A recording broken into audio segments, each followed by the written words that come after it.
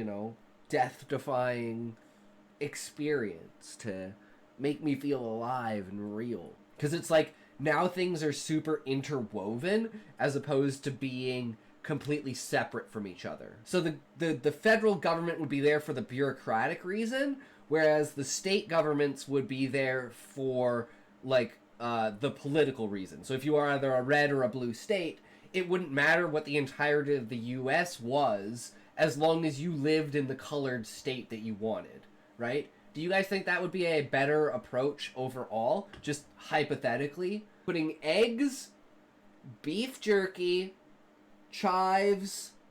Do you think mushrooms would go well with that?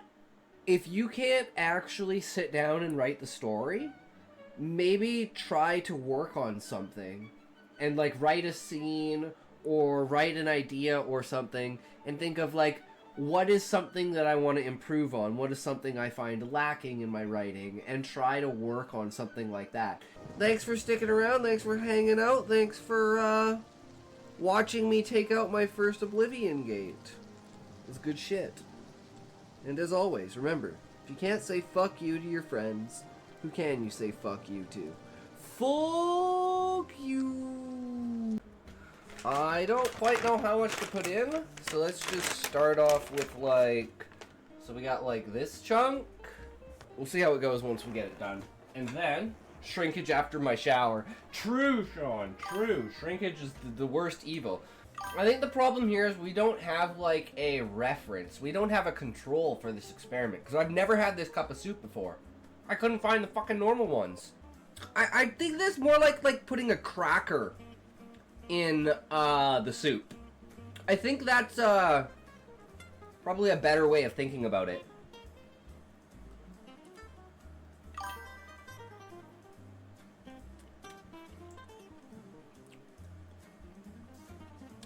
I think it ruins the beef jerky though.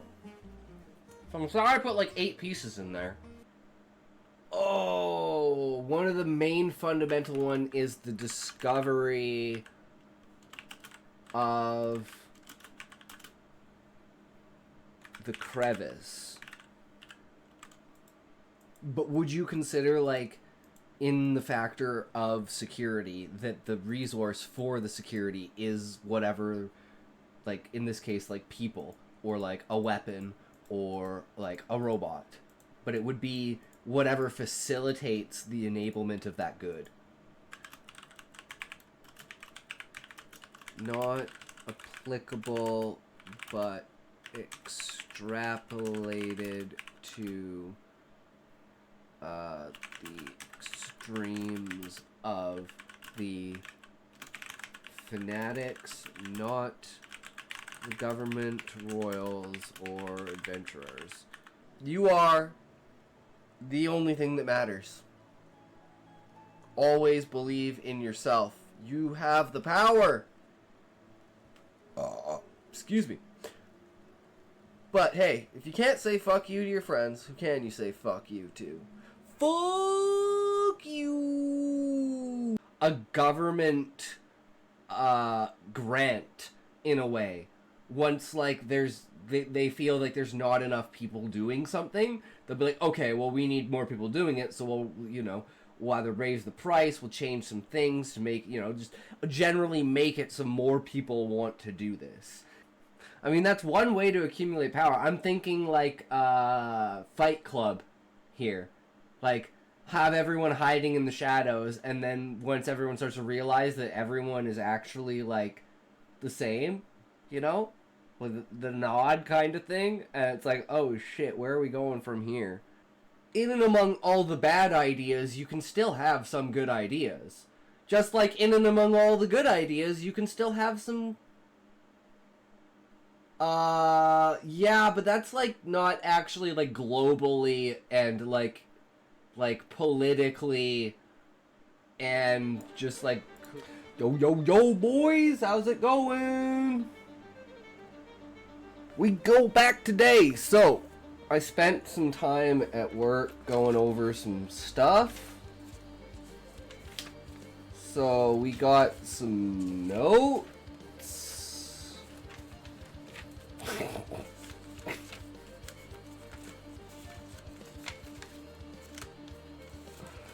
Even more notes and more notes and yeah, more notes. So we got lots of notes. That shit's good. Callie was having trouble getting a picture to load onto RR. He was in Trallian's stream. Oh, good for him, making the rounds for sure, man. That's unfortunate. Like I said, Sean, when I tried to upload, it asked me for like a specific file type, and I tried, and then I gave up. It just wouldn't let me upload it, and I'm like, well, then fuck it, I don't care. I'm not spending my time on this.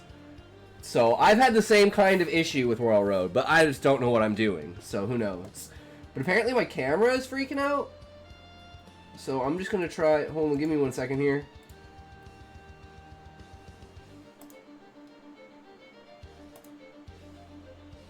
Is that better?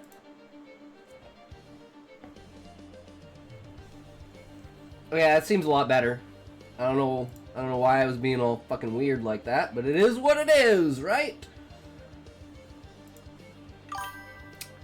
I know there's an image file editor, so you can change the file type to whatever they want. Yeah, it's just what, cause like here, let's see if, I don't even know if I have it still bookmarked. Do I have it bookmarked? Who knows? Where is it? Oh, well, I'd have it bookmarked because I have it bookmarked for your shit. So it's like, yeah, see, like, I'm logged in. So I go to, like, my profile. And if I wanted to go to, like... Where's... Wait. Oh, yeah, I've posted one review. That makes sense.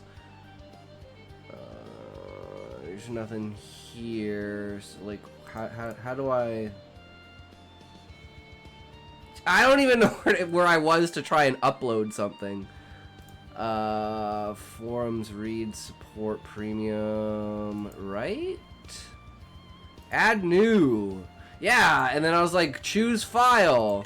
And I'm like, okay, so I made, I'm pretty sure it was in here. I am pretty sure it was in there. I know it wants the image within a certain size also, that alone can be annoying. Well, you can just use Canva. If you ever need anything, Canva is perfect because you can make the file, you can create a new design, or not a new design, sorry. Wait, is that it? I'm so confused. I haven't done this. Where is it?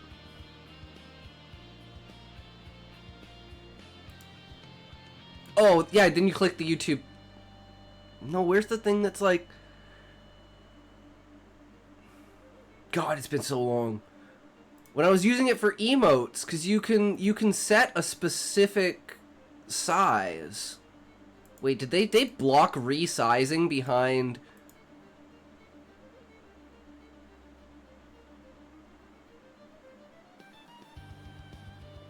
I swear, you created a new design, it would ask you if like what parameters you want, like pixel size. So you could put in, I'm never drinking again. That's what everyone says, Beezus. Only like 12% of people go through with it. I've never drank in my 46 years, so not drinking again is a good idea. True.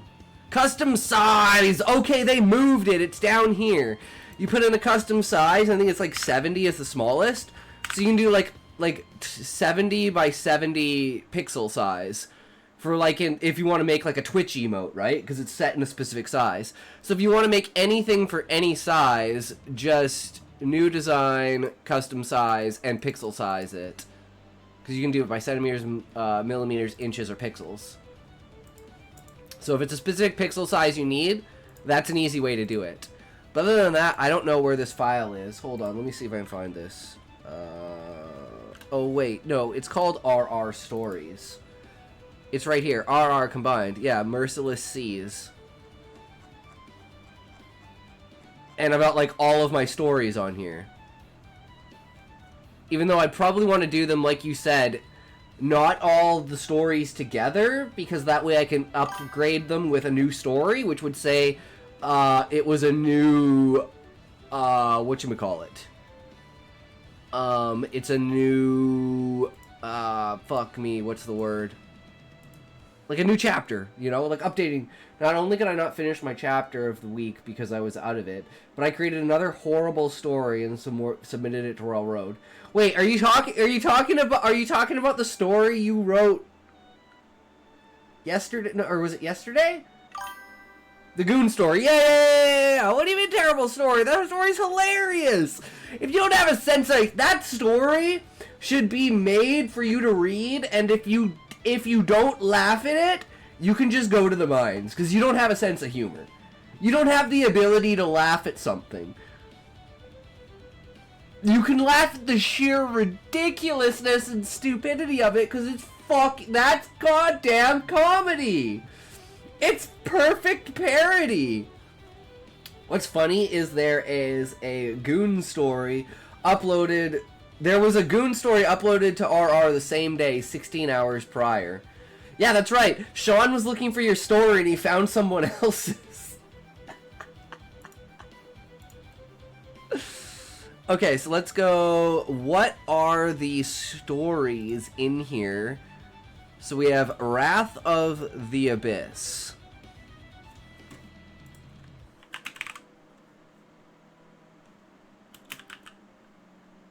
Okay, open file location, and we bring Wrath of the Abyss, and we copy it.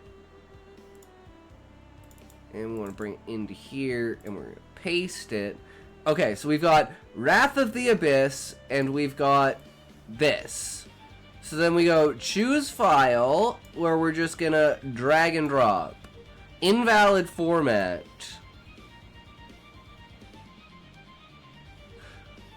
See, just rejected. They rejected mine? Why? That's bullshit, Beezus. You should be able to write whatever you want. Hey guys, I just had an idea.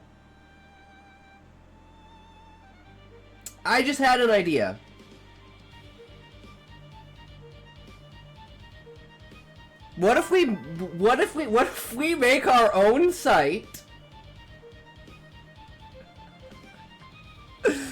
And the only restriction on it is like underage. Like as long as there's nothing in the story that's like under 18, you can do whatever the fuck you want. I use their browse files option to find it.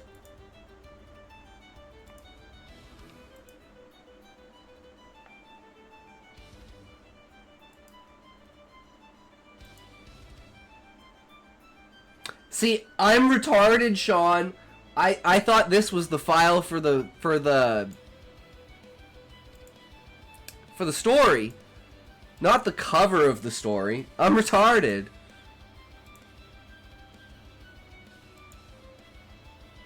So, and you know what would be the best thing about this website, guys? I've been trying to forever, but I've apparently been trying to put the file in the fucking image category because I'm fucking retarded. So I could have had all of my stories on here, but I'm fucking stupid.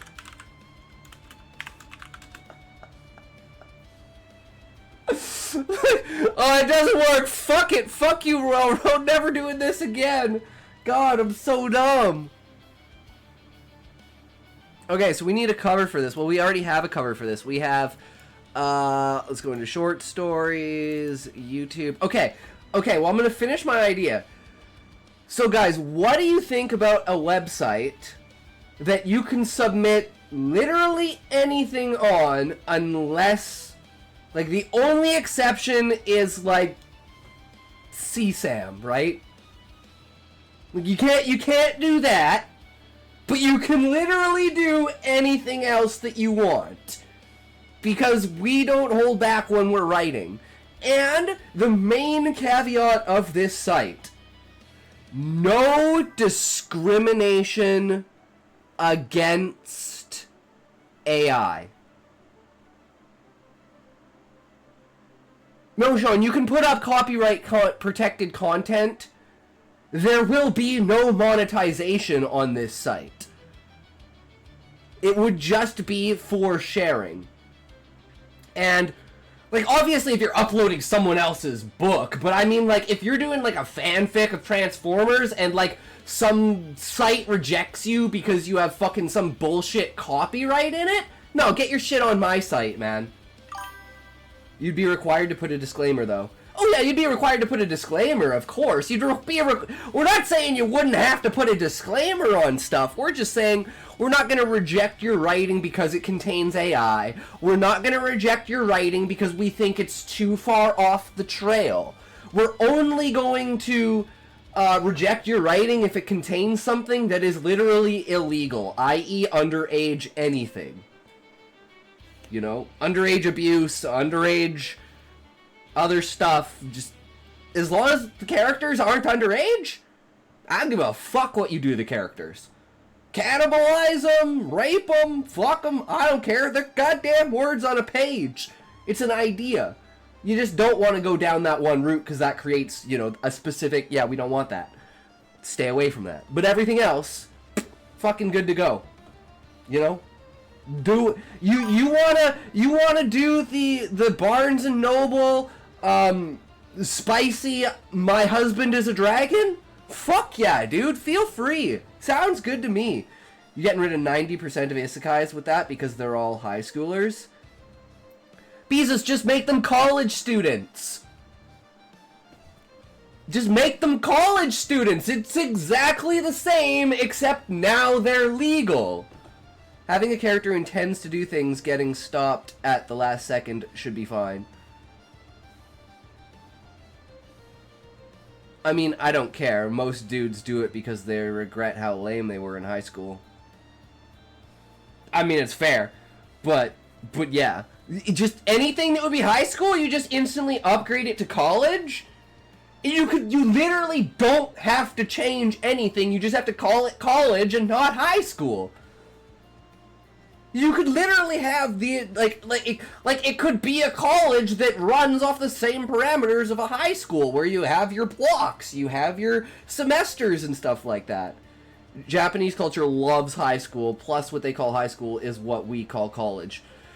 Well, Sean, they have, 12 different schools. So they've got, your primary school, then your cram primary school, then they've got your elementary school, then your cram elementary school, then they've got an in-between middle and elementary school with another cram school, then they've got your middle school with a cram school, then they've got your high school with a cram school, then they've got your after high school with another cram school that's pre-college, then you have college, and then cram college, and then you have upper level college and cram college. It's their degree of separation is probably the reason why in an academic, on an academic line, Japan has one of the highest overall, grades of, the entire world for, the output that they produce in, high education jobs. And it's specifically because of how they do their education. I think it's phenomenal. People think it's, abusive or whatever, kind of their work culture, and the idea you have beds at work, and people are oh, the Japanese have beds at work. It's no, the Japanese don't provide beds at work. The people have to bring in mattresses to be able to sleep overnight because their jobs work them to the fucking bone. That's the negative part of the Japanese culture, is they really do believe over there that the worker builds the company, so they work off of the back of the worker. Whereas over here, it's all no one gives a fuck about the worker, it's all about the company. So they have a completely different perspective towards it, but they are definitely, on an average, overworked, overpressured, overdone, and, it is too much for them. So yeah, the terminology is never translated to make sense within other cultures, so when we watch an anime and hear high school, they're actually 19 or 20. Yeah, and that's why you see things for instance, there are two types of high school, right? Pinol is 77. How's it going? Welcome to the stream. How are you, good sir? There's the age thing where it's season, Solo Leveling does this, right? Solo Leveling does this fucking amazingly. Look at this.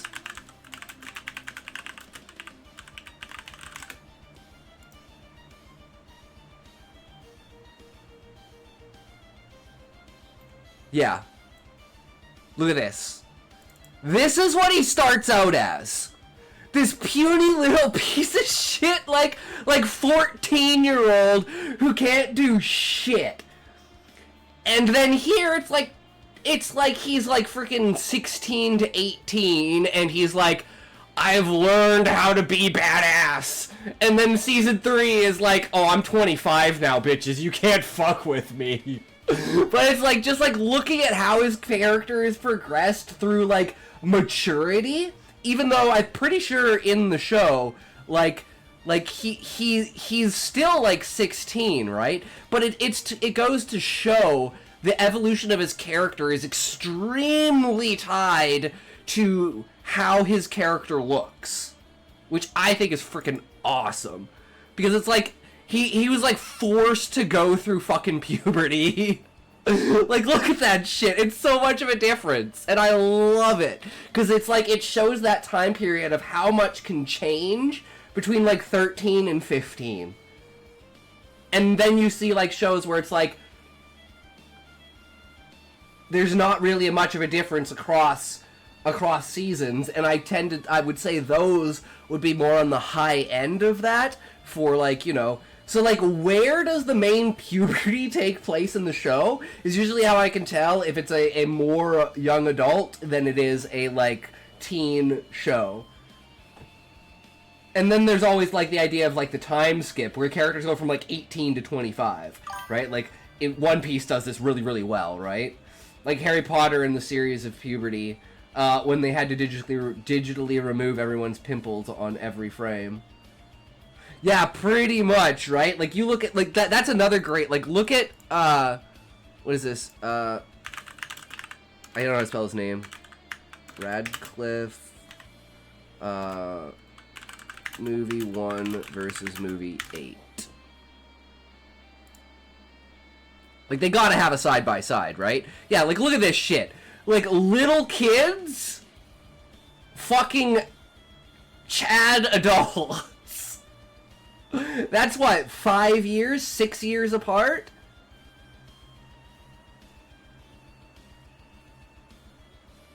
Even though, you know what I think Daniel Radcliffe's greatest movie was? If you haven't seen Swiss Army Man, longer in real life, I think.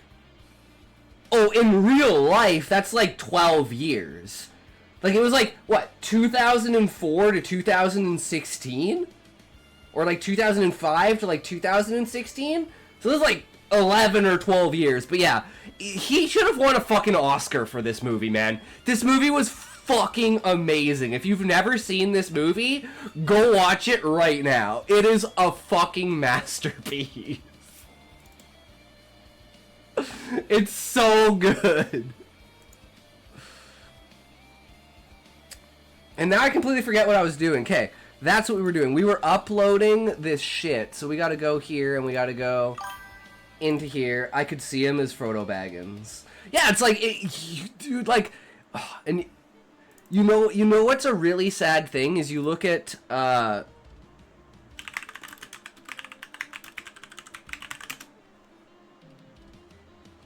if he had played Frodo like this, it would, honestly, it would be an entirely different experience. Like, the transformation at the beginning of this movie is so crazy to me. About how he's, it just, and the line goes so hard. What is it? It's like, as soon as the first punch is thrown, and you realize that you're not made of glass, everything just goes fucking crazy. Because you all of a sudden realize that one punch isn't gonna fucking kill you. It's like adrenaline rushing, and it's like you're in the middle of a fucking riot where everyone's going crazy and you just want to hit people. It's like, it is such a thrilling fucking experience. And it's like, I think like playing the role in a way like that Gabby Prime 070. Hello, hello. How's it going? Welcome, welcome. How are you? Are you a writer? Are you a reader? Do you enjoy stories? Because we are a creator of stories. Everyone go... True Raymond now. Welcome, welcome. Oh, Raymond, now that you're here... And Callie's here. Jesus, everyone's showing up today, boys. We got a big day today. What is this? Welcome, welcome, everyone. Since you're here now, Raymond, and I never got a chance to, at least I wasn't sure. This was a second post you made, right? Levi is also here. We got the whole crew here, man. The only person we're missing is Eggy. What the fuck happened to Eggy? Is this a new one that you posted? I haven't read this one yet, have I? Is this culture, art, and civilization? I prefer to crust my enemies, see them driven before me, and hear the lamentations of their women. Okay, well that's pretty strong. I mean, that's a pretty strong fucking title. I mean, I can get behind that. I can get behind that.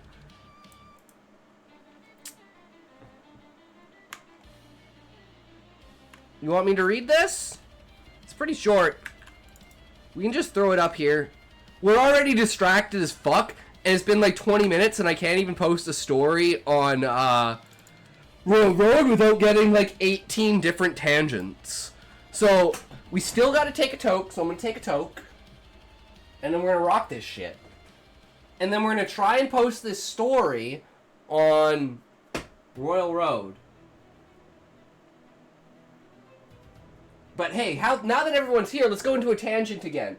So guys, what do you think about starting a website where you can post basically anything you want except, like, you know, nothing underage?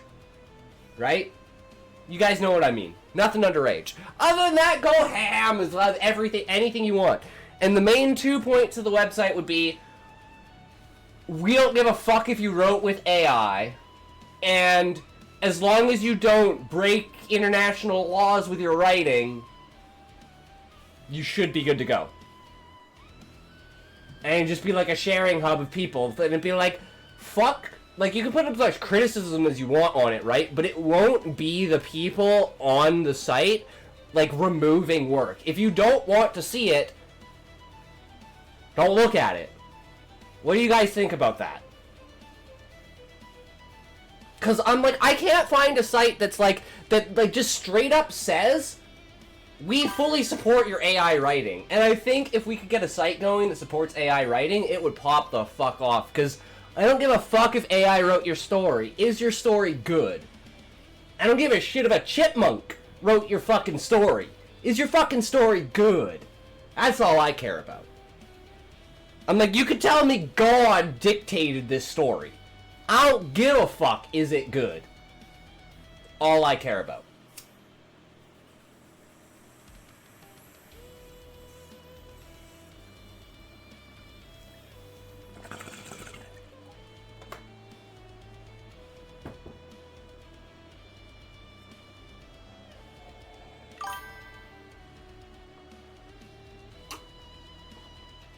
You posted chapter 1 to be the music? Hell yeah, Callie! That's what I'm talking about. Okay, guys, what we need, actually, right now, I'm going off on another tangent, but we need this right fucking now. Down here, we're going to add a new panel, right? We're going to add a panel, and we're going to add, and we're going to go community, writing,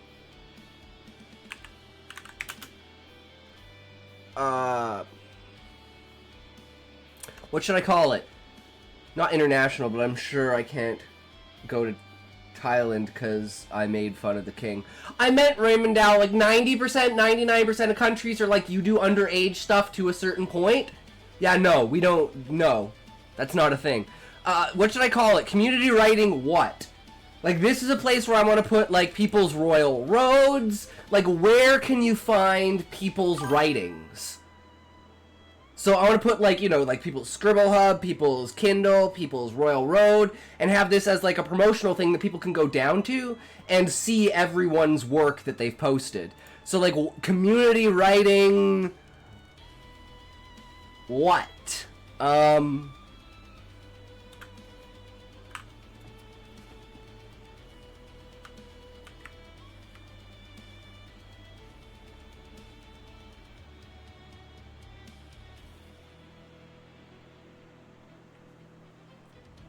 just gonna call them posts. Like, I guess socials, maybe? Royal Road. Where is it? We want to bring here, and we want to go here. We want to bring this, and we want to go, where is you? Yes. Okay. Take this, and we go S R Keyser 1. I need to include auto-translate and auto-reader functions. Writers Unleashed community group. I like that.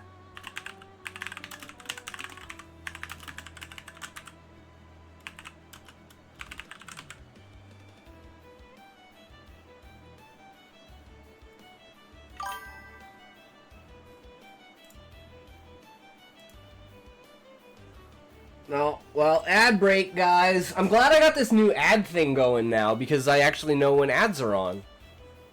So yeah, if you have anywhere on the internet that you've posted stuff, you know, drop it in Discord. I'll make a new Discord link for this.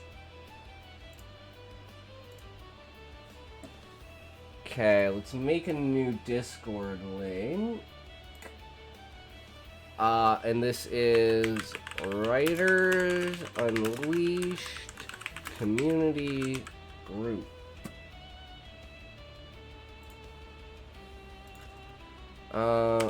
Post all your socials where you have posted your works, art, music, writing, videos. All content is welcome.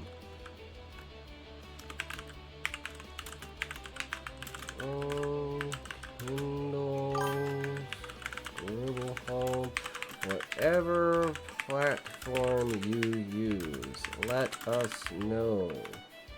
Boom, there we go. Can I pin this? Pin message. There we go. Just listened to a new chapter on a book I've been reading for a while now, and the title finally makes sense. It's called Ayas, which are basically the mechs from Pacific Rim, yet the majority of the story has been in a fantasy world after the main character's death. Ad's gone! Nice! Alright, so we have...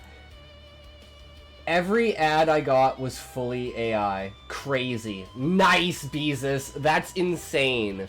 I get French ads. I'm Canadian. Yeah, sure, but I live on the West Coast. We don't speak French over here, motherfucker. That's an East Coast bullshit thing. I don't even know anyone who speaks French.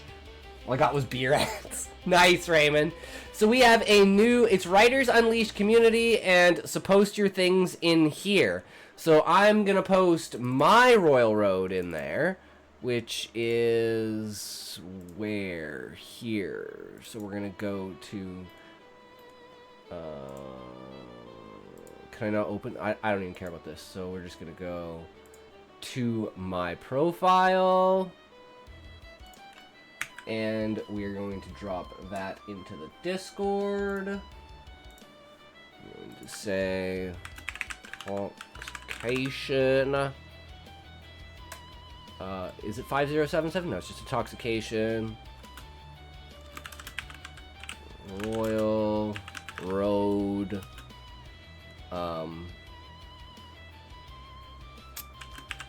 profile. There. So now mine's in there. So if anyone wants to go and find it, there it is. Okay, let's go back to where is this? So we got Sean's in there. Does anyone else have any others? Intoxication. Should be this. No wonder people hate AI. All the ads are AI now. Sean, you know what my new thing is? Guys, I don't know if you were all here when I said what my new thing is, but my new thing is whenever someone complains about AI, I'm gonna be like, oh my god, you're against cancer research too? Oh man, I thought I was the only one. Holy shit, man. Every time I bring this up, people try to kill me. I'm like, man, I'm just saying, Sean. Anytime anyone brings up AI, I'm just gonna go complete batshit off the wall. Fucking, oh my god, I hate cancer research too, man! We're all gonna die of cancer! Hell yeah, buddy! I'm gonna go sit out in the sun for another hour and a half. Fuck yeah, let's do this. So yeah, if anyone has any other submissions for this, feel free to drop them in the Discord, and I will copy them over here with different titles for different places and stuff. But yeah. So there we go. We figured some shit out, guys. I'm really bad at this, okay? I'm really bad at this. Tangent 101, get distracted as much as possible. Little demons paint the pics inside the PC. How? How do they do it? How do they know what color goes where? Next time I get one of those air canisters, I'm gonna get one that sucks, and I'm gonna try and suck the little demons out of my computer and see if it still works. How dare there be little... Are they like baby borrowers? Are they like the next evolution of borrowers? And then I'll have like a little canister of computer demons. And I can go to work and I can spray the computers at work with the little demons. And then they'll infect all the computers at work. And then all the computers will go down. And then I get to go home. Fuck yeah. No, I'd just be stuck there writing everything down manually, and then they'd look at my penmanship, and they'd be like, is that a 12 or a 2 or a 7 or an 8? Is that a number or a letter? I don't fucking know. Guys, I'm probably not even gonna be able to read this. I'm gonna be too fucking high. Can they feel love? We'll have to ask them, Raymond. We'll have to do tests. That's moon runes. Yeah. I'm left-handed, okay? I have terrible penmanship.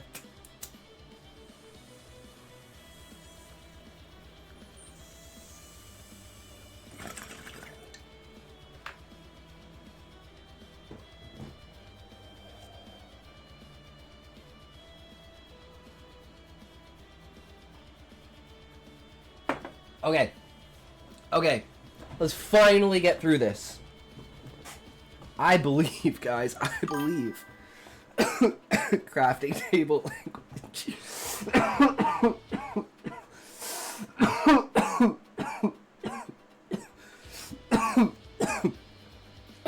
Yeah, like, all I gotta do is write a bunch of things down, random sentences, and I can just make up jargon, because I'm like,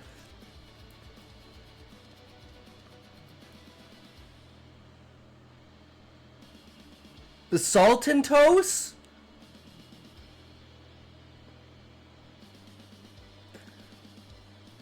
Turnibs.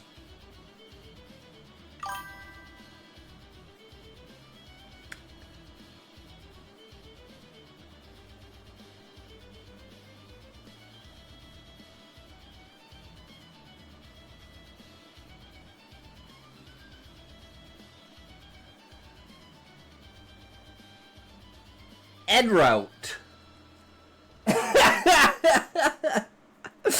Plants just spawn out of nowhere. Ah, shit, fuck. That was the wrong word. Oh my god. Is this culture? Art and civilization. I prefer to crush my enemies, see them driven before me, and hear the lamentations of their women. In the debates over what constitutes culture, art, and civilizations, we cannot limit ourselves to pure definitions or realistic abstractions. The civilization we inhabit is not a linear progress, nor a temple where reason, aesthetics, or ethics are worshipped. It is, above all, a complex network of political, ideological trajectories, dynamic and conflictive, which do not always manifest explicitly, but mark the deep impulse of the social and cultural. When someone asks me, "Where did you get that from?" I usually respond like the hypochondriac writer in Woody Allen's Manhattan, 1979. "Oh, it's my theory, but I think I'm right." This is how this network works. An internal logic, not always demonstrable, but present in every shift of power and culture. Within this framework, culture is neither a refuge nor a lifeline, but a battlefield where interests, resistance, and power mechanisms converge and clash. Art, particularly what is called conceptual art, does not escape this dynamic.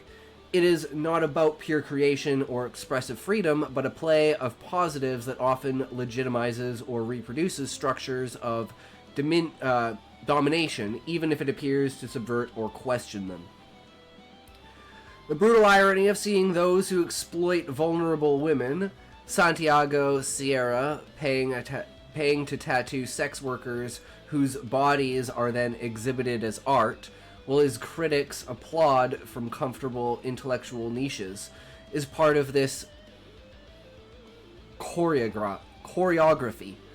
The same goes for the relentless imperial censorship of Shichiro Fukazawa for Furyu Mutan, the instrumental violence against those who allow such discourse.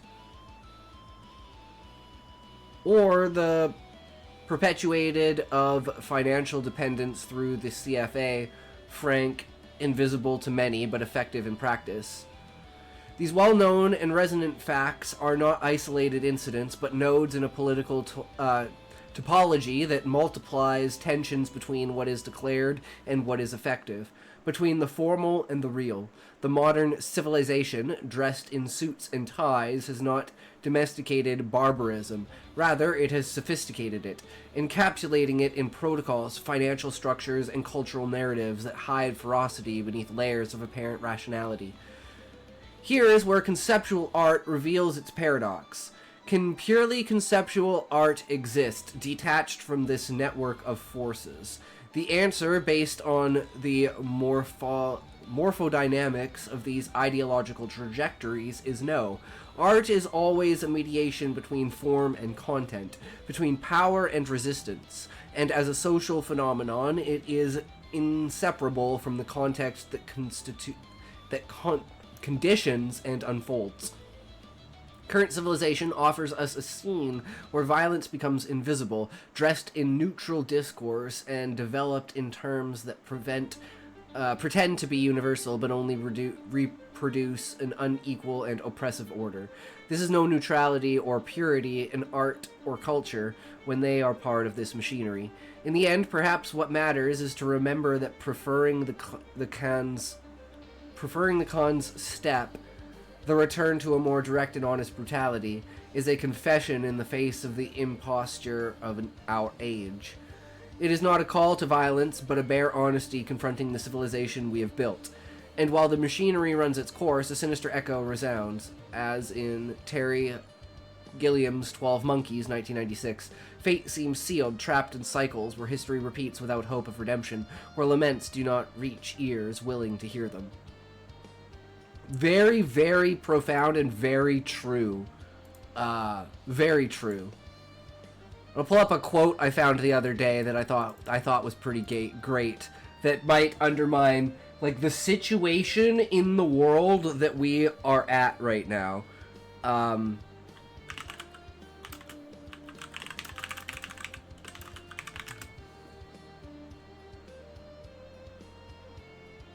here it is, this one.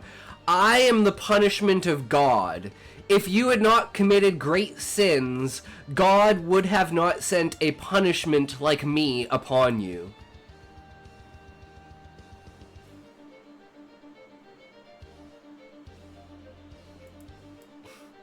Like, this is, like, complete opposite, like, Alexander the Great rhetoric. I fucking love it. He's like, you guys fucked up so bad, God sent me here to fuck you over. And he fucked everything. To the point where astrophysicists' equations suggest the multiverse exists. Not just suggests, Sean. As far as, like, as far as our technology is concerned, at our level currently, we have proven that the multiverse exists, but the... how do I say this? Like, the distance is as close to proof as we can get. Yeah, mathematically, it's as close as we can get to proof. But, you know, things might change and we might figure something else out, right? The theories always change. It's like, my theory of what dark matter is like, it's some sort of substance that doesn't interact with light. It may even be like the anti to light, but it's like we don't have an organ like our eyes that can see it. And that's why our instruments can, you know, kind of pick it up in the idea of, like, you know, there's not enough mass, like the universe should rip itself apart, but it doesn't. So it's like all of the equations that we have say that this thing has to be here. And most people think it may not be there, but I think it might be something that our bodies just can't interact with. Technology just can't interact with, right? I was watching the movie Conan the Barbarian with Arnold Schwarzenegger when in one scene he says the title of the essay. It seemed to me that Conan was less cruel than, I don't know, Santiago Sierra.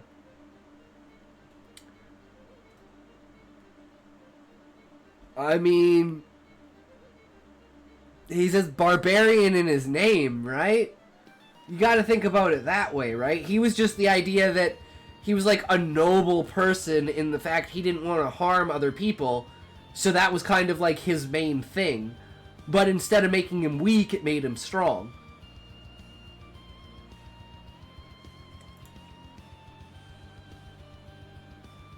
Okay, let's see if we can frickin' upload a story here. Okay, so we gotta find this picture. Hold on, I gotta find this picture.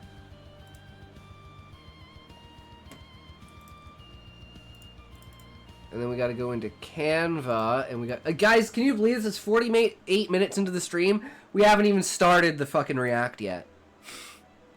This is a fucking day, boys! Okay, so we need Canva. And we need it to be 600 by 800. So, file, new, custom size.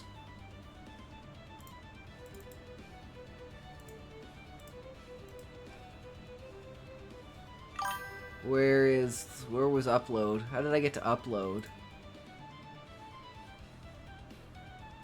Fuck, now I can't remember how I got there. I thought it was here. Fictions. Oh, there it is. Add new. 400 by 600. Okay. Go into Canva and just pick the Wattpad cover page thing. I'm pretty sure that works.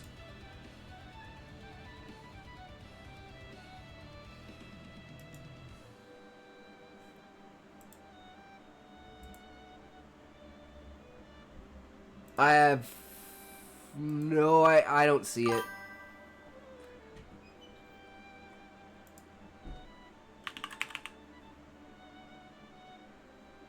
Oh, Wattpad book cover. Alright, thank you, Beezus.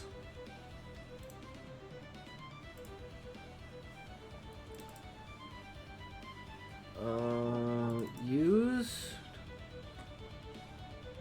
Is it in here?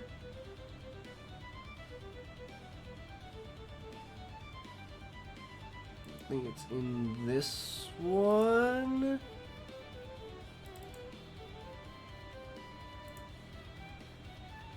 Oh, it's in here. Thumbnails. Raw files for thumbnails. Abyssal Siege.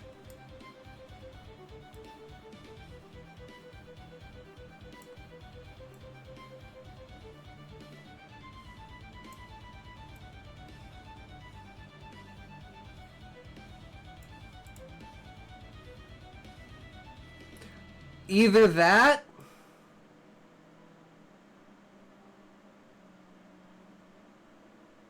or like that. What do you guys think? Or I guess, but you can't really like see the ships and stuff. I mean, I honestly kind of like this. It almost shows, it almost, because it makes it feel like the humans are somehow sinister. And it's like they really, really are in this story because they let their own basically be destroyed. So I don't know, what do you guys think? 1, 2, or 3? So this would be 1. This would be 2. And then both of them would be 3.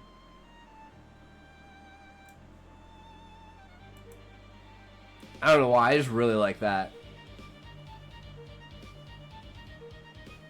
I think that goes hard. And then having the title right here.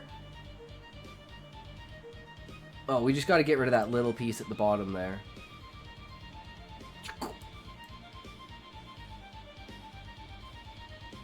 Oh, wait, we just have to do that. Hold on. That's good. And then we go... The chair kind of looks out of place. Oh, I didn't even see that. You're right. Shit.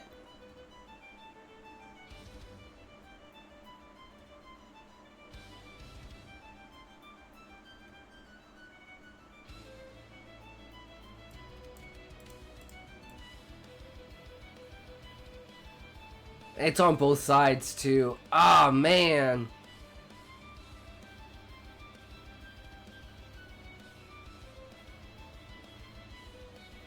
I mean, maybe we can go higher? Let's try this.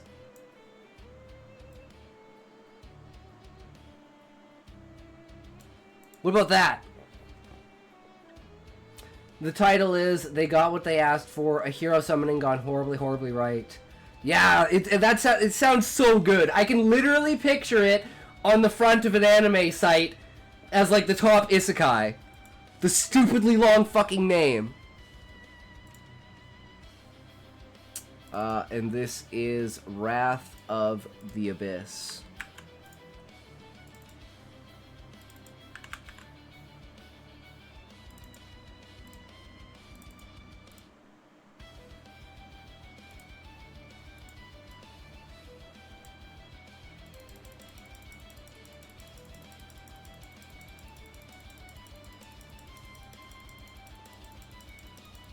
I think 74 might be fine. Gonna get rid of the, and we're just gonna go with Wrath of the Abyss.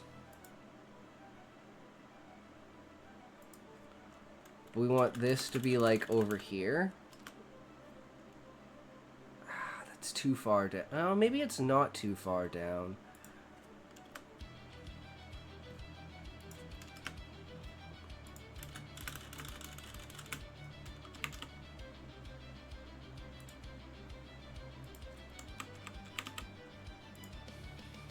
So I want it to be like this.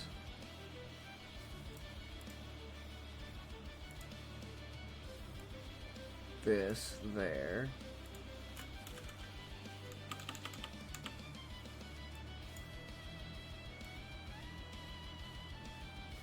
There we go.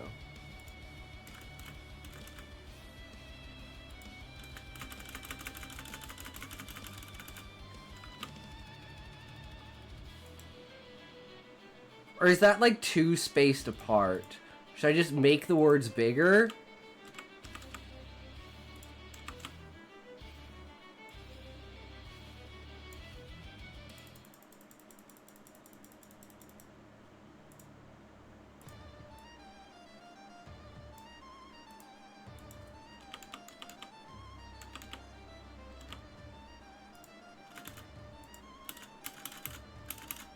Damn, it won't let me add any spaces here.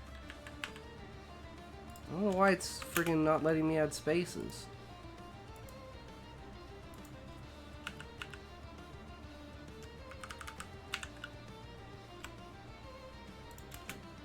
Oh, now it is.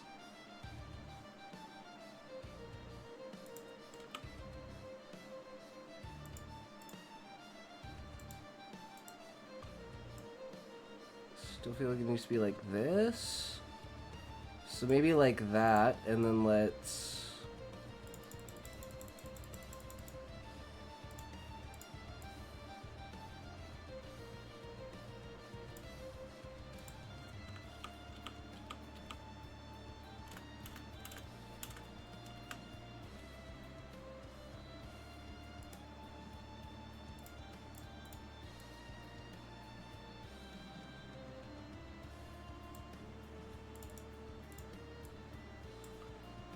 Let's bring it down to 105.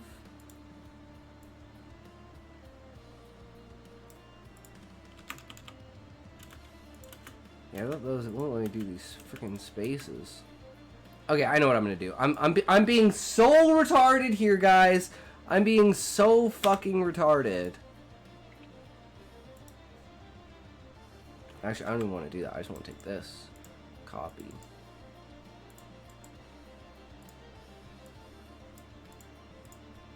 I don't know why I'm struggling with this.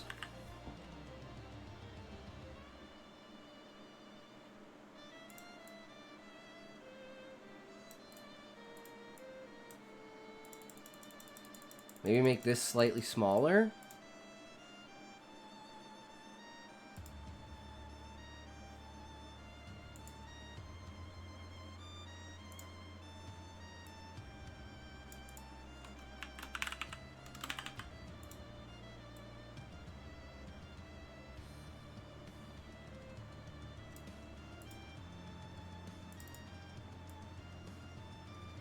Okay.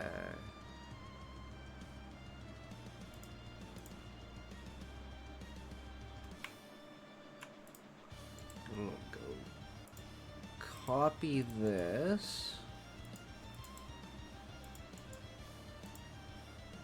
Change the color to, whoops. Change the color to white.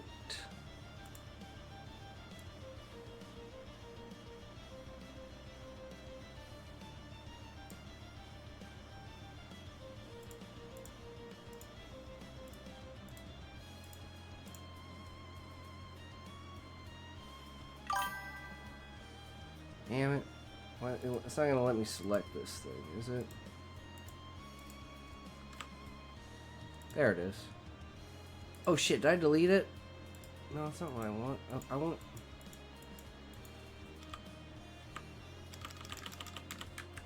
Okay, there we go. That's what we want. And now place that like that. Morning, Eddie! What do you guys think? Do you think this looks good, or should I make like the back one like a different color, like maybe like red?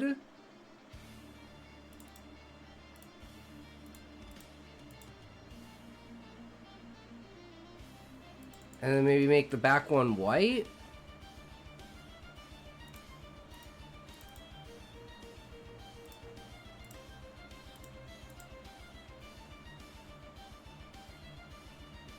Does that look better? Because we could either do that, or we could do that.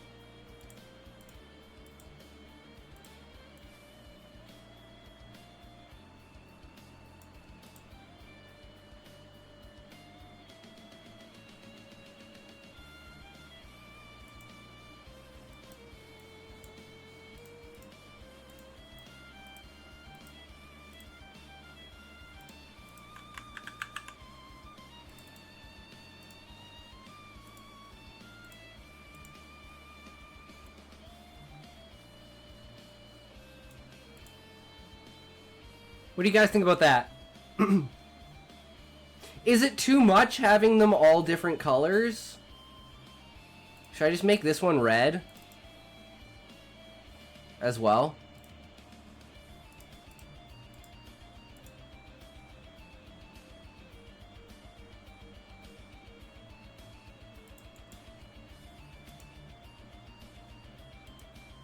I like how the Abyss has the darker shadows than the rest of it.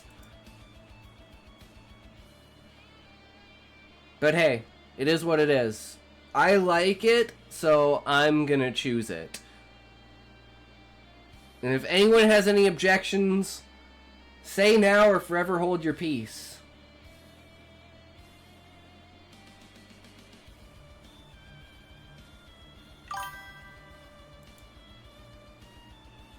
Good enough!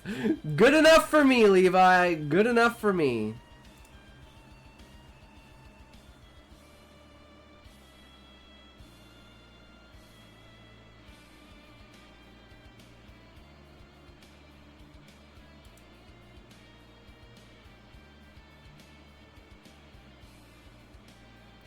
Steam Elements is beating me up today. Okay. So I realized this is actually way more work than I thought it was originally going to be. Because I just realized if we can't just post the one story, because we got to do it as a, like, conjunction of different stories.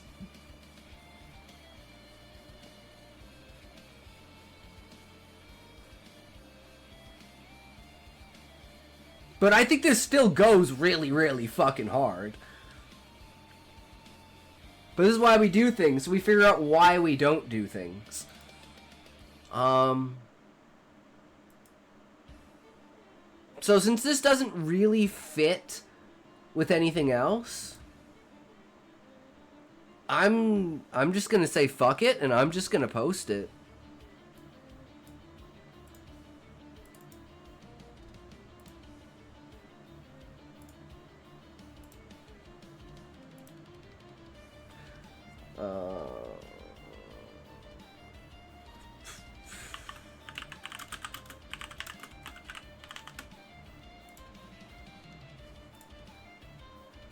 Hell yeah. That's what I'm talking about.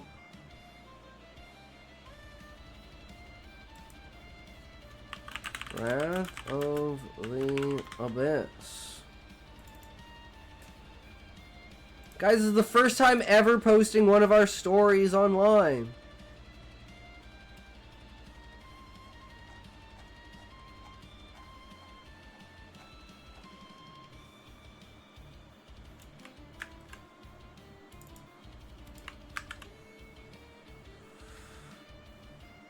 (1,628 words).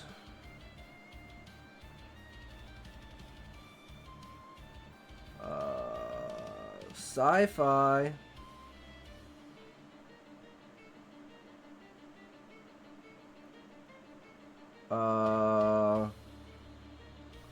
Where's, like, religion?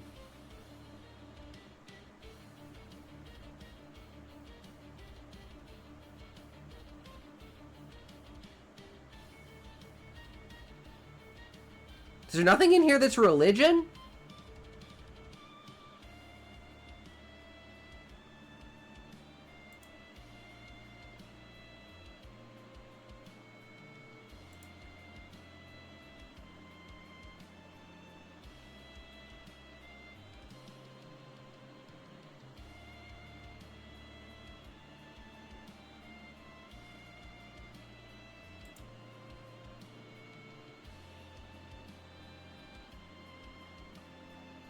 Oh, wait. Oh, this is the synopsis. I put the entire story in the synopsis. Whoops. Apparently you can have your eye color changed now. The person who I saw was a physician, and she changed her eye color to legit silver. So freaky looking. Damn, I wonder what kind of long-term effects that's gonna have, Sean.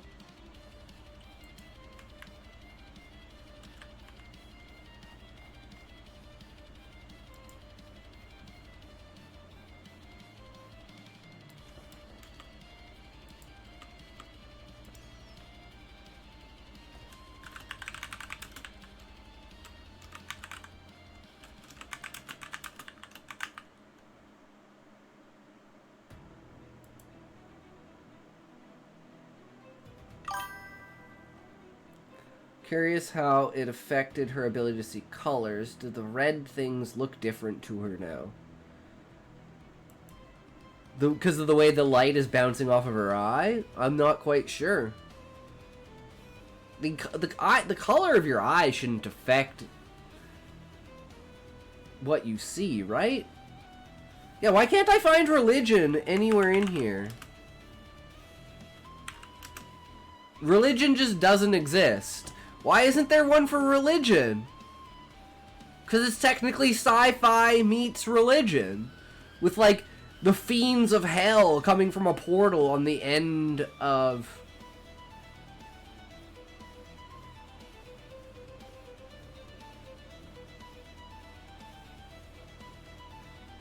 I guess we could call it First Contact. It's kind of action. It's kind of horror as well.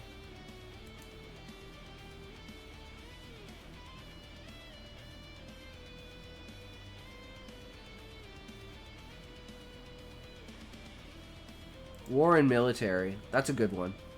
Okay.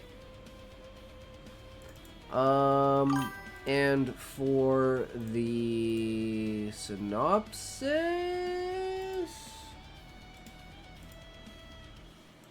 Okay, I guess I need to reopen it.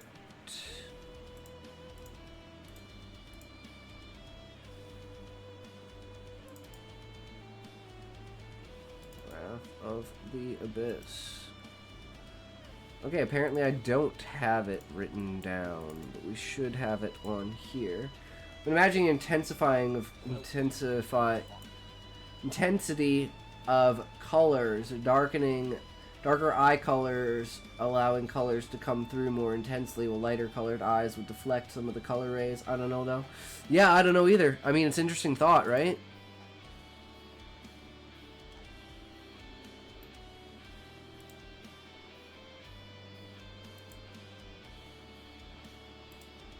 Just want the synopsis.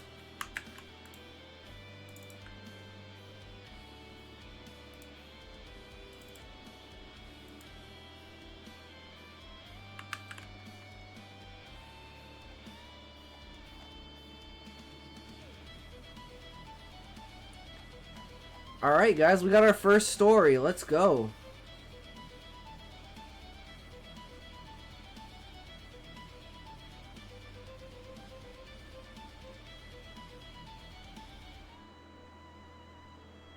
Wait.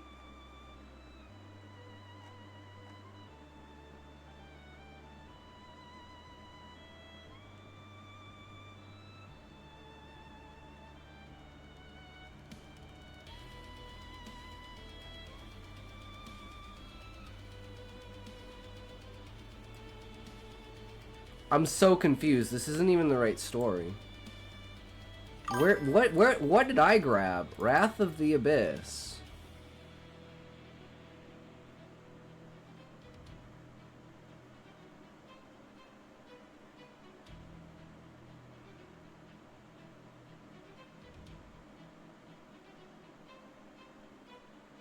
Okay, this is the wrong story. That's why. It's not Wrath of the Abyss. It was Abyssal Siege.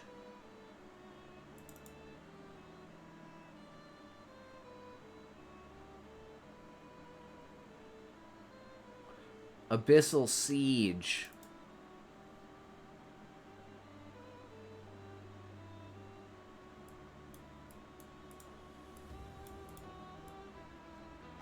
Okay. I had the wrong story. I'm glad I didn't post that. That was the wrong fucking story. I'm glad I looked at the end there. I was like, what the fuck? They will check it officially. Check it before it officially posts. Yeah, I don't want it to post though. I want them to check it and then okay, well it didn't didn't eliminate these freaking gaps. That's annoying.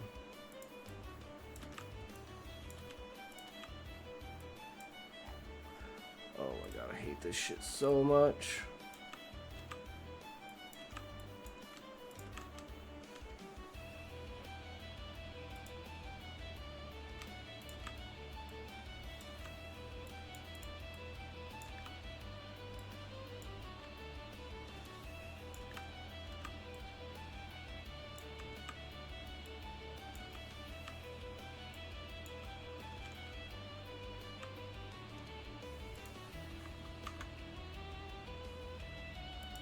So just not do indents?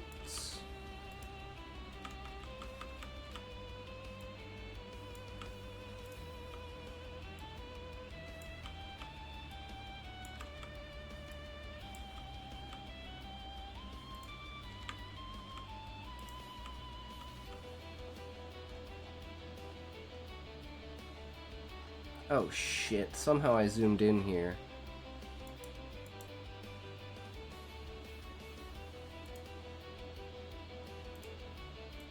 This is what I want, so how do I, like, is it already done? Yeah, it looks good.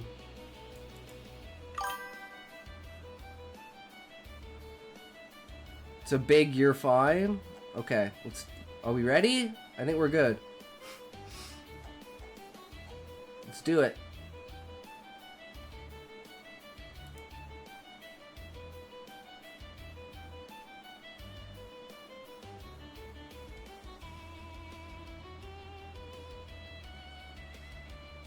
Ooh, that's a great cover, guys. I think that's a great cover. For like spending like 5 minutes on it.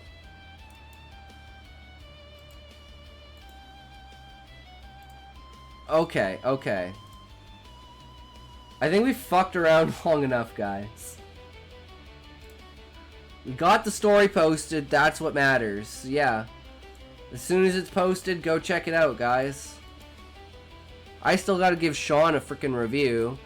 If you post your stuff, Beezus, then I can go there and give you a review as well. And same with Callie, since I've read all of your stories. Alright.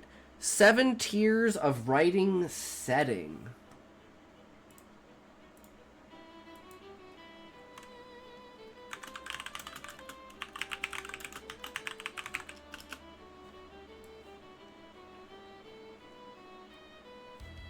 Wait. Don't want to fuck with this because it's the only one I have open right now. There we go. Should do this right.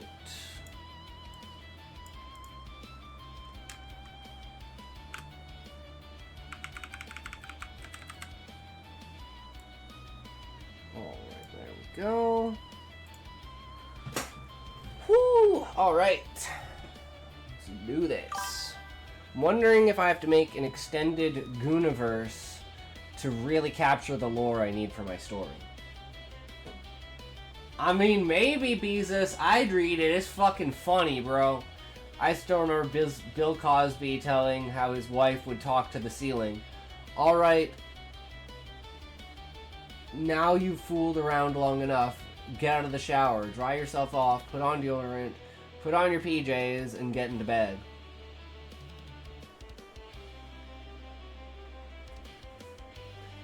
That's news to me there, Sean.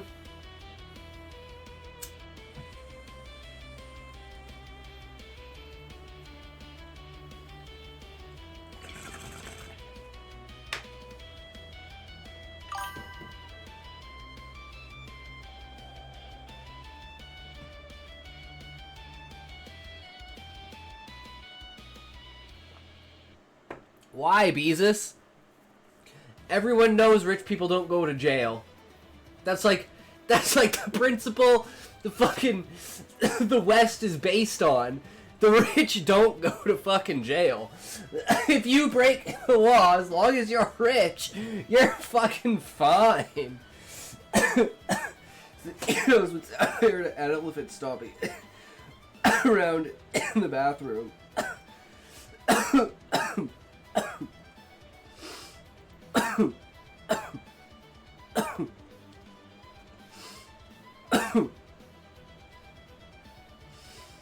Ooh.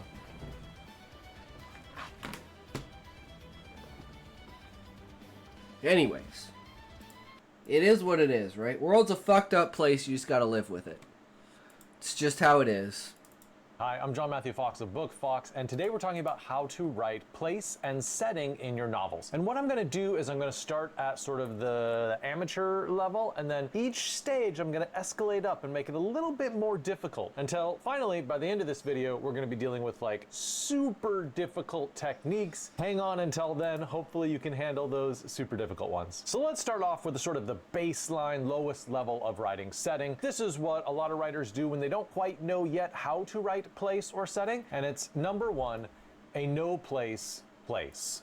No place place. Okay, cool. Interesting. Some writers write a story where it doesn't seem to be set in any location whatsoever. Sometimes this can be a setting like suburbia, which just feels sort of anonymous and cookie cutter and doesn't have any sort of individuality. A lot of times this is a place where the author lives because it's so familiar to them, they don't feel like they need to do all the work of introducing it to the readers because they know it so well already. Or sometimes a story starts in a very placeless place, like think about a motel room or a hotel room or something. It's really difficult to feel a sense of place in a place like that. It's sort of like the default anonymous place. So one solution, if you're stuck at this beginning level, is to treat the familiar like a frontier and sort of retrain your eye to notice things that you sort of took for granted. And a very quick example of how to take a placeless place and really transform it into a unique place would be a film like American Beauty. American Beauty is set in suburbia, which can be a difficult place to represent, but I always thought that the story starts on Gary, Indiana, hometown of Michael Jackson. Ah. Well, mine starts in an office inside of a tree made out of crystal.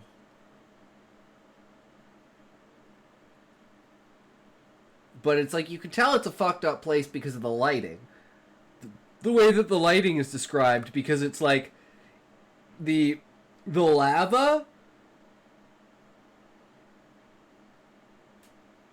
like the light from the lava pierces through the tree, like, and bounces like a mirror. So the bottom part, when you look down, is like orange and pulsating, kind of like rippling lava, right? And then above you during the day is like a bright yellow-ish kind of hue. And then at night, it's kind of darker on the top and just like super orange on the bottom. But it's like, you can tell some sort of natural lighting is being like used through the crystal. But it's still, I could see not really understanding the place. But that's kind of like the whole point of the beginning of the setting, right? For like a fantasy setting. Perfect encapsulation of this place was the wife who apologized for the filthiness of an absolutely spotless house. It says so much about the social pressures in that environment. It says so much about the wrong perceptions. This story also characterizes suburbia as a place with repressed desires, not only of Kevin Spacey, but also of his neighbor, the Colonel. So basically, suburbia is described as having this surface level of harmony, but this underlying ocean of discontent. And by the way, if you want to up your writing game, I would suggest subscribing to Book Fox Academy, which gives you access to all my writing courses, including courses like my writing techniques course, my sentence writing course, my novel writing course, and lots more. I'll give links to those in the description. Check them out. But if you're good on that level, congratulations. Let's escalate one level more up to number 2, visual details only. We humans are creatures that tend to over-rely upon our sight. And so, therefore, it makes sense that when we write novels, there's a lot of visuals in there. If we were dogs writing novels, probably 97% of the senses would be smell. The trouble with this setting in place is that it's just really kind of one-dimensional. You really have one sense out of 5. So a little test for you here. What I want you to do is go through, say, your first chapter and calculate the ratio of visuals to all the other senses. I would bet you like 80-90% of the senses in that first chapter probably are very visual, and you missed out on the richness of a lot of other senses. Another reason why... Well, there's touch. We have a lot of touch.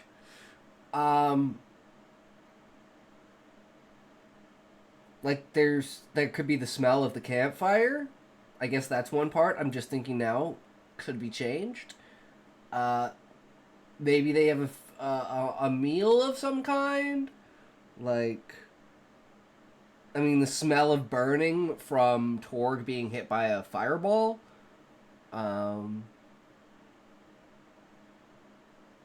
Smell of machinery. I mean, sound. There's a lot of sound, actually. Like, the sounds of the emerald weapon and, like, basically the characters chanting while they're casting and all that jazz. So yeah, I guess there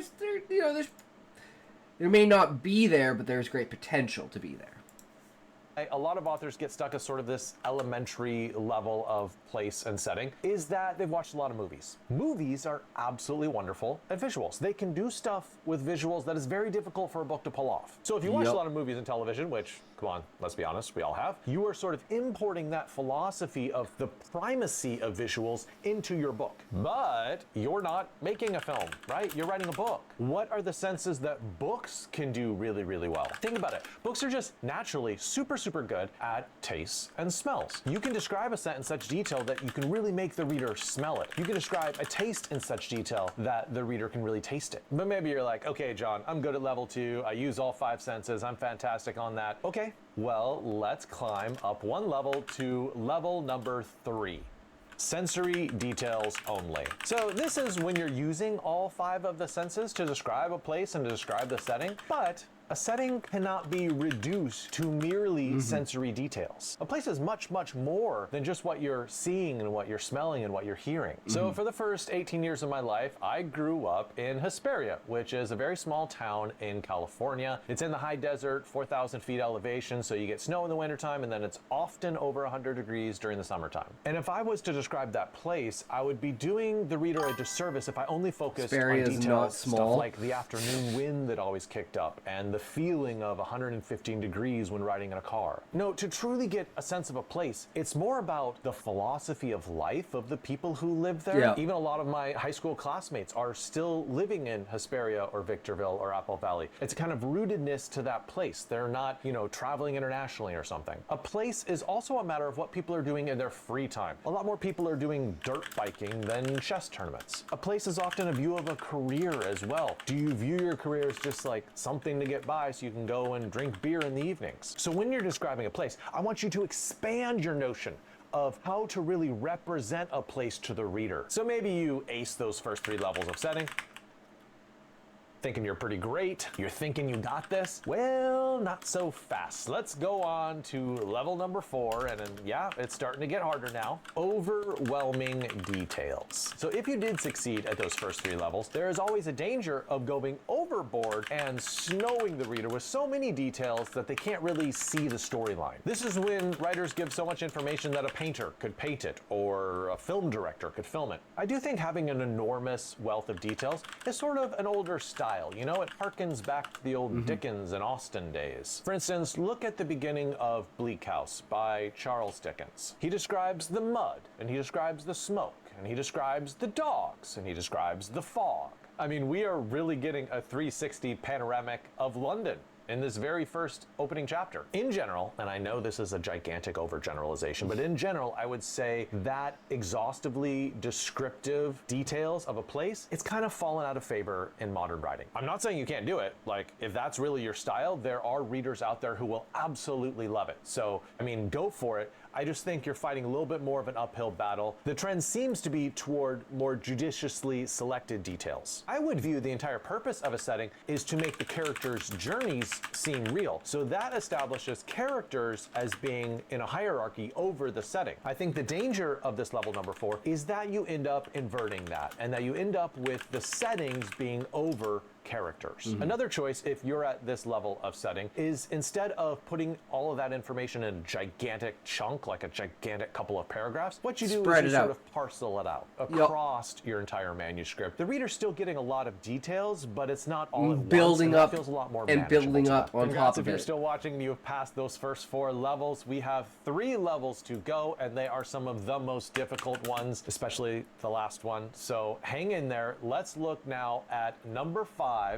pitfall of static settings. So far you're using all 5 sentences and you're not giving an overwhelming amount of detail. But at this level, the danger is your setting static? These are settings that are remaining unchanged throughout the story rather than adapting and evolving along. We have like, what, 3 points? 3 points of completely basically upending the world and completely changing everything, as well as perspectives towards places, because the tree itself never changes until the end of the book, but it's like, it goes from being like a harmonious sanctimony, or sanctuary for the character, to a longing of home, to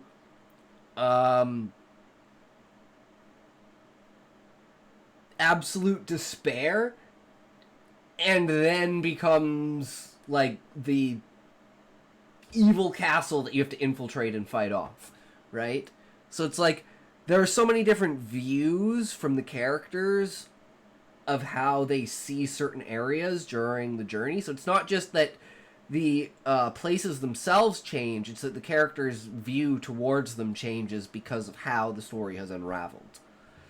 So I think I have this one pretty good set as well. So, like, damn, guys, as long as we can put it all together, like, this is the biggest problem, is, like, comparing how detailed it is in my mind versus what actually could be on page, right? That's where the amount of time that I've invested into the world building itself just allows these concepts to just basically appear out of thin air, because there's so much depth and inter-cross play between the ideas, and like interwovenness and shit. Side plot and character development. Let's look at a non-static scene example. In Cormac McCarthy's The Road, there's a pretty clear escalation of setting details. We start with very desolate highways, then we sort of level up to abandoned houses, then we level up to abandoned settlements, and then finally we reach what they've been going towards the whole time, which is the sea. The setting not only physically changes, but also deteriorates more as winter approaches. The weather conditions get worse, food gets scarcer, and the danger level increases. Now, if you're not doing a road trip type of story, you can still use this advice. You could stay with the exact same setting all along, but throughout the course of your novel, the characters realize new things about it. Charlotte Perkins Gilman has a very famous short story, you might have read it. It's called The Yellow Wallpaper. A woman is imprisoned inside a restroom to sort of help her recover, and over time, the room stays the same, but the yellow wallpaper, her perception of it changes. At first, she just finds it really ugly and irritating. Then she starts to see really weird patterns in it, like eyeballs and necks. Eventually she sees a whole woman trapped behind the wallpaper, struggling to get out. This whole time she's only been in one room, and yet the setting has changed pretty drastically over the course of the story. I hope you've been hitting home runs on those first 5 levels. Hell but yeah. Now we're graduating to level 6. Setting that's disconnected from your plot. You could have described the most amazing setting in your book using a judicious amount of words and really put the reader in that place. But if it is not connected to the narrative, you haven't done your job. Ask yourself this question: could this story have taken... And we've already worked the settings down to a basic. Like, the only things we really have is that there has to be an adventurer's guild inside of the tree, and different branches of the tree at the highest point, because it's like an oak tree, so it grows to the top and then branches out from there, and then canopies. So if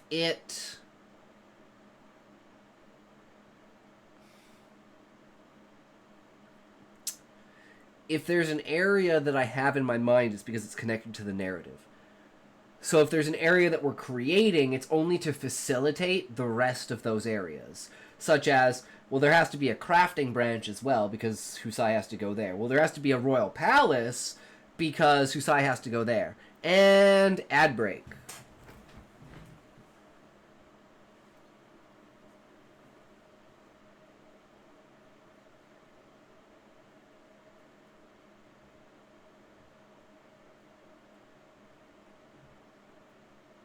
For all you real brothers out there! Ah, you caught me, Levi. It's not on. I'm fucking bad I'm a terrible streamer. I'm bad. Are the ad breaks canon? Only if you're not a subscriber.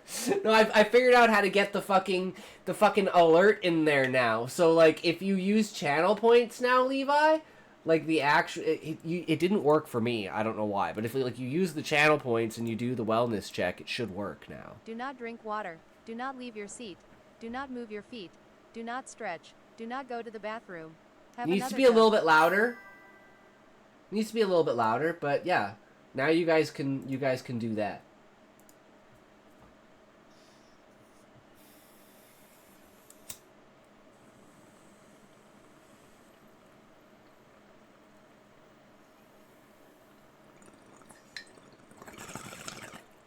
Do not drink water. Do not leave your seat. Do not move your feet. Do not stretch. Do not go to the bathroom. Have another toke.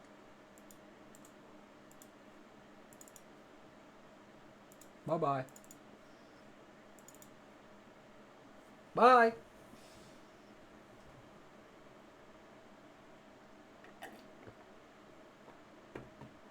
Sean, you bastard. How dare you? Ugh. You're killing me. What are you, Smokey? What are you, Smokey, Eggy, and Sean all in one? What is this?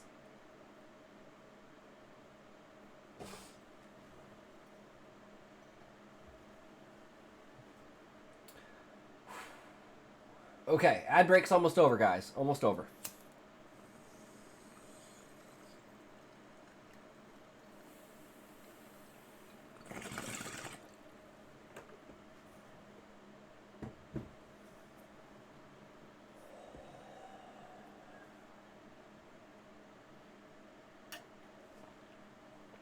All right.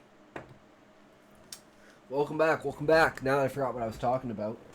Right, if there's an area that's not in my mind because it's not connected to the narrative, but we need to build areas around it. Like, we need to... there needs to be mining of some kind in order to get the material from the tree, right? So there needs to be all these things that are built up. But they're outside of the narrative, and you never have to really know what to explain that it happened.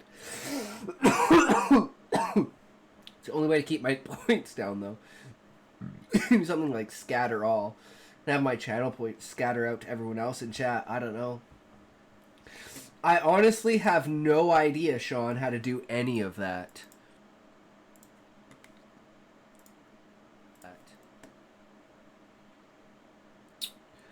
Where is it? Viewer rewards, power up, and channel points.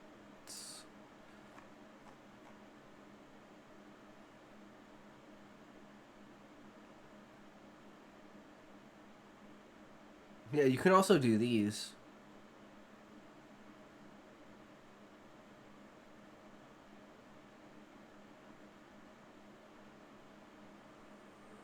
Gigantify an emote on-screen celebration. Oh, those are bits. Oh, can I change these from bits? No, they have to cost bits. They can't cost channel points. That's annoying. Yeah, as far as I know, that's pretty much the best I can do. Place anywhere else, and the main hinges of the plot would still pretty. So you could waste your points on like emotes, Sean. I could change the price of that if you want, actually, and then we could go off of that. Price of that.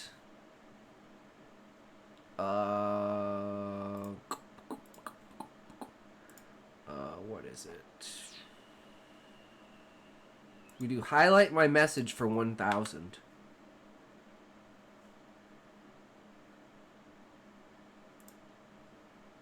And you can just send a message. And then add new custom reward.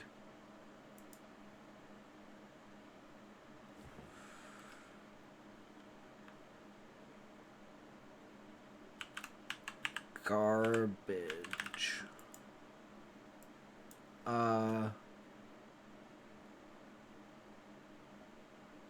Damn, it doesn't have the things. It had the things before. Hold on. I need to know what the things are. Okay, well, it's not on that one. What about this one? Damn it.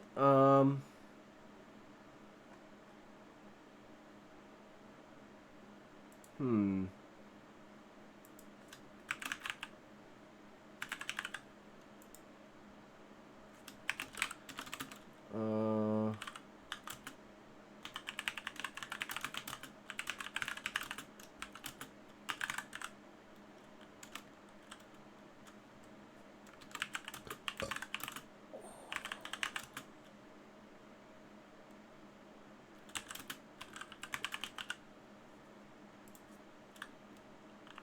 This one's just 500.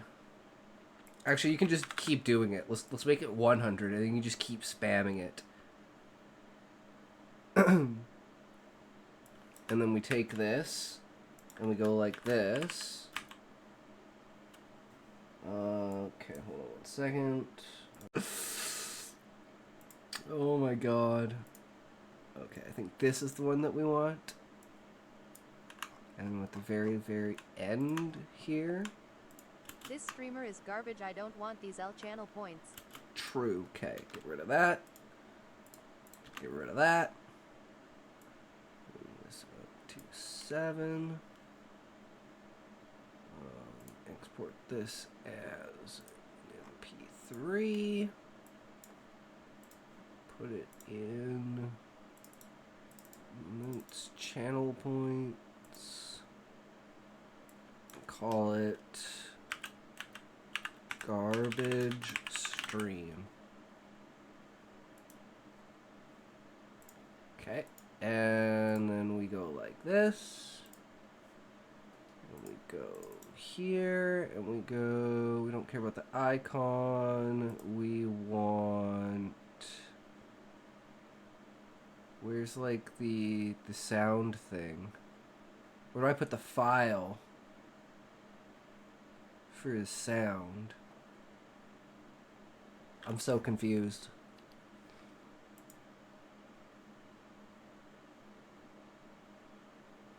Wait, will it just say it? Am I dumb? Did I just do that for nothing?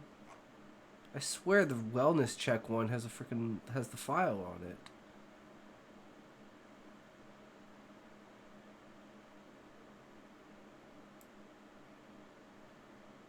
This has the TTS in the description. Is that what I need? Does it put it in the chat? Hold on, I gotta test this shit. Go here in the chat.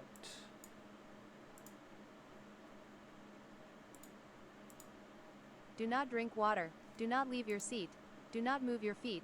Do not stretch. Do not go to the bathroom. Have another toke.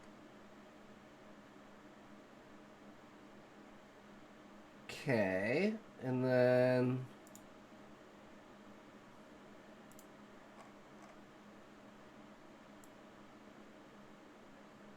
wait, where's the other one?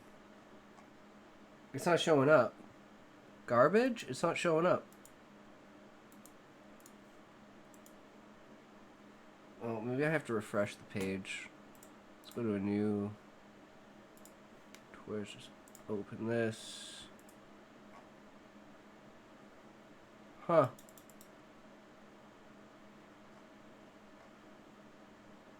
It's not there. Interesting. Well, hey, Sean, we tried, man. I was trying to make something so you can just dump shit on the stream and it would be fucking hilarious. But maybe it'll take some time to update until it works. But hey, there you go. We did it, right? Much work. If so, that's a sign that your setting is faulty. It's not integrated well into your story. And let's just talk about 3 simple ways you can integrate your setting with your story. And for an example of this, we're going to learn from Karan Desai's novel, The Inheritance of Laws. Where her story takes place is Kalimpong, which is in the northeast of India, sort of nestled between Bangladesh and Nepal. And the first way that the setting affects the plot is just physically. There's monsoon rains, which cause landslides, and this traps the characters in that place. And so when political violence erupts, they can't escape. The setting also affects the character's decisions. There's a character who is a cook's son who's really struggling with the remoteness of this place. And so he leaves to immigrate to the US because he just doesn't have any economic opportunities. And lastly, the setting affects the story metaphorically. There is this retired judge who's lived in this crumbling mansion, and that not only represents his own body, but also sort of a colonialist hangover. There is no way that this novel could take place anywhere other than Northeast India. So I would say Karan Desai has done a wonderful job with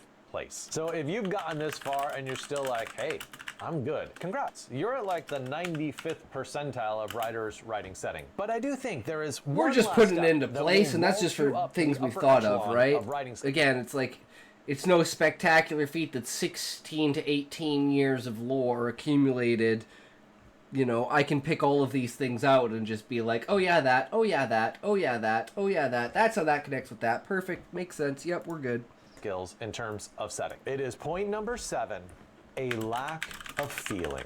So much of a True. place is a sense of a place, a feeling about a certain place. Think of your childhood home, draw a floor plan of that place, and then mark the places where significant events happen. You probably have a huge emotional connection to that particular location. So listen, your characters really must have strong emotional feelings about a place. It's not enough for you to merely bring a place alive in your novel. No, you need to have characters feel things about it. Think about William Wallace in Braveheart. There is so much love he has for Scotland.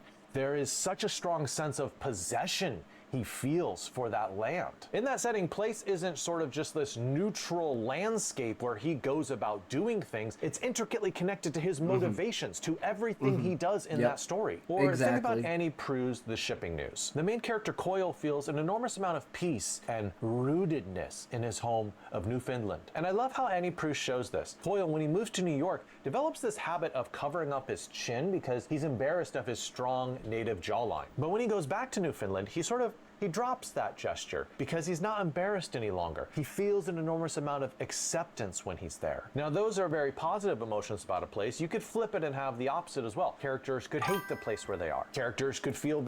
Love me a strong native jawline. True. very estranged and homeless in the place where they are. But just make sure your character has a very strong emotional feeling about their location. Look in the description below if you want to check out that. So, hey, we passed, guys. We got them all. Courses with BookFox Academy. Hey, thanks for watching, and I hope you have a good writing day. Indeed. All right. We're finally here, guys.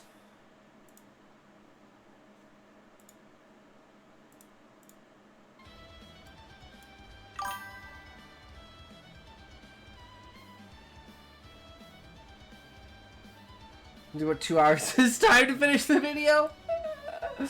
Yup. And now we have to dictate. We shall dictate.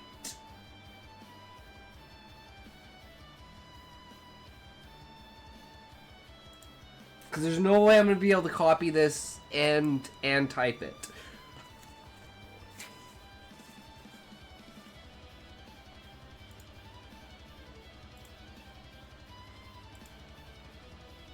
Test.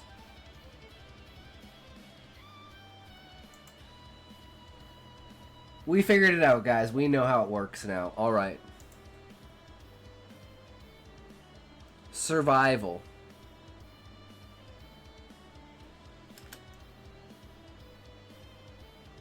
Match status ailment to cure. Monster ID. Level, abilities, location. Environmental ID.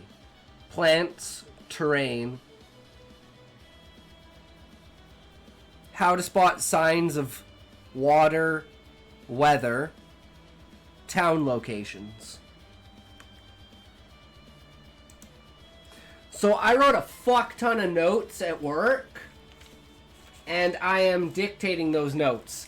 This This is notes on the survival test.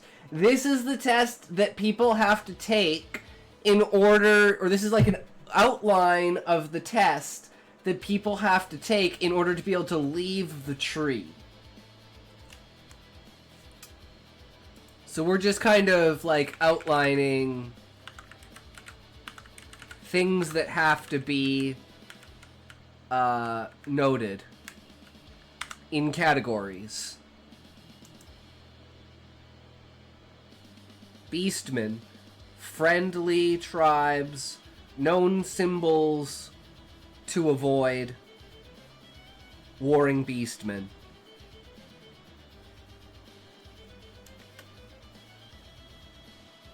Journeyman etiquette, polite, upstanding, observant. Magic knowledge, buffs, debuffs, damage, spell catalyst,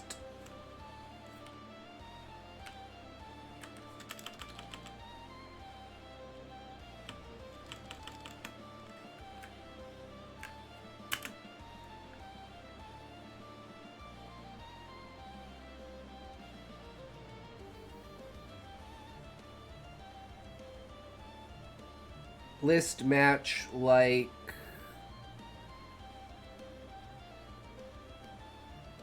status ailments.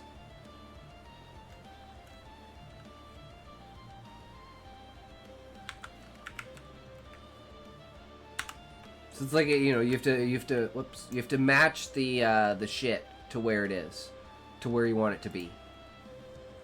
So you get to what do you call it?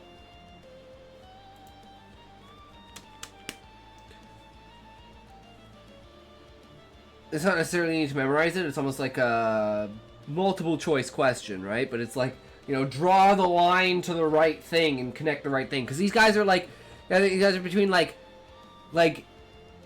11 and like 15 or 16, somewhere around there. So, you know, and this is like in an age without like a formal school. Like this is about the start of what is considered to be the first formal school. It was actually set off by the Adventurers Guild of like wanting to learn things, right? Because one of the main points for the older generations is they were just so comfortable in the tree, they just never wrote anything down.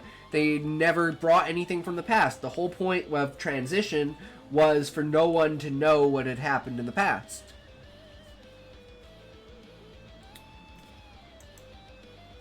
Ranking system. Missions. How to rank up. Journeyman versus adventurers.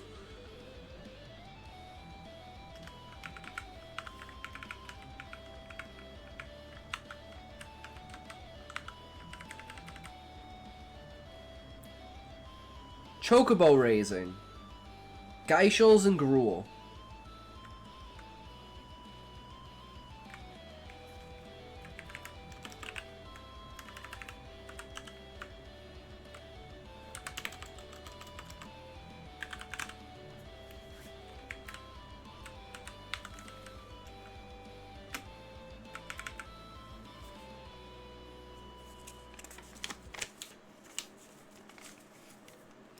Equipment.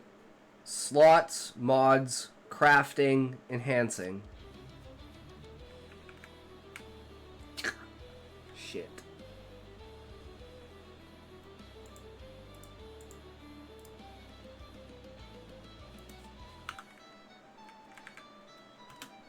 Slots, mods, crafting, enhancing.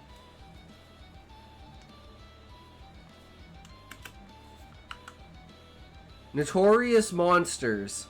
How they evolve. Why. Monster Hunter. Like.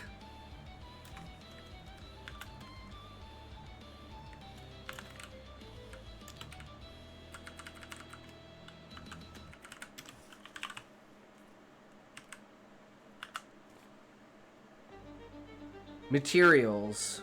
Who drops what?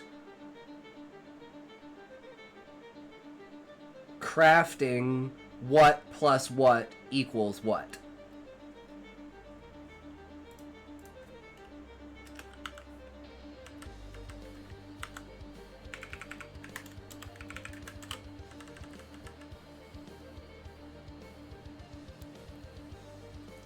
Combat system. Physical infusion. Rift. No, that's wrong. I'm retarded. Fissure. Physical infusion. Rift. Implosion.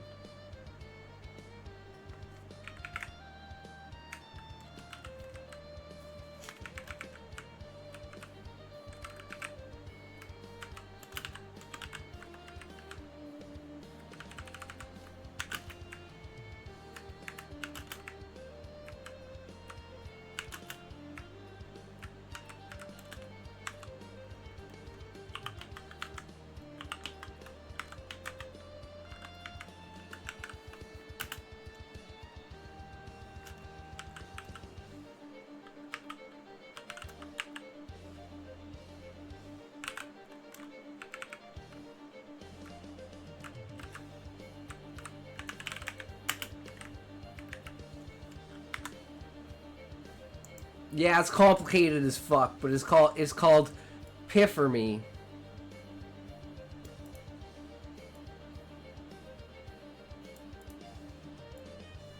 Physical infusion into a fissure, into another physical infusion, into a rift, into a magic implosion. I.e., weapon skill plus weapon skill equals skill chain plus magic burst. Classic mechanics.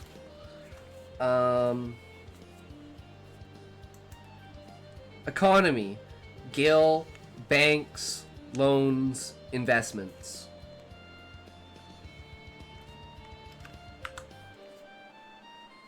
Medical.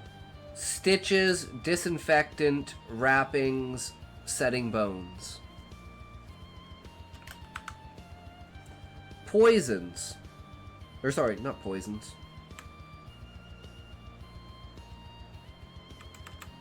Potions. Origins. Mixes. Effects. Severity.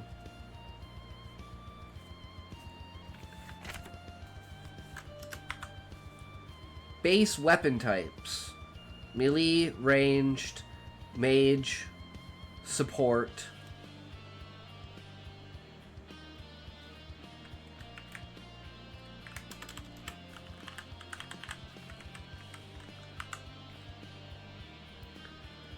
Gathering, mining, woodcutting, fishing, hunting.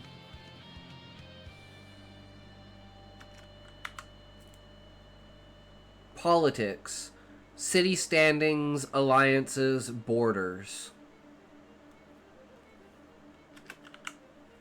Merit system, building reputation and fame.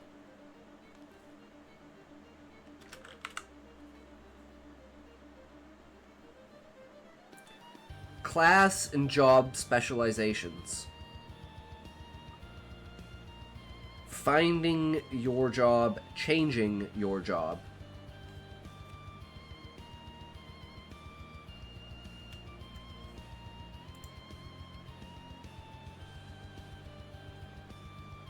Finding your job, changing your job. Not a browser window. Please try again. What? I fucking clicked on it, bitch!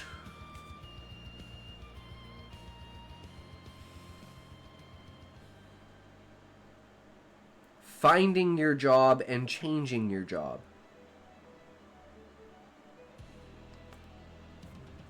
Why does it want me on a browser window? I don't give a fuck about a browser window. What's going on here? Why are you fucking up? You know what? I don't even care. Get out of here. You're being a piece of shit.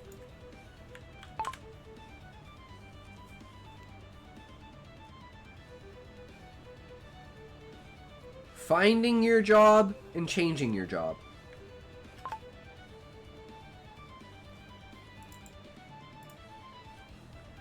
Finding your job and changing your job.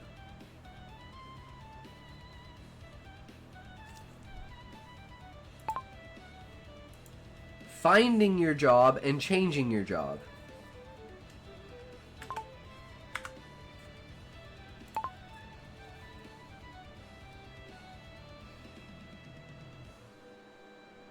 Command structure. Journeyman. Adventurer.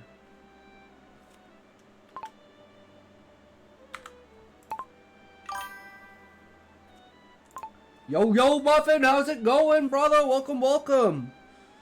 We are writing down a shit ton of stuff that needs to be on this test for the adventurers. And our story is going to revolve around him learning this basic kind of stuff in the story that we developed, but we'll eventually get to that. Did you stream today, Muffin? I didn't see you on. That could have been me.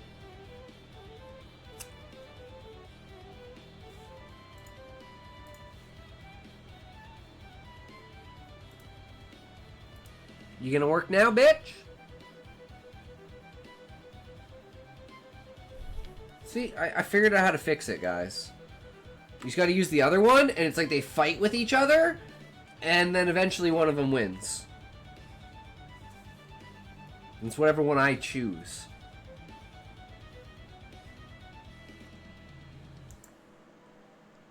Party system. Parties, alliances, armies. Today has not been a great day. The road turned into my own personal cheese grater. I shredded my whole arm up to my... Oh, that's brutal, Muffin. I remember doing that back in the day. Yeah, the road is a nasty, nasty thing sometimes. It fucks you up. I'm guessing he was either running, or he was on like a skateboard, or he was like on a bike and just biffed it. But yeah, you know. You jumped out of a car? I don't fucking know. All I know is it sounds like you hit cement and fucking straight across the ground, bro. See the flecks of skin still stuck in the asphalt.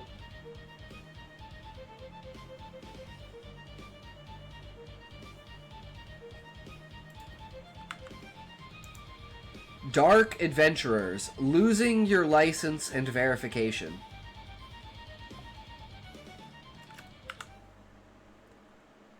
Weather. Storms and sunburn.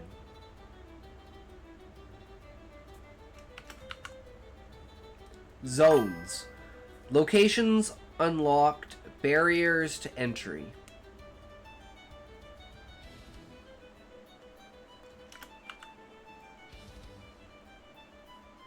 Leveling system.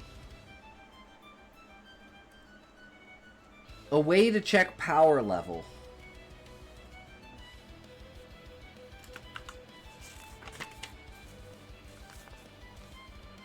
Camping. Resting and preparing. Setting watch. Securing goods. Preventing lures.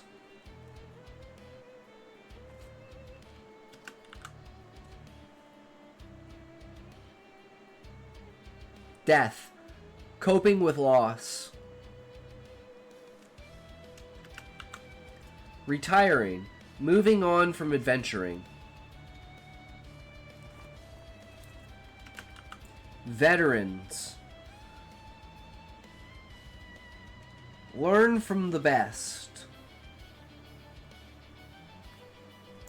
That one is pretty bad because veterans are usually people that like retirees retired on purpose, like they just wanted to retire, but veterans were forced to retire through some sort of injury, usually the loss of a limb or something that, you know, incapacitates their ability to move or something like that.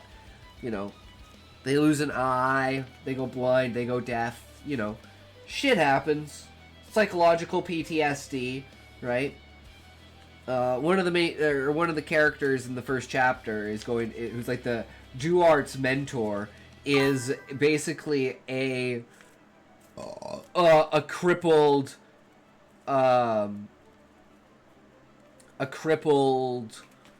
veteran who lost both of his legs and one of his arms. And he's an insectoid with 3 legs. I'll tell you what happened. I was riding my bike to school until I got to the path with bushes on both sides that make it very narrow. Now, every now and then the bushes come out onto the path further than the rest. My handlebar caught up inside that bush, the front wheel went left, and guess where I went? Right. Went through the top of the other bushes and landed on my side on the road. Ow! Ow! That sucks, Muffin. Done many a similar thing to myself. I'm glad you are okay, though. Relatively speaking.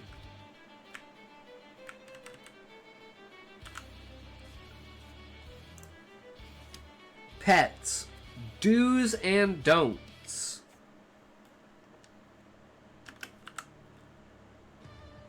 Food. Effects. Edible. Non-edible.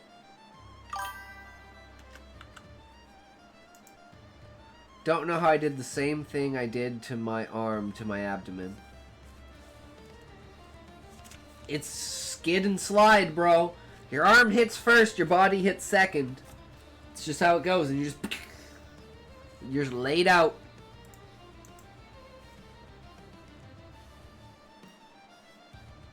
Dungeons. Solo, party, alliance, raid. Myths and legends. Mughals, Cactuar, Kate Sith, history, religion, beastmen. Morally, how would I be looked upon in your world for having a beastman pet? Well, you wouldn't be allowed inside of the tree because the beastmen aren't allowed inside of the tree. So you'd have to be an adventurer. An adventurer with a pet. Would it be slavery? Now, there would be one caveat.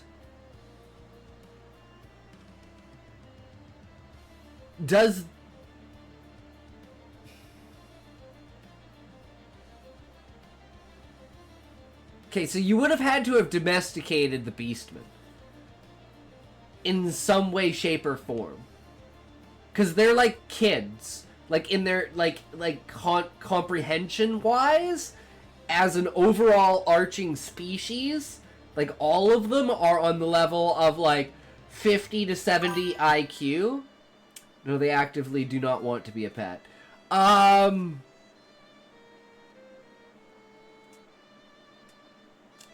Then you would have to make sure that they didn't attack anyone. But then again, wolves do not want to be a pet either, and we did it anyways. That's true, Beezus. And although I would say wolves are intelligent, beastmen are definitely more intelligent than wolves. They understand basic concepts, they just don't understand complicated concepts. Like, for instance, they understand addition and subtraction, but they don't understand multiplication and division. Like, that's the line of their intelligence. You know, can count to 15. For do's and don'ts, I know what you can say at all Asians do not eat. Wait, eating pets? Are we talking about eating dogs? Man, if dogs tasted good, I'd eat dogs. That'd solve hunger, man. Do you know how many dogs you could get? In the amount of meat that you could get, in the amount of time that you could get, like, a full cow? I mean, we're talking, like 15 a litter. Like 3 to 5 months, they'd be veal. And they'd be reproducing, too. So, like, you could have, like, hundreds and then thousands, and you'd still be eating them. All I'm saying, man, is the only reason we think about it is because of some sort of emotional connection towards them. If eating their meat doesn't do anything wrong, and it's only a moral objection because we have animals, then I don't really care. Man, you treat this world like we're always on the cusp of a famine.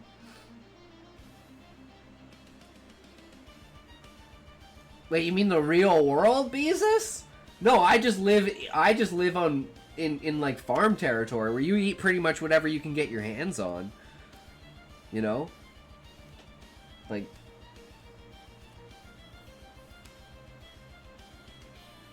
of course we're talking wild animals. You know? But it's like, really, what's the difference between like a bear, a moose, a dog, a wolf, a coyote, a rabbit, even? It's simply our perspective towards it. It's the only difference. And dogs because they're domesticated, but still. So are cows. But yeah, so I would say, Beezus, as long as you could make sure that thing didn't attack anyone, no one would have any reason other than, like, moral qualms. But moral qualms don't equal law in the Adventurers. It may be inside of the tree, but not here. The only law is the law you can uphold. Starting to think Alberta is the hillbilly territory. It is! Wait, Beezus, you didn't know that? Like, Alberta is literally... It's... Alberta and Saskatchewan are like the Kansas and Alabama of fucking Canada. Like, BC is California, Ontario is, like,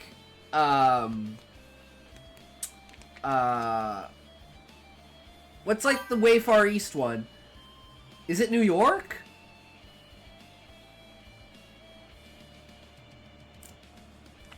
I think it's New York. The only reason I know Canada exists is because it's right above us. I know nothing about your territories. It's okay, I don't know anything about your states.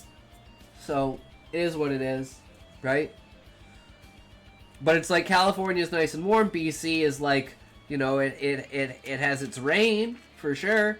But it's a very, very nice place compared to, like, the blandity of like, Alberta and Saskatchewan, where there's fucking fuck all nothing. Just horizon to horizon, blank space. I don't know anything about our states either, honestly. I mean, who wants to remember 50 fucking names? Never met someone from Arkansas. People say Arkansas doesn't exist. It's not a real place. No one's ever met someone from Arkansas. It's a legitimate conspiracy theory. There's actually a couple of states that fall under that. I love conspiracy theories. Because I use them as fuel for my writing. Communication. Comm pearls, chocobo couriers, some kind of owl or bird for aerial messaging. Who's Clinton? No idea who Clinton is, Levi. Mana MP. Effects. Enlarging pool. Detriment. Continued use. Physical decay. Who's Clinton?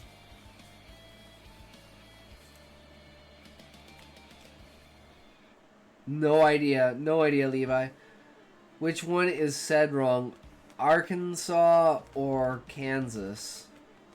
You don't know?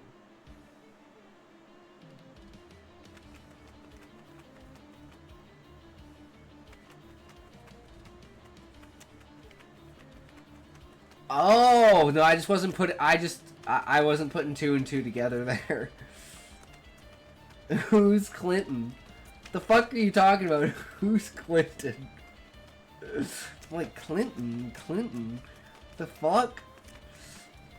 It just didn't connect, you know? Words are like that in my head. They have to connect. I'm like, what the fuck is Clinton? Just the word on its own with absolutely no context, with stream brain, you just don't make those connections because your brain's doing other shit. But now I see how retarded someone saying Clinton who? Or who's Clinton? I was thinking about it as a... Like, my mindset was literally thinking about it as a first name. And I was like, wait, Clinton? The fuck? Whose name is Clinton? That's a fucked up name, man.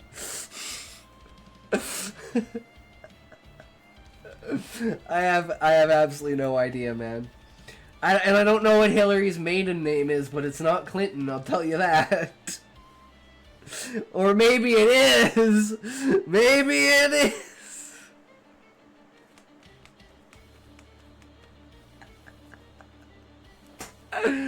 Especially being from Arkansas. Okay. Rodham. No, Sean, I was making a joke about them being brother and sister and them both having the same last name. Because he was from Arkansas.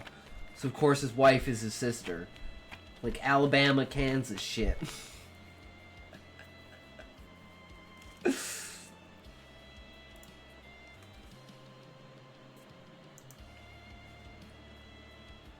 Magic. Basics, consciousness, movement, sound.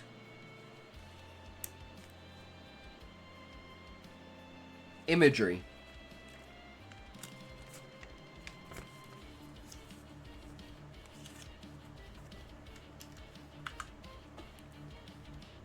Journals. Keeping track.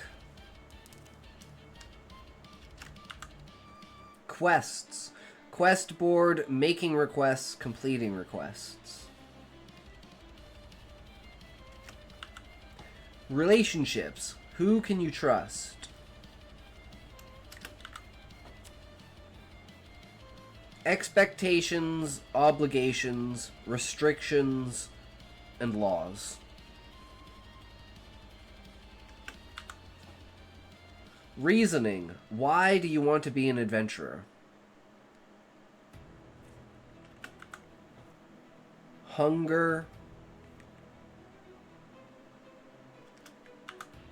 Fatigue.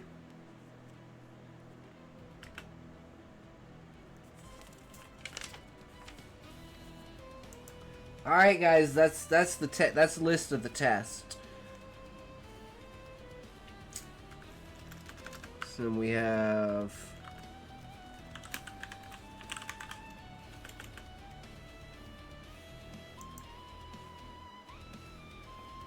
inside the crystalline tree, training grounds, inside the crystalline forest, artificially carved forest of pines made from the crystal, sectioned off areas for different skill levels, basically a PvP zone, practice dummies, area designed to let loose for adventurers to train in, requires instructors who are other volunteers or veterans or adventurers.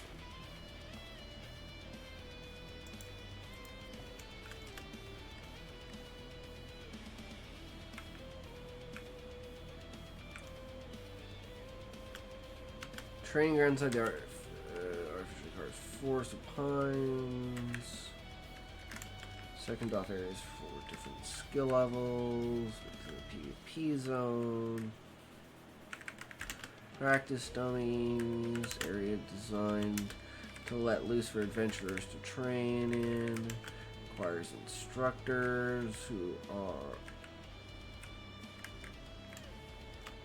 volunteers, veterans, or adventurers. What else do we got here? Oh yes, the second phase.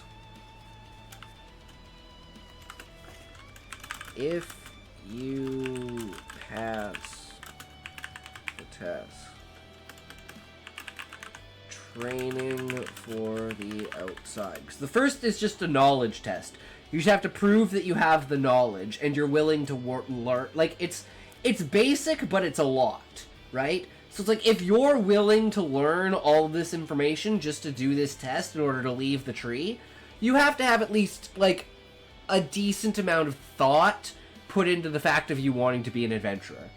It's not quite gatekeeping, but it's making sure, like, they're slowly building a system that's just making sure that people don't just blunder out into the world and think that outside the tree is the same thing as inside the tree, and then they just fucking die.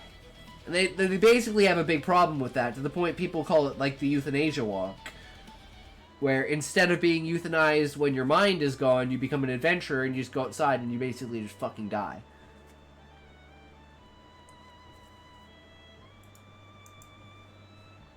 Once you pass the test, the next stage is vaccination. Slow exposure to the outside world.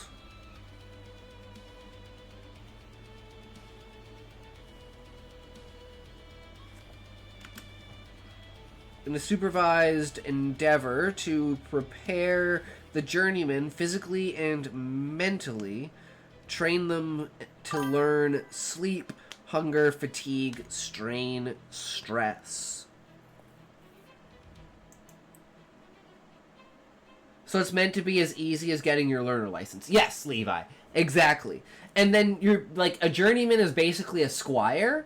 So now you have to go find an adventurer that's willing to take you on adventures. Because you can't go on adventures yourself. Like, you can't leave the city as a journeyman.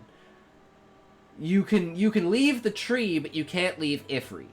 That's kind of like the restrictions of a journeyman. And eventually, once they get airships, it's like you can be shipped out to different cities. So it's not just Ifrit is crammed with all the noobs. Like, they can go off and do their own thing.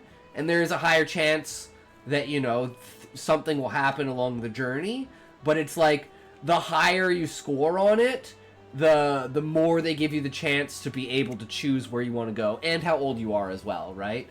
There's also parental consent is like a big thing as well. But the entire idea behind it is to see if, like, you're just, like, if you're committed or not, right? If you're doing all of this, you're pretty fucking committed, right? No one who's not committed is gonna go to all of this length. They're just gonna fuck off after, like, the second day of trying to learn this. But this guy's just been learning it his entire life because one of his best friends is or, like, his mentor is a veteran. And his parents, like, we kind of made a backstory for Duart where his parents kind of own, like, a famous paper printing company. So it's like they print, like, specifically cardboard for, like, shipping and stuff like that. Hey, Smokey! How's it going, buddy? I wonder if it updated, because I think you'd like this one, Smokey. So I added a new thing, and it still hasn't come up. That's lame. I made a new thing called garbage, because I fixed the wellness check. Do not drink water. Do not leave your I need seat. I need to make that louder. Do not stretch. Do not go to the bathroom. Have another toke. True! But yeah, so then we made one that says garbage, and you can throw all your points on it, Smokey, and it says that I'm a garbage-ass streamer, and you don't even want my points. And I'm like, yes! That's exactly how I feel, too. I don't want these points, either. I don't even know what the fuck this symbol means, guys. Like, that's how many points I have. I don't know. Whatever that is how many points I have. Whatever the sideways figure eight is, I don't fucking know.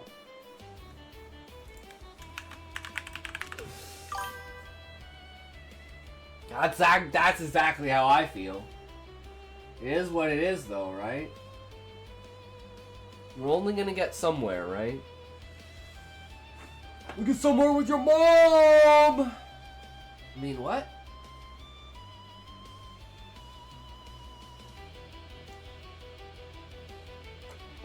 In.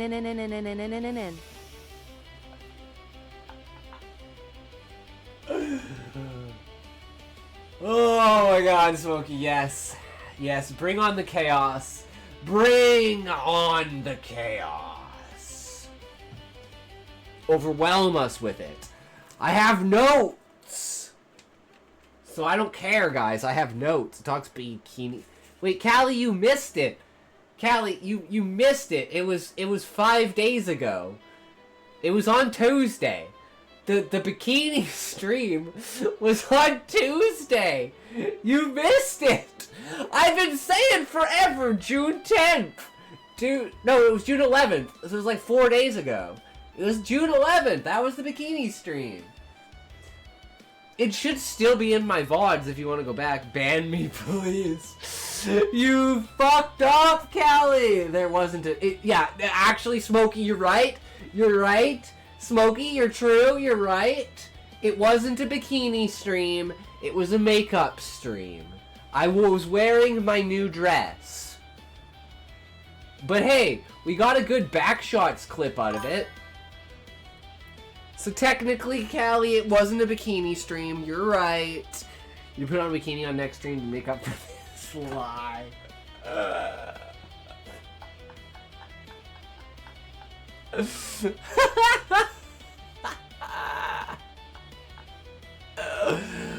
Oh, but I was wearing a bikini underneath the dress, guys. Come on. Or F it, put it on. Just fucking throw it on right now. Just walk over there, just throw it right on. No worries here. I mean, I could technically just, if you guys want. If you guys really, really want, I can go put the top on right now. It's not gonna look good, though. It's not gonna look good. And mini skirt.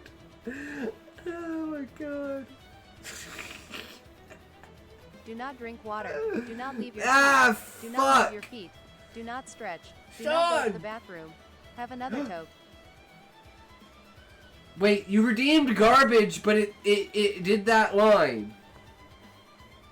Wait, I'm so confused. If you were really wearing a bikini underneath it, I will be obliged to contact authorities. Sorry, that doesn't work that way, Smokey. I told you guys there was an audio file thing to it. I just don't know where that is. Yeah, you're gonna have to figure that one out later. Yeah, true. True, Sean. True.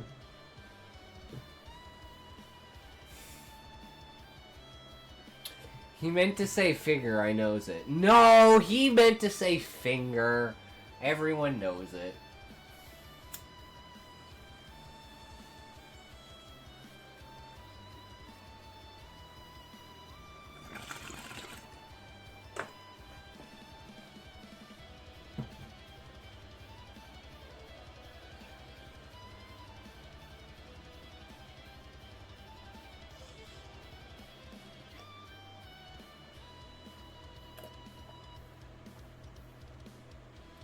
How fucking dare you, Smokey?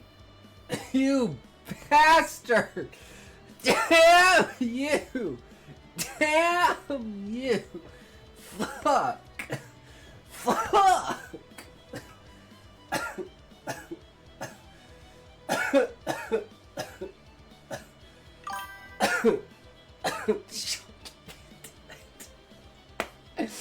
Ah, baloney! Bah! Fucking loney!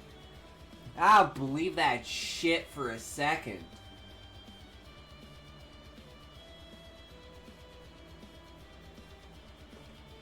You don't have many left!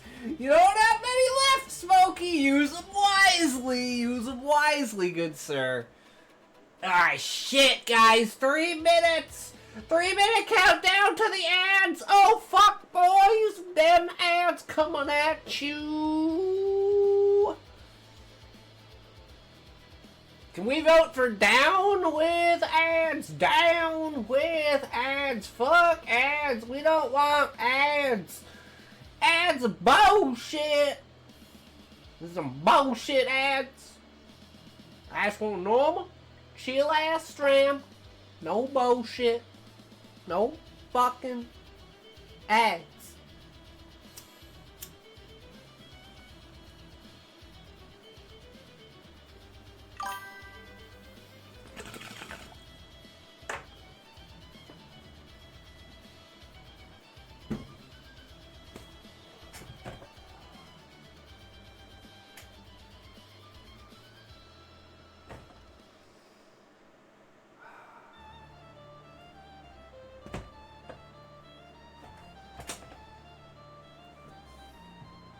Muffin said to do it.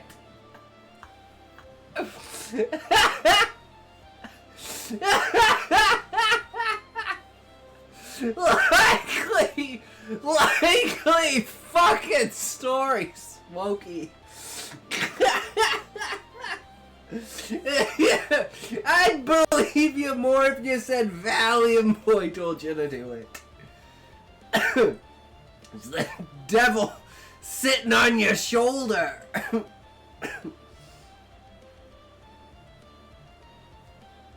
Oh, fuck, man.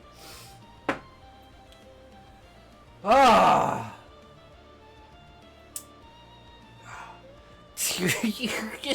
You just had to be gluttonous and abuse them, Smokey. You wasted so many points. And now you're locked at the bottom with no points. Oh, man. Or you can refund me. No, because I gave you 2k points. Next thing you're doing, you're just give me 10 tokes. Oh, man. I can't trust you anymore, Smokey. You spent 40,000 points in one... I remember you scammed me before.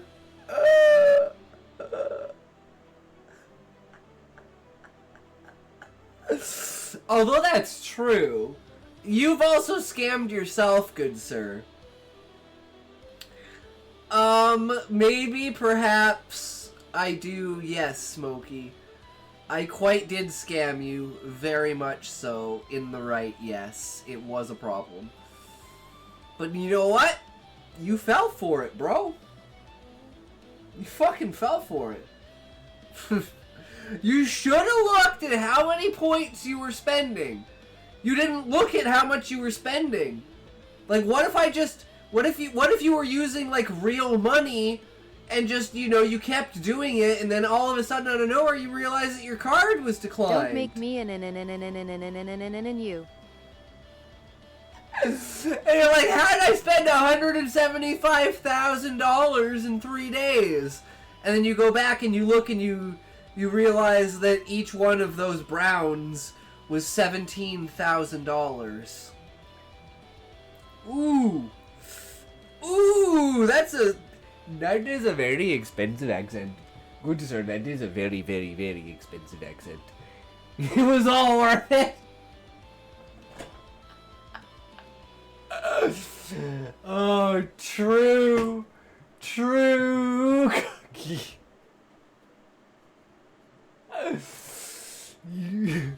Somebody gonna get hurt real bad. Somebody gonna get hurt real bad. I don't know who it is, but I think you know him. And it is not going to be a very good time. I am telling you right now, it is not going to be a good time. We are mid-ad break, boys! Brads! Bad ads! Bads! Bad ads! Bad ads! Bad ads! Bad ads! Dad dads! Bad dad dads! Dudes and dads and dads and dads. Alright, let's get this last toke up the way, guys. And we got like 4 more pages of shit to deal with.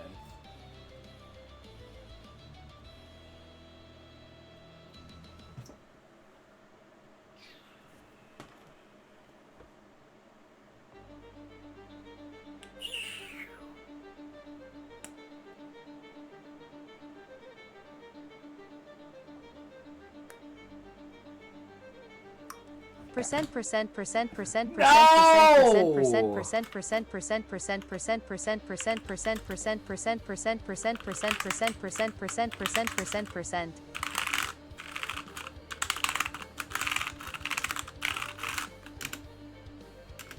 At $, $, $, and $* carrot dollar percent carrot and asterisk, WER dollar T percent carrot and percent asterisk, underscore asterisk and in carrot percent dollar, asterisk, and in carrot percent dollar, asterisk and carrot percent dollar at dollar carrot percent and asterisk and asterisk, underscore and carrot percent dollar at asterisk. I like this better. Damn! That actually sounded like it was saying something, guys. It's speaking to me.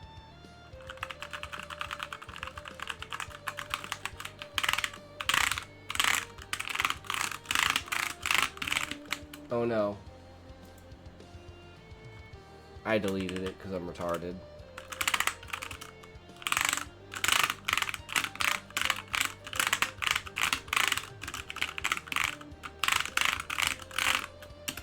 Asterisk and carrot percent dollar carrot and asterisk at dollar percent carrot and asterisk and carrot percent dollar at dollar percent carrot and dollar R at dollar percent carrot, asterisk and carrot percent carrot and asterisk and carrot percent no, I don't, no way. Carrot and percent dollar at dollar percent carrot and asterisk and carrot percent dollar percent carrot and asterisk at dollar percent carrot and asterisk and in carrot percent dollar percent carrot and asterisk carrot T percent dollar.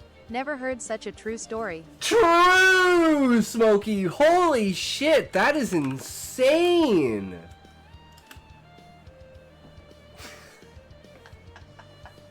Tommy gun sounds like an Oh my god. It is what it is. Alright. Okay, I'll actually take the toke, guys. I'll actually take the toke now.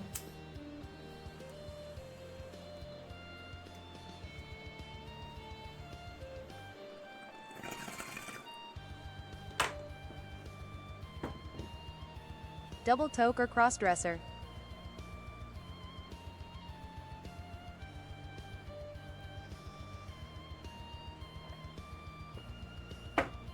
Obviously both. Duh.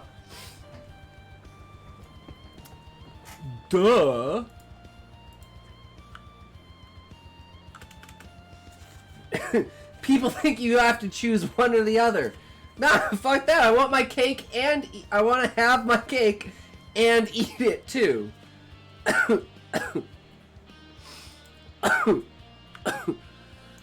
Pig Venus. This is something akin to Boy Scouts. Teaching improvisation, problem solving, testing actions and action speed, reaction speed, basically like speed runs.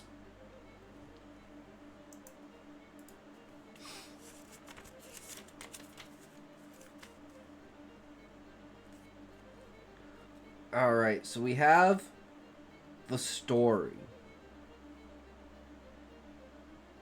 So we'll go over here and we'll be like...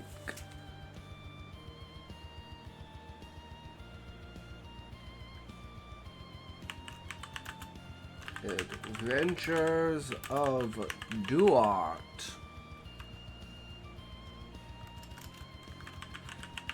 Chapter 2.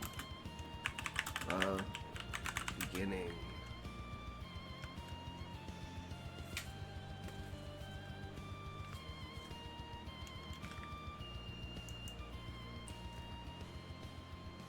Character origins. Skull, imp, clown face, robot, cooking knife, revolving light, firecracker. True, Smokey. Damn, that's impressive.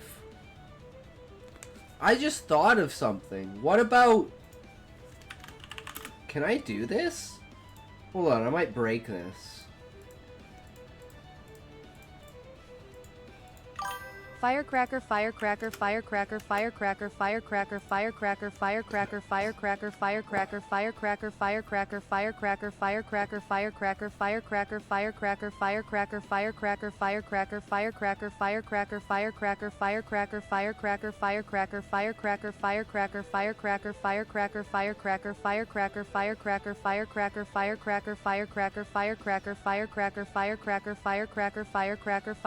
Firecracker. Itox roach see. out, itox spines, itox backflip, itox tardy, itox lurk, itox roach out, itox roach, itox backflip. True! Me telling my white friend I liked his song.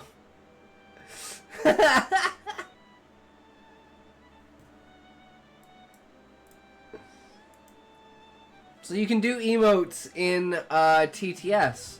What do you know? That's absolutely wonderful.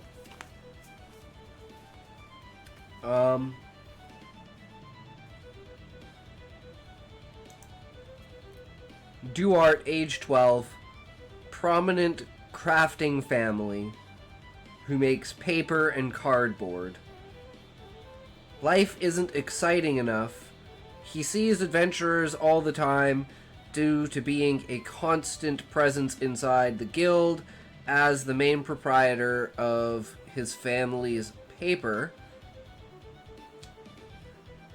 He is the delivery boy. Ideas of the outside world fascinate him. My gun going in He gains and then reload tutelage under a veteran, an injured retired adventurer. Stories of grand past adventures. Since Duarte is still a kid, the downsides and nuance go over his head.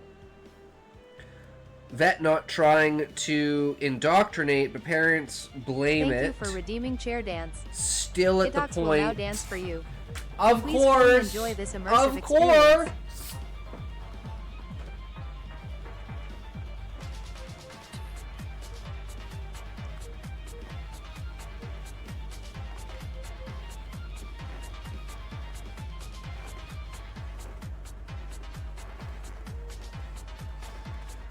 Hey, the points are there for a reason. These things are there for a reason, Smokey. You're the only one who's actually using them because you're the only one who's on Kick. I know that number says 10, but I don't believe that number is 10. We just got a lot of lurkers, guys. People like to just lurk in the background and watch the shenanigans and not have to deal with interacting. And that's completely fine. We love lurkers. My gun going and then reload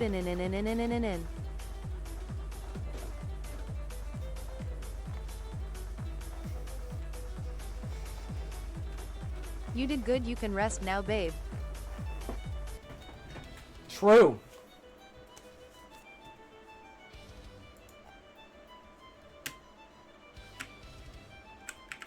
Thank you for redeeming chair dance. Itox will now dance for you. Please fully enjoy this immersive experience. You truly are a menace, but it's a good thing. It's a good thing, Smokey. My gun going and then reload and again, ain't no safety, just on repeat. True. Keep dancing, bitch, it ain't over yet.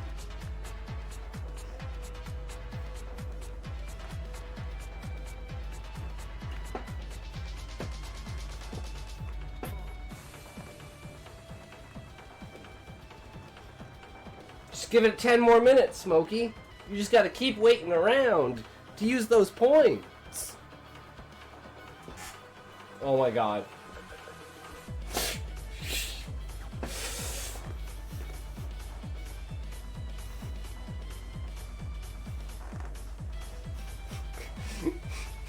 You did good, you can rest now, babe.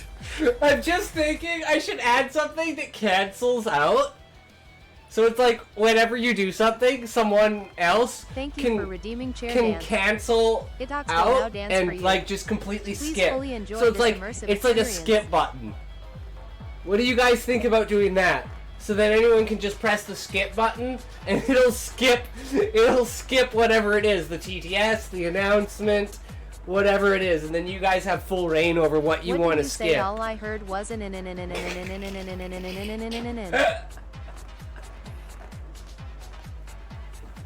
Keep dancing, Can I use bitch, it to it ain't skip over the whole yet. stream?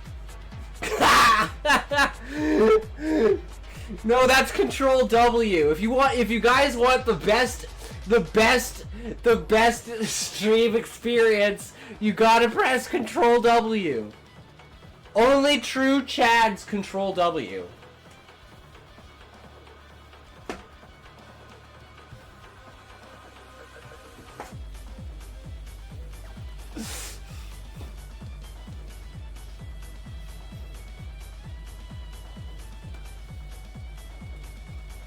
You did good, you can rest now, babe. Yeah, I was like, wait, did Smokey actually press Control W?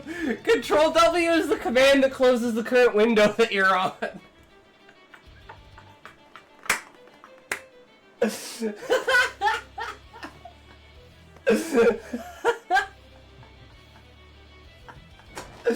Oh my fucking god. I was waiting for all the numbers to drop off. Is this enough? I don't think. Ah, damn! You're gonna have to wait, Smokey. Fuck.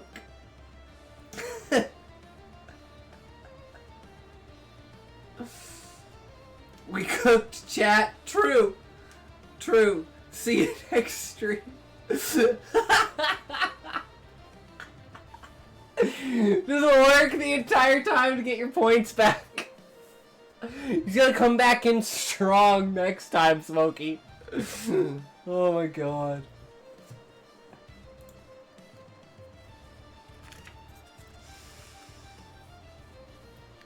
Okay, where are we?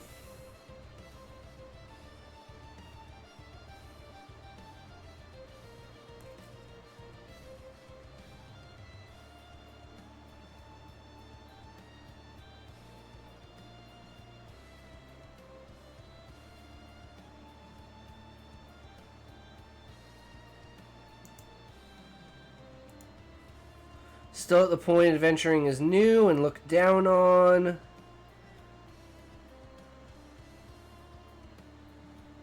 Transitional period.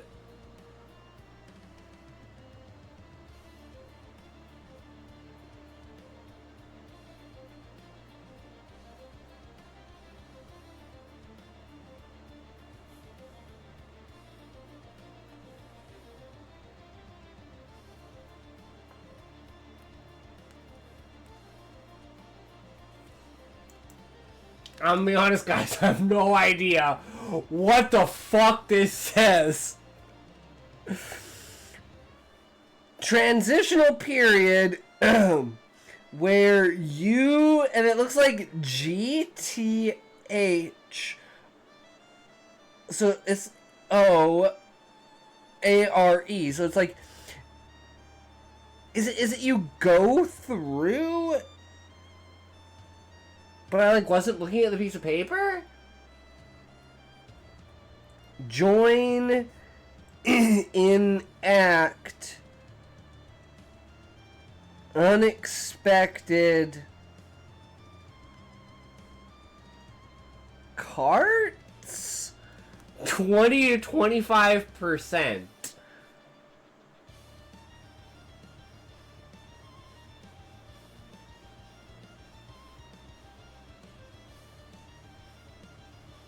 I have no idea what the fuck this means. Or how this sentence could even be... Join in... At... Joining? You, though, are... Joining at unexpected...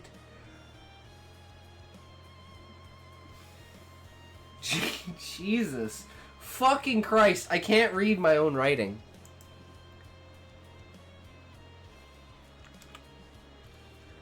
Period, where they are joining at unexpected rates.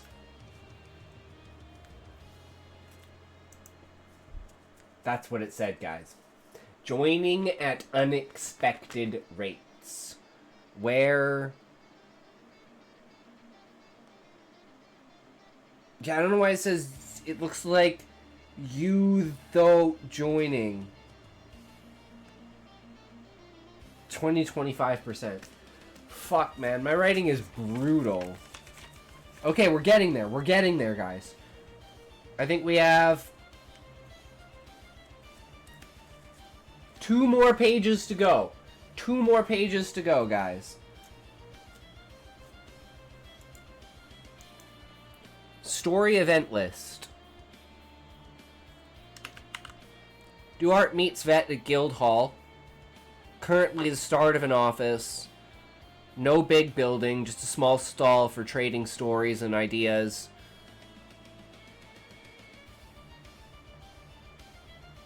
Evolved into the guild.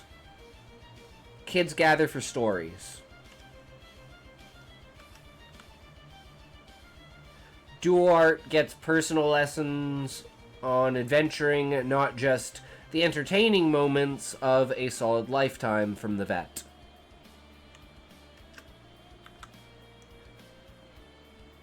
Confides that doesn't want to go against parents, knows it's not their decision, but knows it could cause strife. Vet says he'll talk to his parents as he brings his parents to the vet to talk to them.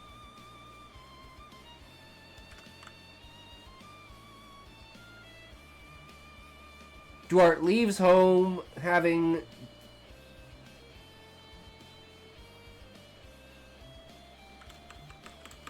leaving the decision of communication up to his parents.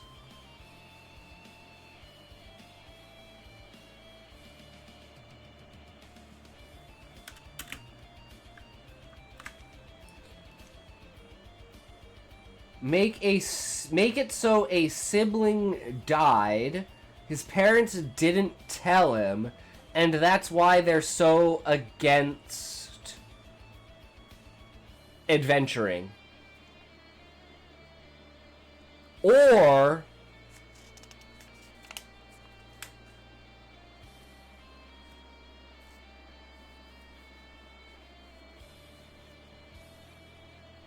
one of the older adventurers that he's with the vet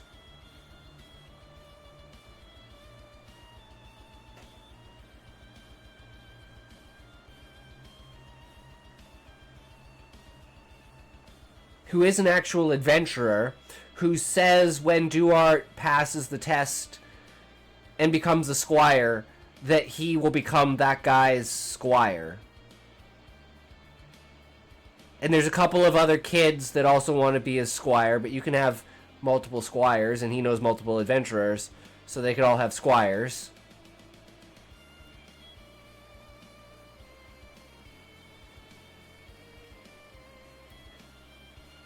Goes out on an adventure and says he'll come back at a certain time period.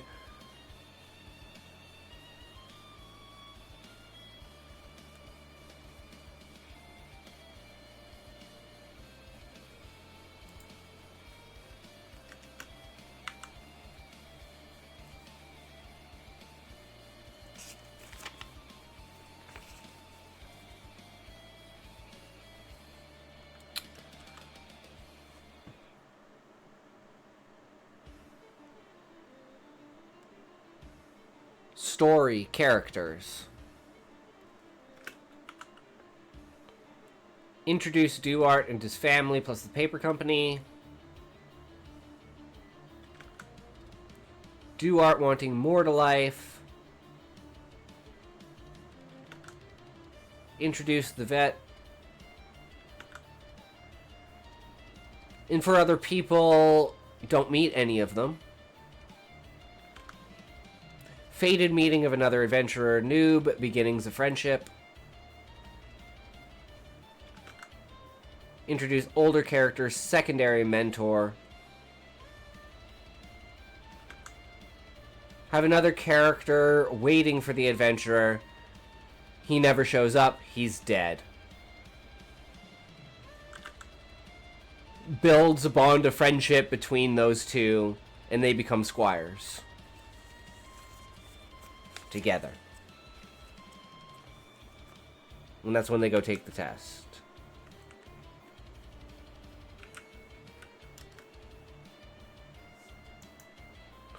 And that's everything that I wrote down. I think that was pretty decent for doing that shit at work. Just randomly scribbling this shit on paper. It's pretty effective. And I've been told I can't use my phone, but I can write as much as I want on paper, which I think is fucking stupid as shit, but hey. Whatever, man. I'm still writing shit down. And dictating it like this, it's a hell of a lot easier than actually typing it out. And it's a lot more interactive, too, because you actually get to experience it, right? But yeah, what do you guys think of the entire, like, basis and premise of the story for Chapter 2, as well as the idea for the compilation of the survival test?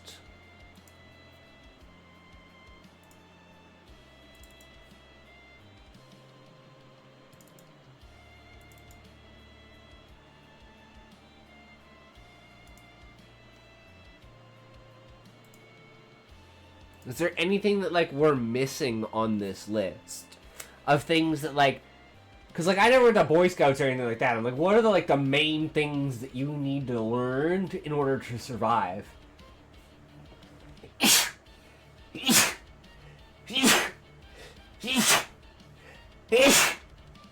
Jesus. Catching up to me, boys.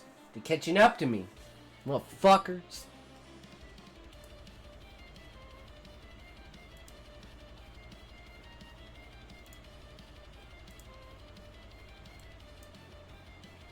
Well, we never made it to commentary yesterday, so let's do commentary today. I think this was, like, a good start of the plotting. I'm going to think about more tomorrow at work, and we're going to do more of that, so I'll, you know, have something built up and filled out, essentially, for that. So, I'm excited for that. 'Cause I'm like, hey, I can write at work now. Pretty much, because it's like, it's fucking bullshit. I do what I want, guys.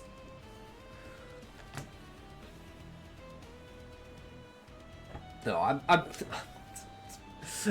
like, I'm a pretty decent employee because I actually show up to work.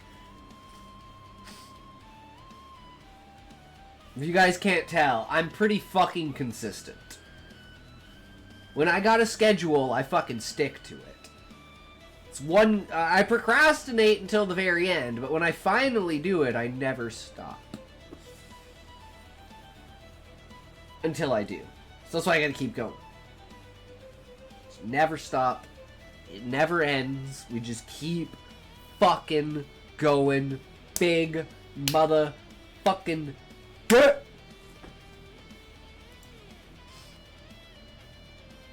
So, this time I wrote out the actual sentence. For fuck's sakes, it's gonna make me goddamn verify. Motherfucker. It's because I haven't paid for it. This is it being like, no, you should pay for your shit. You need to pay for your shit. Pay for your shit. It's like, I'm not paying for anything, bitch. God damn, this is be like, you solved the puzzle, but now I need your email.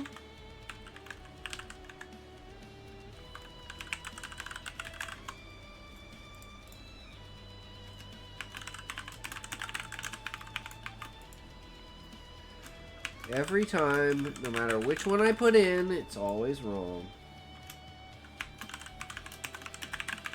Okay, now I'm really confused.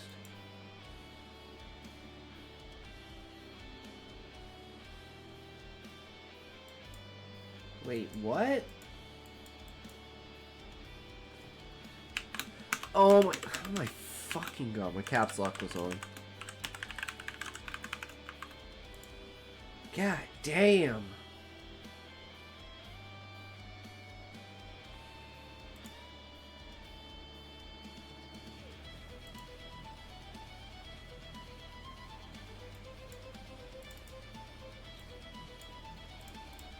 So freaking annoying.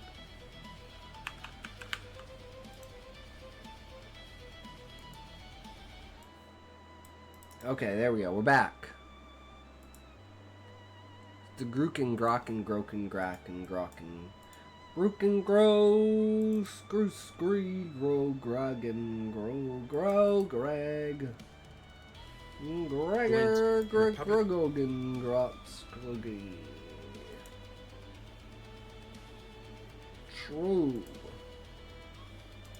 Okay, what did we... How did we phrase this? Right.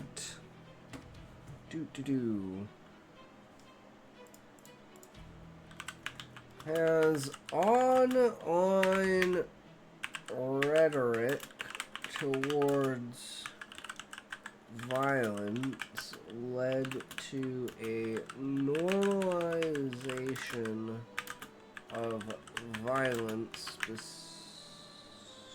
specifically political violence.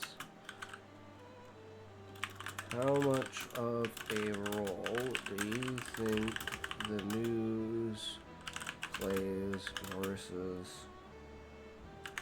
online rhetoric on social media? What is the visible outcome of these circumstances?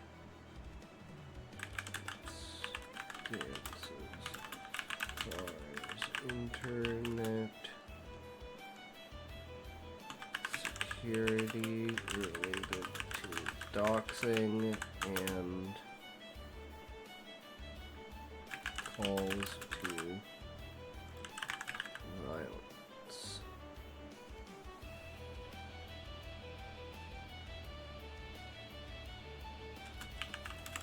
As a response from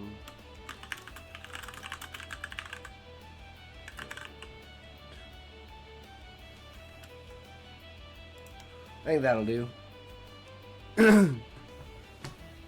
Ah, God, we got more ads. Man, time flies. All I do is I look over, and the next thing you know, there's fucking ads. You'd think I was playing ads non-fucking stop. Fuck if I know.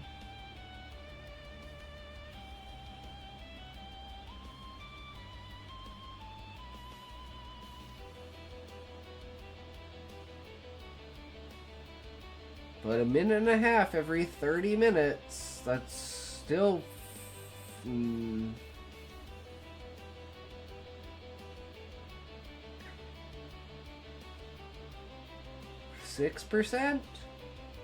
5%?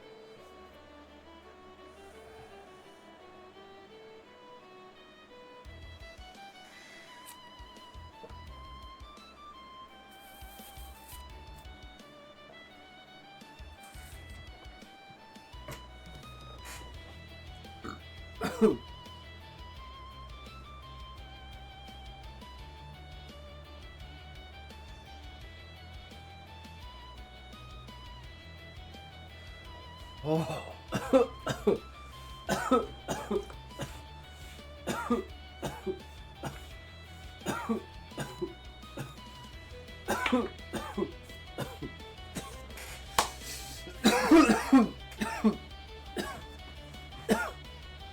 All right, we're back. Here we go. Let's see what it says. Key points. Research suggests online rhetoric may normalize political violence with evidence linking it to real-world events. Social media likely amplifies violent rhetoric more directly than news due to its speed and interactivity. It seems likely government responses will focus on stronger laws against doxing and online violence, but outcomes are uncertain. Impact of online rhetoric. Online rhetoric, especially from political leaders, appears to contribute to normalizing violence, particularly in politics. Studies show this can make violent language more acceptable, potentially leading to actions like the January 6th Capitol riot.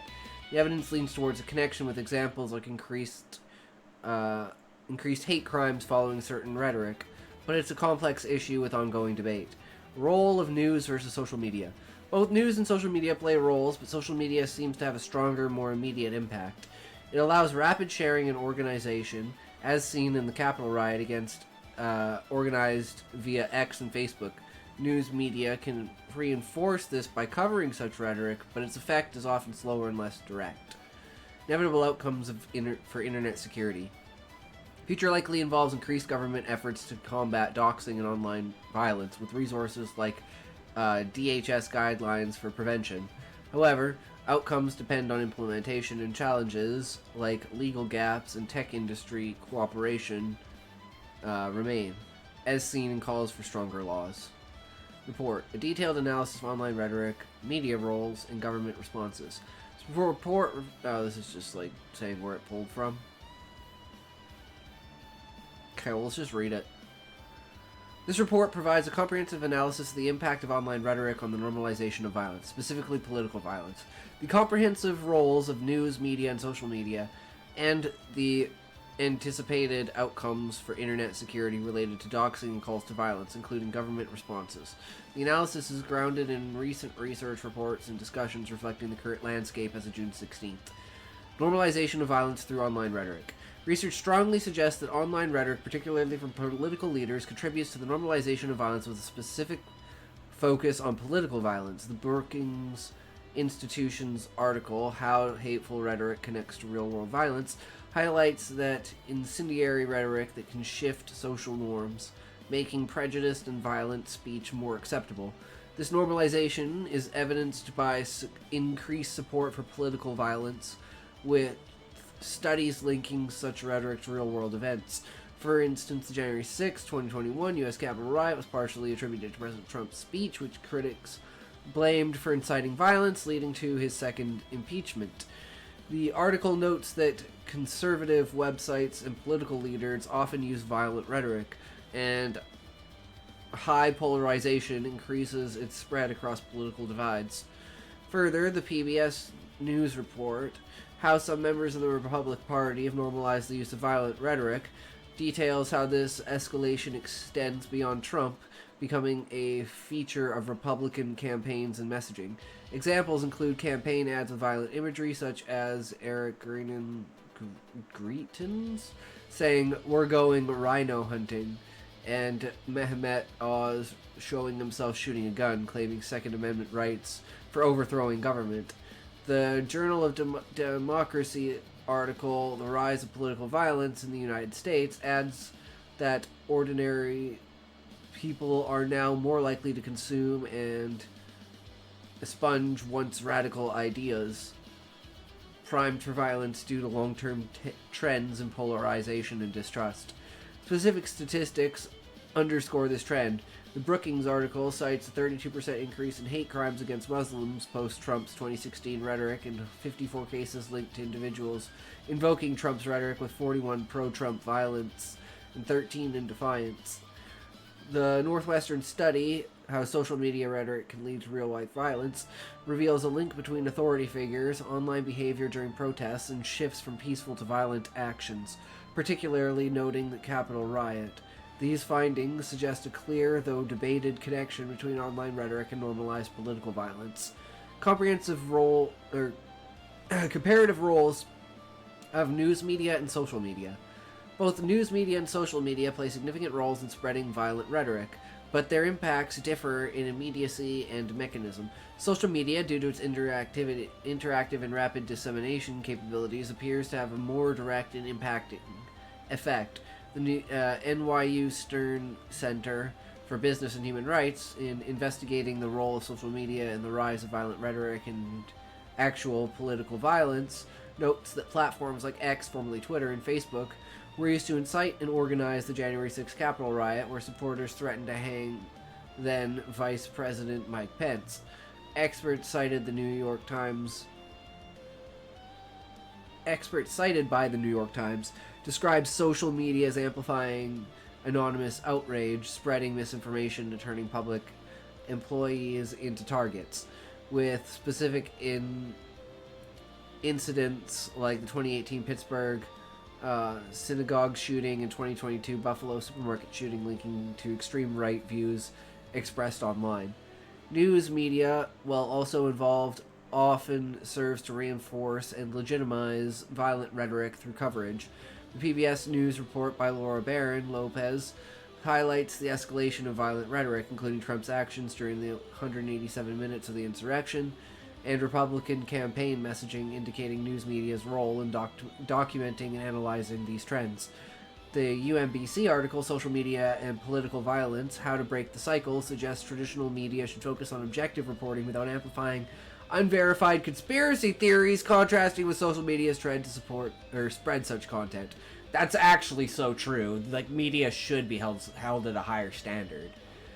Yellow Brick article, The Power of Social Media and News Spreading, underscores how social media platforms like Facebook, X, Instagram, and LinkedIn have revolutionized news dissemination, allowing individuals to organize and organizations to share news stories instantly, which can include violent rhetoric. The Sage Journal's article, Crime News, Consumption and Fear of Violence, the Role of Traditional Media, Social Media, and Alternative Information Sources, examines how consumption of crime news from both sources correlates with fear and violence, suggesting both media types influence public perception, but social media's immediacy may heighten this effect.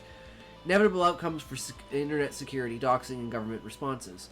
The anticipated outcomes for internet security, particularly concerning doxing and calls to violence, suggest a trend toward increasing government and organizational efforts. Though with uncertainties, the Department of Homeland Security's resources for individuals on the threat of doxing provides an infographic defining doxing and outlining proactive steps for prevention and response, indicating a focus on individual protection. This aligns with broader efforts as seen in UN Women's FAQs of trolling, stalking, doxing, and other forms of violence against women in the digital age, which calls for enhanced cooperation between governments, tech sectors, and civil society to strengthen policies and develop laws with survivor input. The U.S. Department of State's Gender-Based Violence Prevention and Response notes that digital tools have created avenues for new forms of gender-based violence, including doxing and cyberstalking, emphasizing the need for prevention and response strategies. Amnesty International's online violence page details common forms like doxing, threats of violence, and image-based abuse, highlighting the need for accountability standards for tech intermediaries. The Change.org petition, making doxing and inciting of violence online a crime, reflects public demand for legal action, noting Florida's lack of specific laws criminalizing doxing, with personal accounts of doxing leading to severe emotional distress. Conclusion. We lost the music. What happened here? We lost the music. What about this? I don't know how this is. But we're going with it, guys. In conclusion, online rhetoric likely contributes to normalizing political violence, with social media playing a more direct role than news media due to its immediacy and amplification capabilities. Government responses are trending towards enhanced internet security measures, and legal frameworks against doxing and online violence. But outcomes remain uncertain, requiring coordinated efforts across sectors. This analysis, as of June 16, 2025, reflects the current understanding of ongoing debates, emphasizing the need for continued research and action. How long do you think it would take for governments to implement... No, let's just say, what event do you think it would take for the government to implement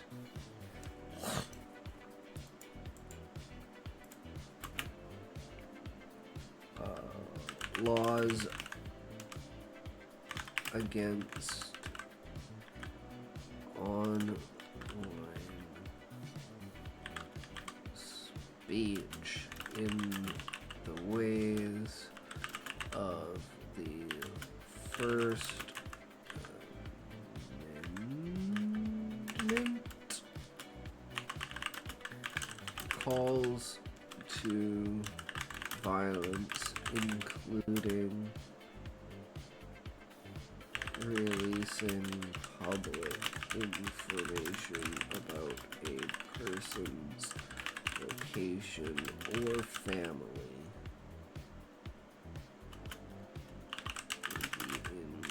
included in online rhetoric, and would be responsibility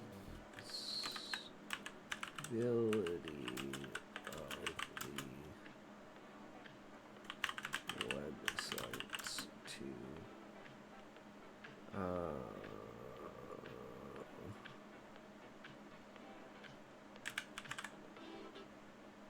what's the word?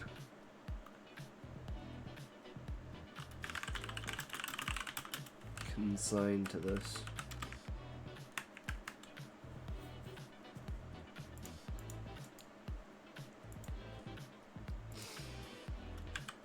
Or face government fines slash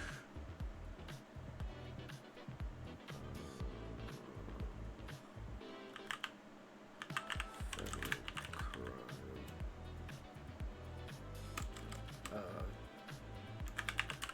criminal charges.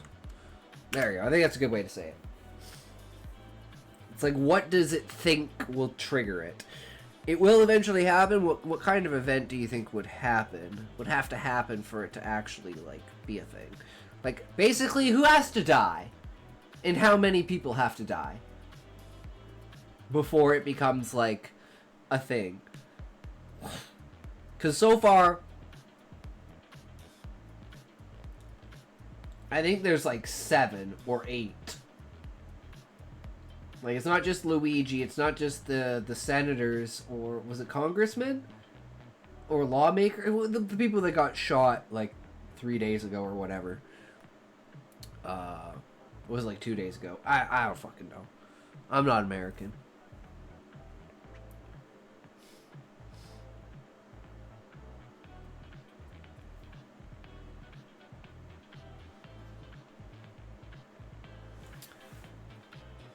I don't know where it's going, but I like where it's going, guys. Alright, key points. Research suggests online rhetoric may normalize political violence with evidence linking to real-world events like Capitol riot. Seems likely social media amplifies. Okay. It's just repeating the same thing.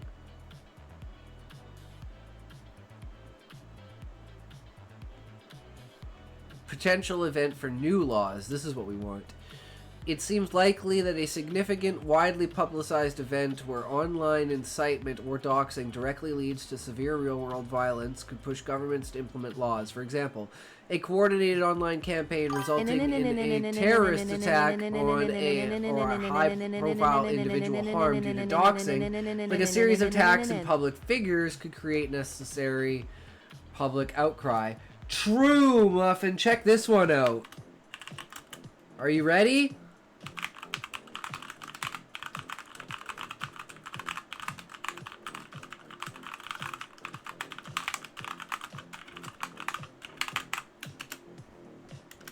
at $% and carat, an asterisk percent carat and $% and asterisk and carat percent and asterisk carat $$ asterisk and percent $% carat and dollar and asterisk percent $$ carat and asterisk asterisk percent carat $$ really? at Oh my asterisk God! carat percent That's asterisk amazing. dollar at $carat percent and percent $% at dollar and asterisk percent No carat percent way. and carat percent $.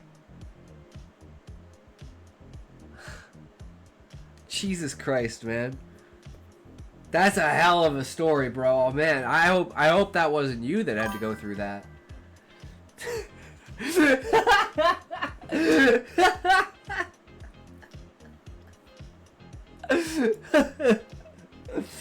You have to be in some way, shape, or form fucked up to be a true streamer, Muffin. You gotta be able to be the monkey that can dance. Dance, monkey. Fucking dance. Schizophrenia is the definition of you. You're the definition of schizophrenia. I'm the definition of AI gone rogue. I'm AI gone rogue, guys. It's AI gone rogue. What happens when AI goes rogue? Me, I'm AI gone rogue. Yay!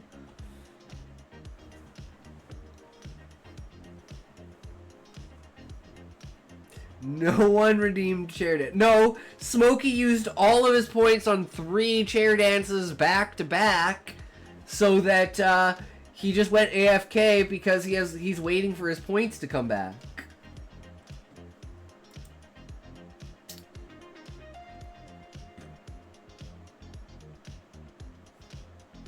Let's see. Ah! Fuck! I had the most. I had the most, guys! I had like 5 billion at one point. Well, start building them up again. Can only win so much. Oh boy. That's not good, Muffin. Gotta get that back. You better get that back. Go again. Go again. Get it back. Get it back. What are you doing? Get it back.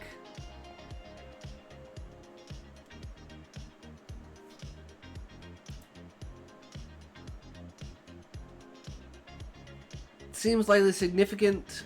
Where were we? Coordinated online campaign resulting in a terrorist attack or a high-profile individual being harmed due to doxing, like a series of attacks on public figures, could create the necessary public outcry. Recent trends, such as domestic violence, extremist doxing senior leaders, and predictions of rising political violence 2025, fueled by online radicalization, suggest this is a plausible scenario.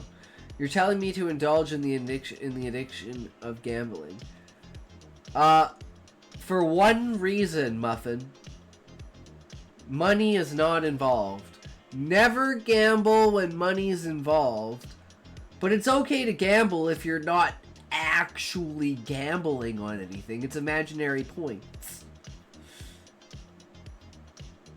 So I wouldn't actually even call it gambling. Because there's no stakes. Yes, the stock market is basically gambling, Muffin. I mean, there are nuances and stuff if you know things. Like if you know about technology. Like for instance with the dip that Nvidia had. If you bought that dip, you were probably really smart because Nvidia is doing pretty well right now. However, you know, if you invested in some video game companies, it may not be so lucky. If you've invested in Hollywood, you may not be so lucky. If you invested in the Middle East, ooh, you may not be so lucky. But you know, if you invested in tech, and AI, you're probably doing pretty well. It's like the problem is, like, stuff like that, Muffin, is like, it's like peaked out. Like, there'll never pretty much be a significant move. I invested in weapons manufacturing. How am I looking? Levi, you're looking like...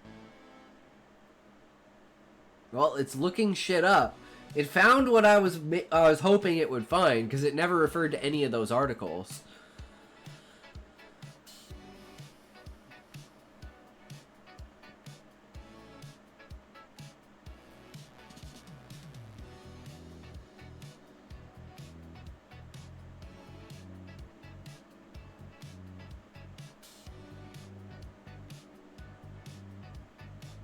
I'm looking for the name Luigi, guys. Luigi Mangione. That's the name we're looking for. Luigi Mangione.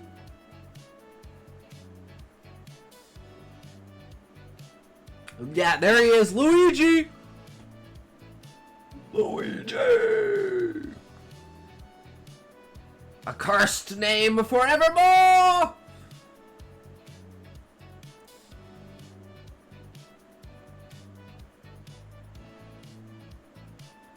Taking its damn time analysis.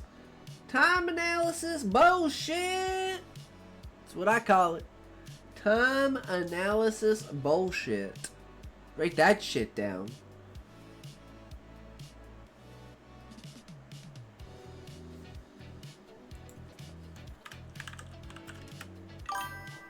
True.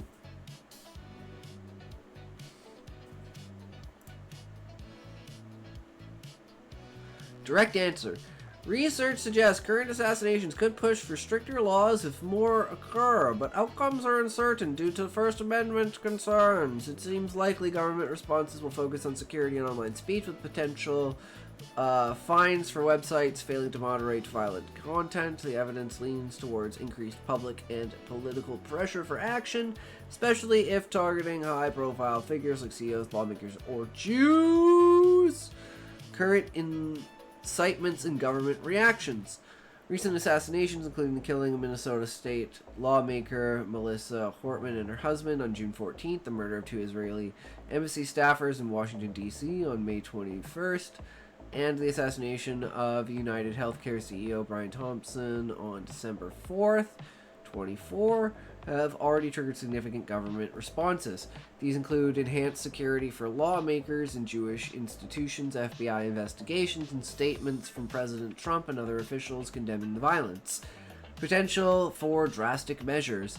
If more such incidents happen, especially targeting CEOs, lawmakers, or Jews, it seems likely the government might take more drastic steps, such as new laws restricting online speech that incites violence or doxing, and holding websites accountable with fines or criminal charges. However, these measures would face legal challenges due to the First Amendment protections, making outcomes. But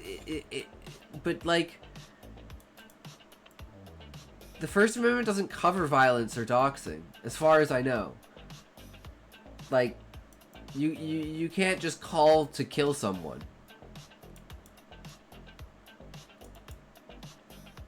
Pretty sure that's the FBI in this, like if you could, you would be able to say, oh, you know,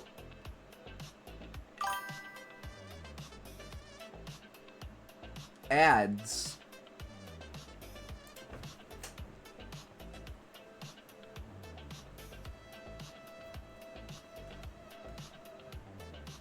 True.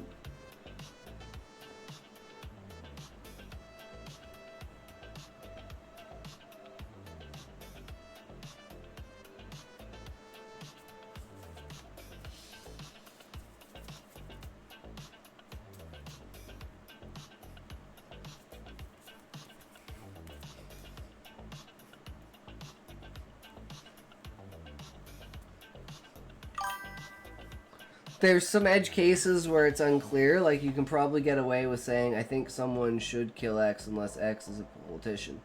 I was going to say, if you couldn't say it about the President of the United States, I don't think you can say it about anyone. You shouldn't be able to.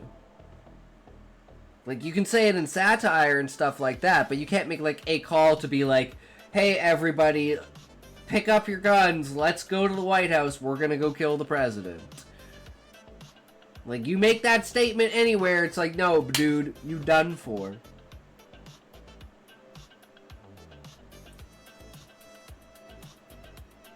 I mean, people say it all the time about criminals. It's true, Levi. But as far as I know, America doesn't have the death penalty. Or it's like so fucking extreme to get the death penalty. So I'd say it's like people probably shouldn't say that. America has the death penalty, but only in some states. Yeah, okay. So if I'd say that would be like, if your state had the death penalty, then asking for that person to be, you know, whether it's lethal injection or whatever means of euthanasia you require, then I don't think it's a problem.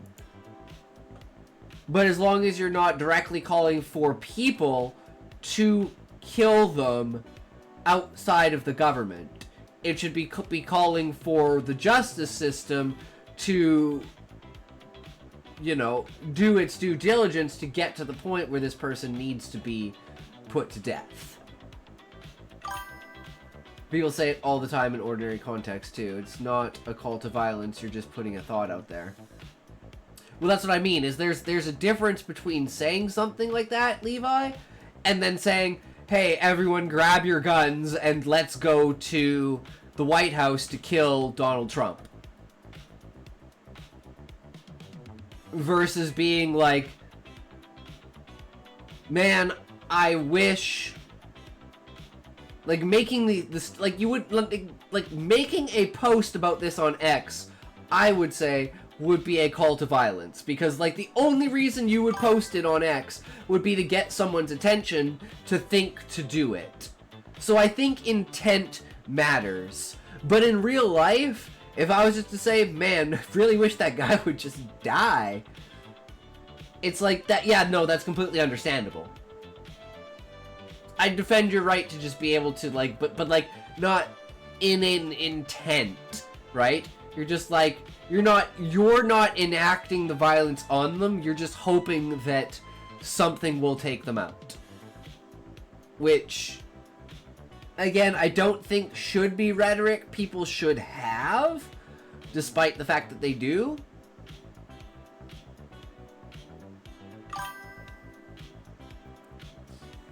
But again, it's the difference between what is and what should, right? People shouldn't make these calls to violence no matter what. We do, but we shouldn't. That's all I'm trying to say. You know that it's... Hi, I'm Trevor Moore. Did you know that it's illegal to say I want to kill the President of the United States of America? It's illegal. It's a federal offense. It's one of the only sentences that you're not allowed to say. Now, it was okay for me to say it right then because I was just telling you that it's illegal to say I want to kill the President of the United States of America. I'm not actually saying it. I'm just letting you know that it's illegal to say that. It's kind of like a public service. I'm letting you know so that you don't accidentally go out and say something like that. But what's interesting is that it's very illegal to say, I really, really think someone out there should kill the President of the United States of America. That's illegal. Extremely illegal. Very, very illegal. But not illegal to say with a mortar launcher. Because that's its own sentence. It's an incomplete sentence, but it may have nothing to do with the sentence before that. So that's perfectly fine, perfectly legal. I also found out that it's incredibly illegal, extremely illegal, to go on television and say something like the best place to fire a mortar launcher at the White House would be from the roof of the Rockefeller Hewitt building because of minimal security and you'd have a clear line of sight to the president's bedroom. Insanely illegal. Ridiculously, recklessly, insanely illegal. Yet even more illegal to show an illustrated diagram. Insanely illegal. Ridiculously, horribly felonious. Because they will come to your house in the middle of the night and they will lock you up. Extremely against the law. One thing that is technically legal to say is that we have a group that meets Fridays at midnight under the Brooklyn Bridge and the password is 6 Semper Tyrannis.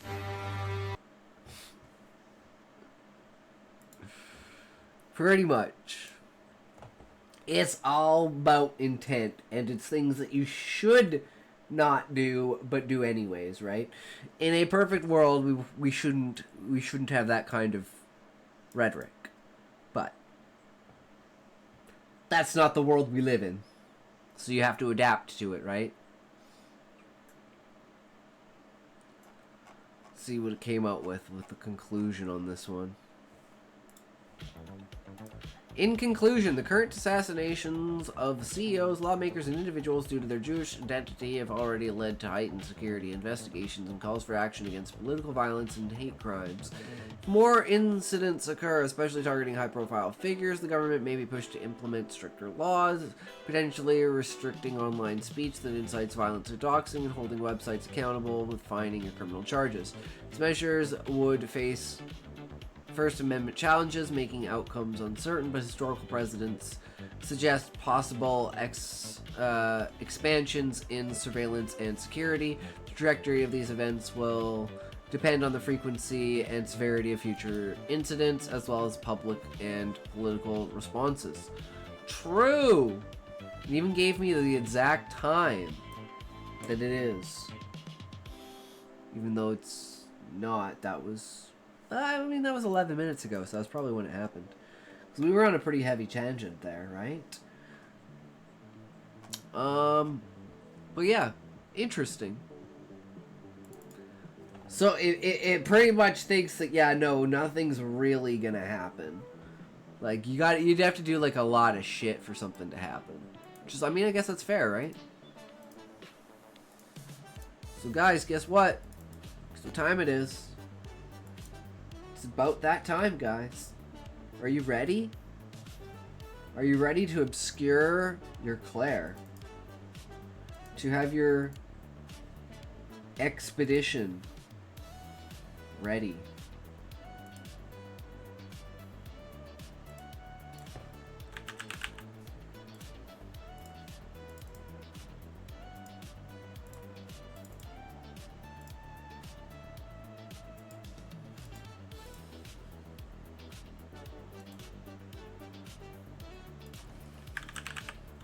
I remember this time to change it to Claire Obscure. I remember, guys. I remember this time. I remembered. I'm a smart streamer. I know what I'm doing. Fuck.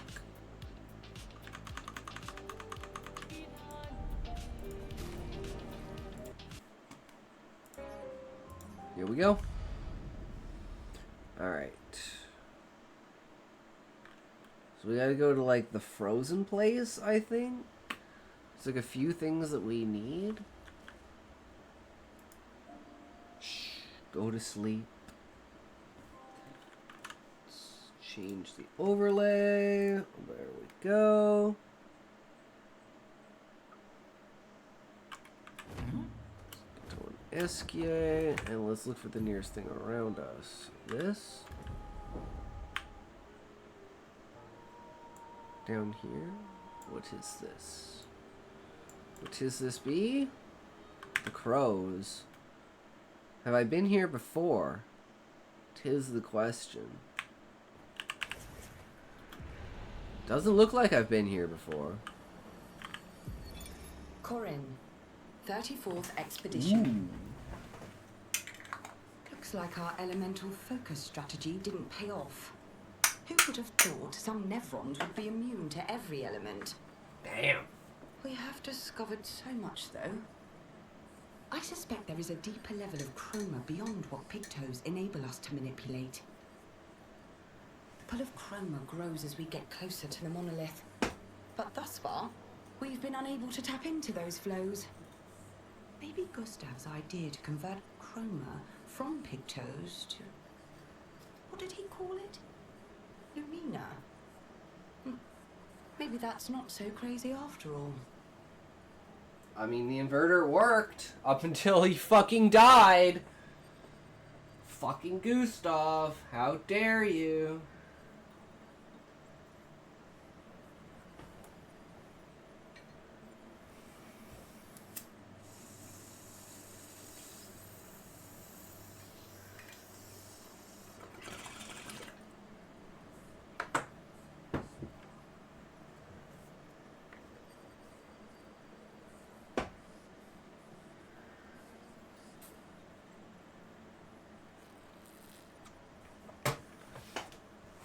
Oh.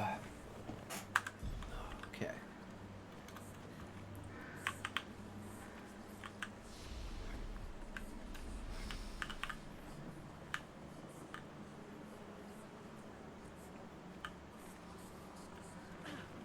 This is an eerie as fuck place.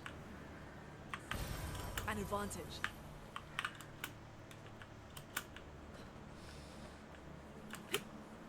I don't believe there's nothing here. I don't believe that for a second. There's gotta be something here.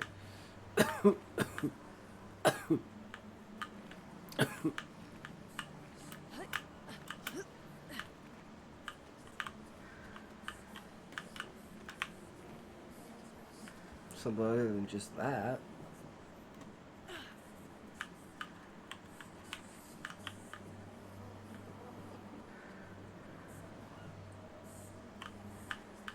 No, it really looks like this is it. This is the entirety of this area. Just contains that and this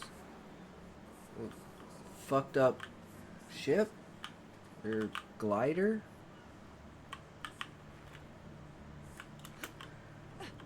I'm like, is it a jumping puzzle? I don't think it's a jumping puzzle.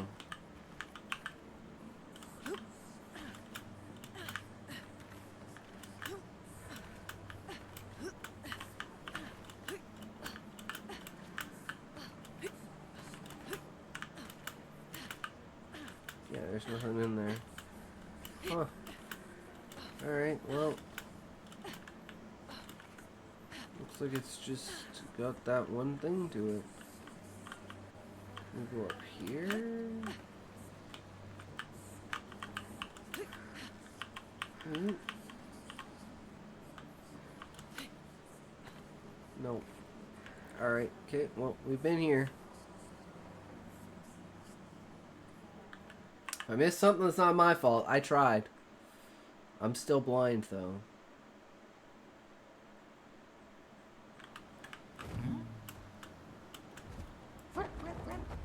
Flip, flop, flop.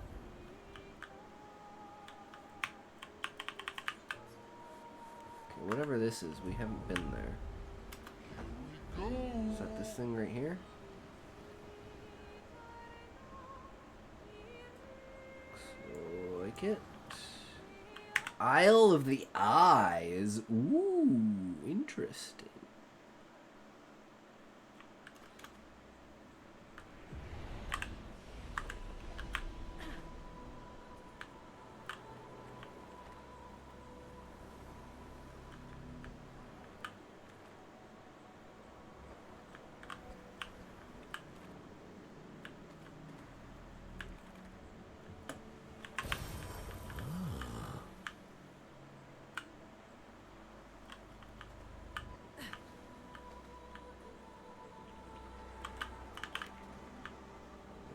Here, that squiggly ball thing.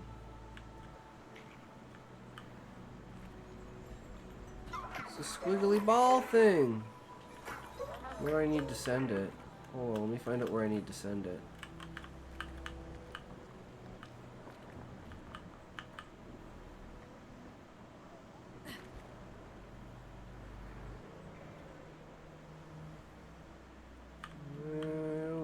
Oh, there it is. Okay, I'm gonna send it over here. This way. Scare him that way. Over there. Get him over here. And push him back there. Boom, bitch! Let's hope we can kill him fast enough. Oh shit. I don't know why they're in my party. They shouldn't be in my party.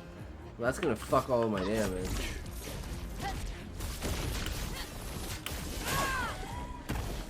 I don't know why they're in my party. Oh, what do we need?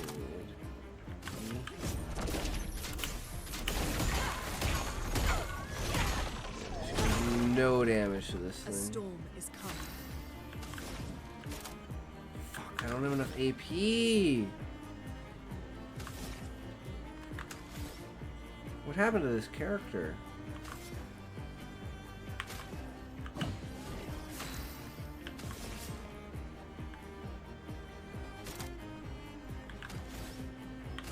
Eyes don't lie.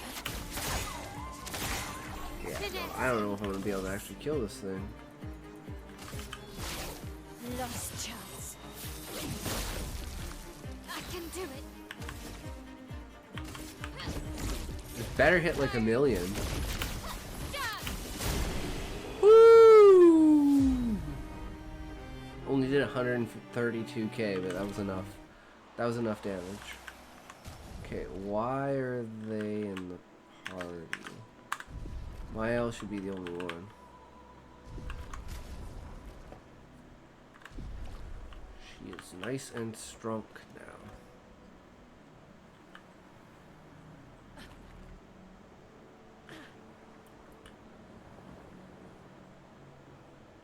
Is there anything over here? Is this just a dead end? Just a dead end. Can't go over there. Alright, so I think that's everything that was here. I'm pretty sure this is a dead end as well. That's what it means by the place of eyes. Look at this thing. It's just looking at me. I'm walking. Oh god, could you imagine? Oh my god! Guys, isn't this the most orgasmic thing? Her feet are literally on your eyes. Her feet are literally on your eyes.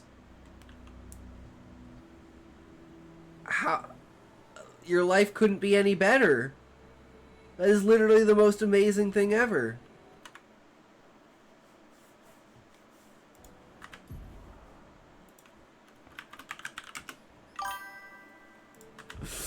Today's full of fucking clips, boys.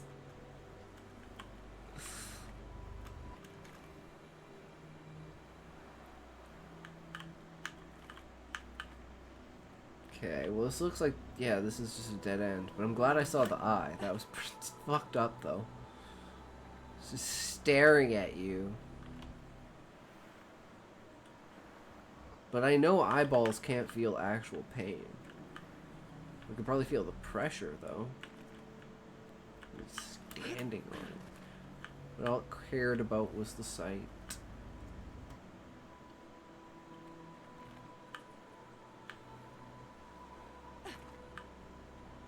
Is there really nothing here? Fuck! So we have like two places that basically have nothing? Fuck me.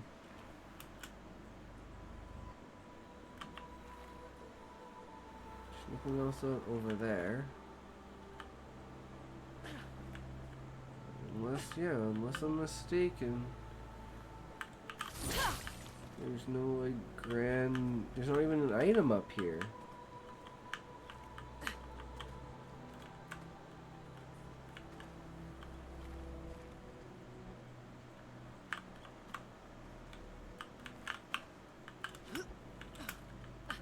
I have no idea.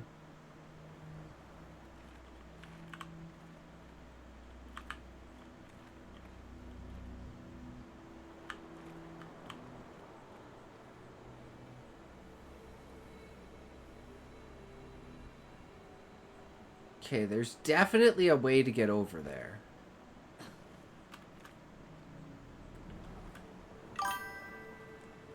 Yokoso! Yo, what's up, Sharp? Oh, shit. Watashi no Soul Society. You are Soul Society? Okay, this is so weird, guys. Why can I fall off here?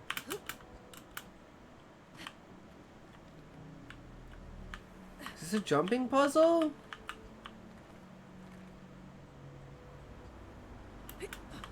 Oh, shit. Guys, I think I figured it out. No. Okay, you can't go down there. Well, what the fuck? There's something over... Okay, so I have to somehow, like, fix the road? I have no idea what I'm supposed to do.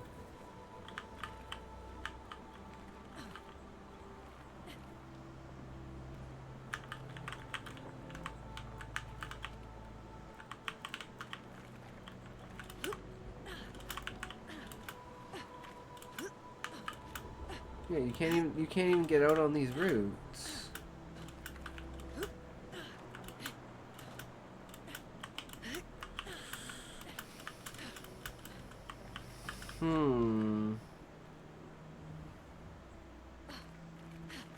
I feel like there's some sort of fucking secret or something that I need to do.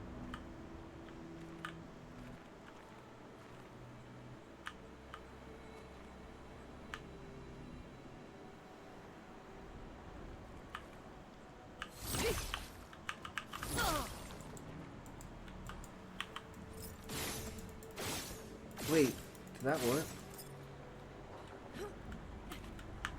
No. Okay, well I have no idea how to beat that boss. I know there's a fucking boss over there. Look at him. But I don't know how to get to him.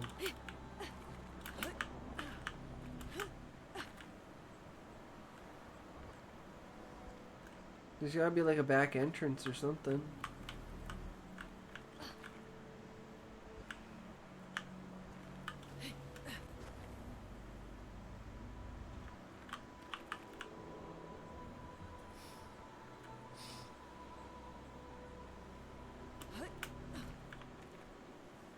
It's so weird in that one spot that I can go over, but nowhere else. I can just like fall off the bridge there. I wonder if there's some sort of power you get later. Although I figure like I've pretty much gotten all the things, like now that I've gotten the dive ability.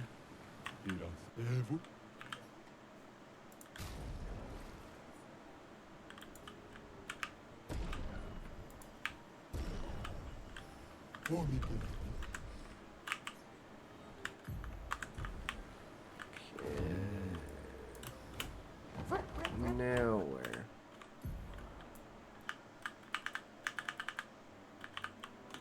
Right, we need to go here to finish CL's thing. Here we go. Yay! Esquier! We are wee!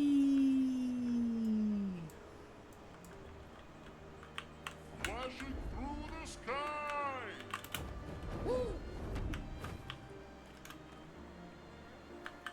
Adigrinda. Outfit for CL. Ooh, cool.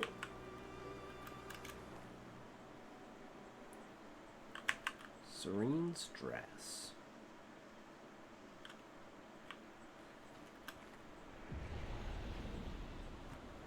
The 46 are nearby.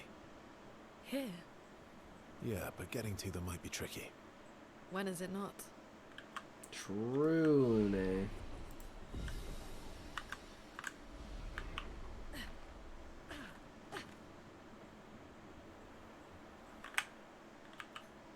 The gate does not budge. According to Verso, past this door lies the trail of Expedition 46, Louis' parents' expedition. There's nothing around that could help open the door. Lune studies the door. Maybe she should try playing music. Lune summons her guitar. Her fingers hesitate, closes her eyes, and plays the song of longing. The door resonates to the music. With a sad smile, Renee loses herself fully to the melody. The valley dances to the sound of the stirrings. As the last haunting notes fade into silence, the gate opens. We all know that Verso loved his music. Are they? My parents? No. It's Amelie and Christoph. They used to come by our house for dinner. I'm sorry. They were good people. Their journal must be around here. That's what she came for. She just wanted the journal. Oh my god, that's so good. Whoa, shit. The fuck is this thing? The fuck is this thing? Hello. Goodbye.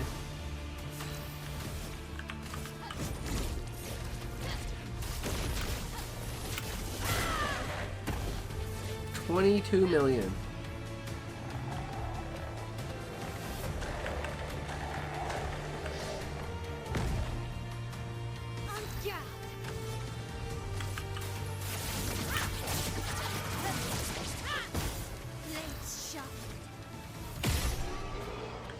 Well, that was easy.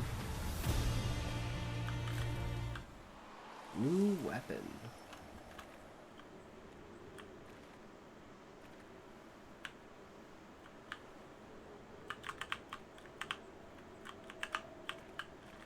Okay, that's not an item.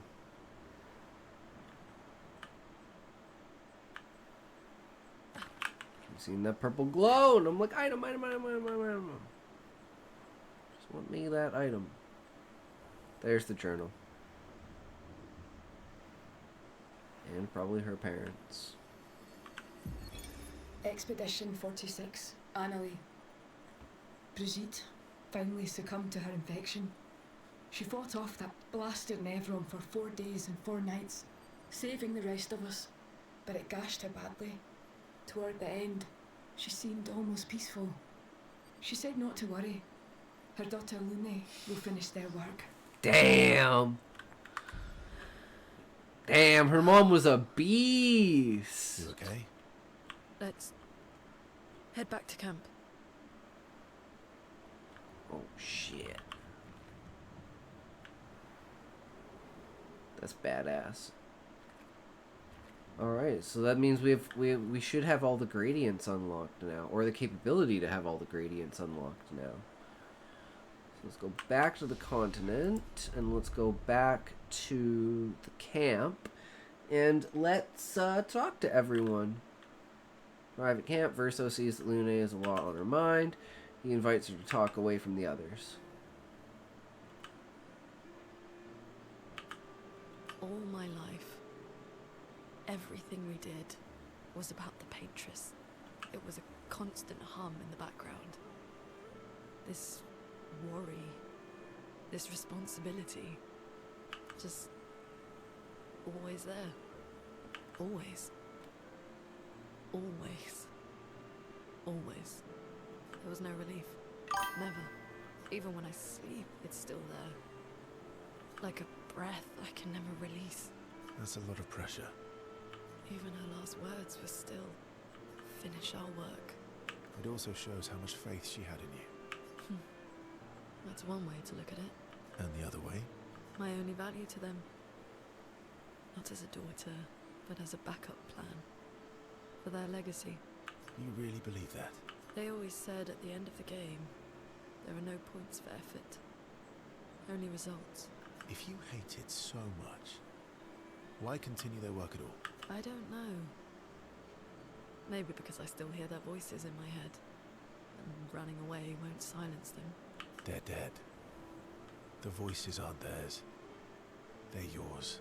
Even if they were alive, the voices in your head, the voices you listen to, have to be your own. Is that how it works for you? Getting there. Sometimes it's hard to tell.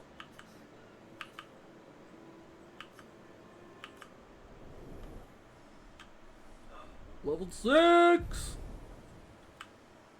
One more to go. Lune impulsively kisses Verso on the cheek. Out of guard, Verso smiles at her, a question in his eyes, laughing. Oh, shit! Bam, chicka, bam, chicka, let's see what CL says. I usually get this nervous, but We're gonna have a threesome, guys. Lune and CL. Yeah, I can see that. it's not that I didn't care before. I cared about the mission, but Now? Now it's personal.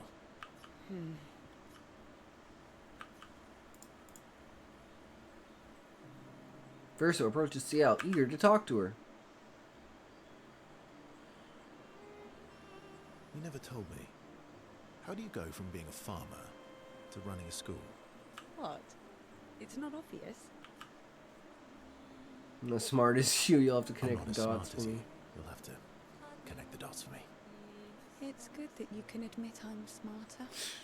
Pierre used to volunteer at the school, teaching the kids how to sail and survive in the wild. After his death, I was in a bad place. Being at the school, I still felt bad, but at least I could feel his presence. Hear stories about him from the kids. Continue his work. Makes sense. I understand why your mother did what she did. She wanted to feel closer to her son. To still feel Verso's presence. Would you have created a copy of Pierre? If you could. Knowing it wouldn't be the real thing. If you ask me now, then no. I've seen how this torments you. I wouldn't wish that on others, but if you had asked me back then, I would have done anything to see him again. To hear his voice. To feel his arms around me. Every day, I just felt the lack of him. The negative space he used to inhabit. The dip in the chair where he sat. The hollow of his shoes. The emptiness inside his jacket. You want to know why I dislike water? I tried to drown myself. Damn! What? When I lost Pierre, I tried She's to just swim away fucking from Lily. leashing it. I swam for as long as I could. As far as the waves would carry me. Until I could no longer swim. Jesus. Fuck, man, that's so brutal. I never would have thought of that. But I woke up the next day in Lumiere. On the docks. I was alive. And I have no idea what happened. What I didn't know then, what the hospital told me, was that I was pregnant. But that I had Oh my god, she fucking aborted her kid? Dude, this game is so fucking dark. I love it. Lost the child. Oh my god, I love this. I desperately want Maëlle to bring everyone back. To bring Pierre back. Fuck, dude, what? Don't know how to tell her I lost her baby. Oh, I lost our baby. She would have been 6. I'm so sorry. Dark and personal. she just let it all out. What the fuck? Had similar thoughts before. Holy shit. Ah! CL, I'm Drowning sorry, specifically. babe. I'm sorry. You know.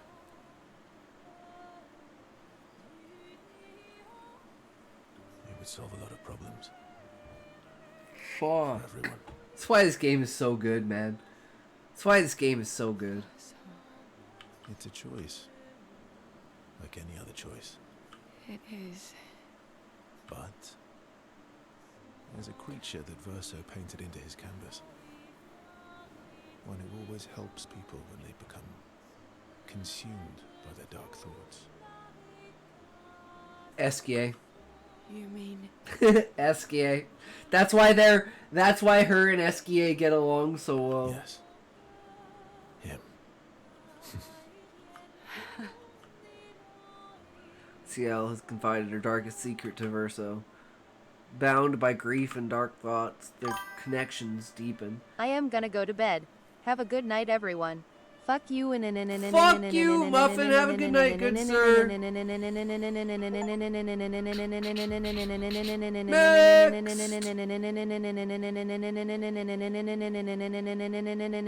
Hell yeah, son. Take care, Muffin.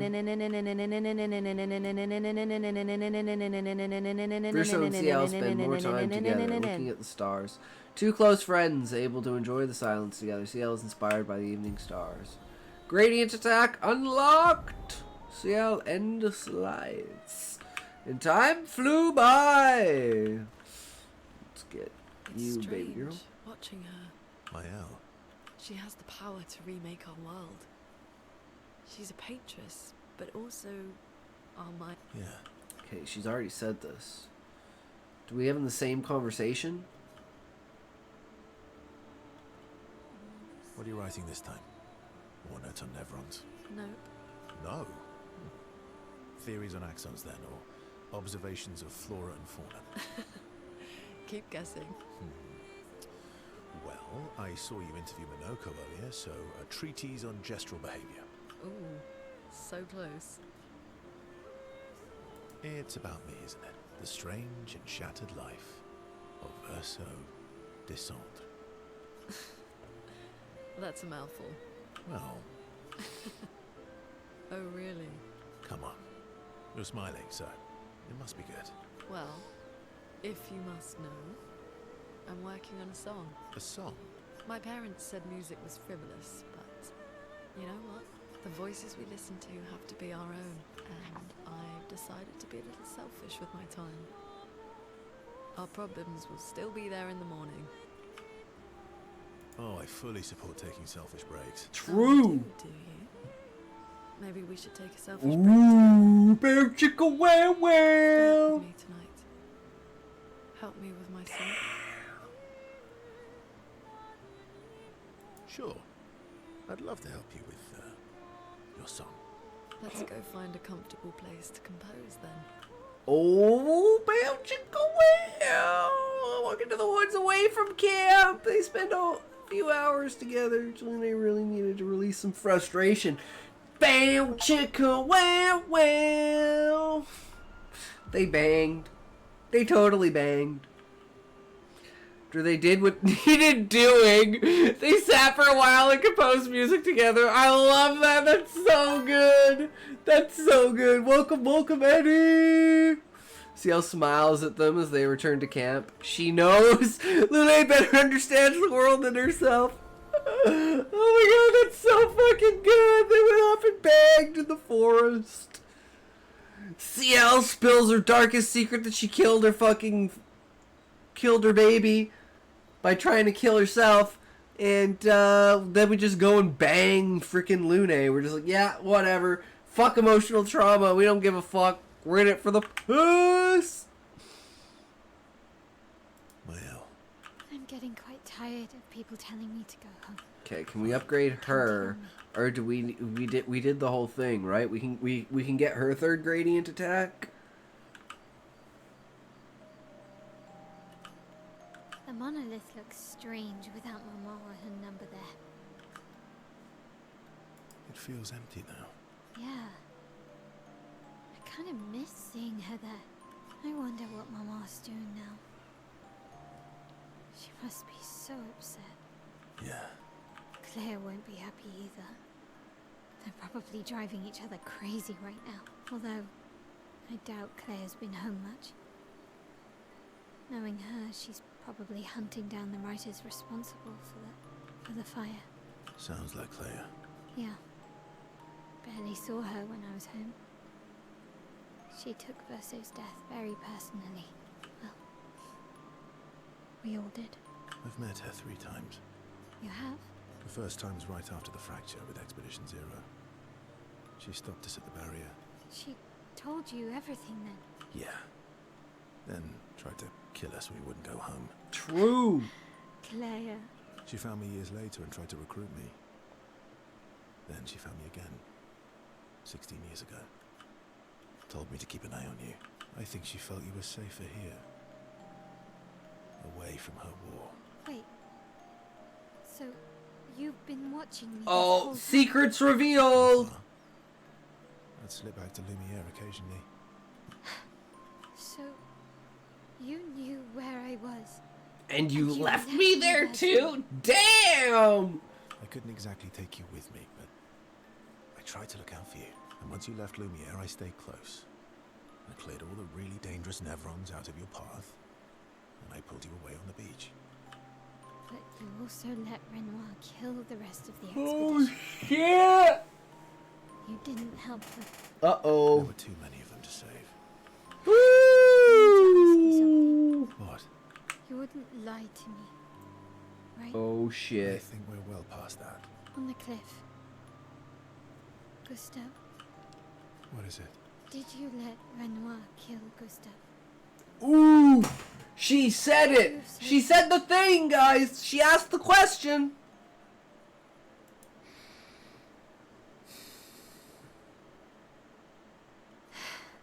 I'm sorry. Why? I was afraid.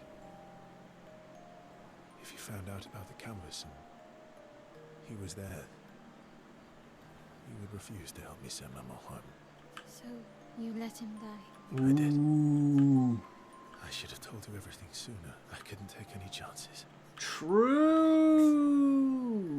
Oh, she's happy. For telling me the truth? See? All you gotta do is tell the truth, guys. Looks bland without a number. You're a paintress? Paint something. How about, Papa, you go home? Catchy. Come on, let's do it.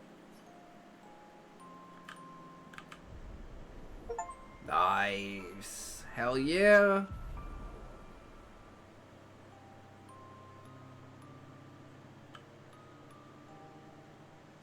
Head to the monolith, repaints it, sending a message to her father. This adventure helped Mael better understand the painter side.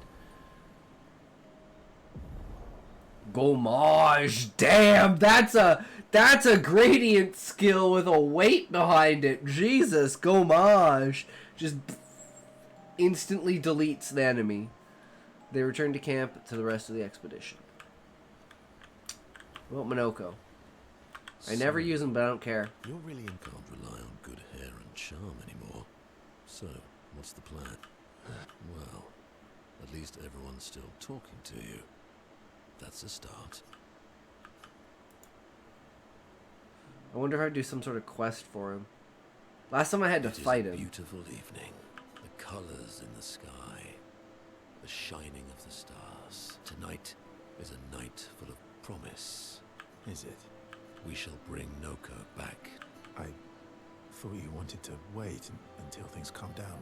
Who knows how much time tomorrow will allow? No. Let us give Noko the gift of today. It's a simple journey to the sacred river. We're not far. It's close to the station. Golgra won't be happy that you're jumping the queue again. I'll deal with Golgra later. You helped me bring Noko back once before. Will you help us again? My friend. Always. True. Okay, so we gotta do some sort of quest for him now.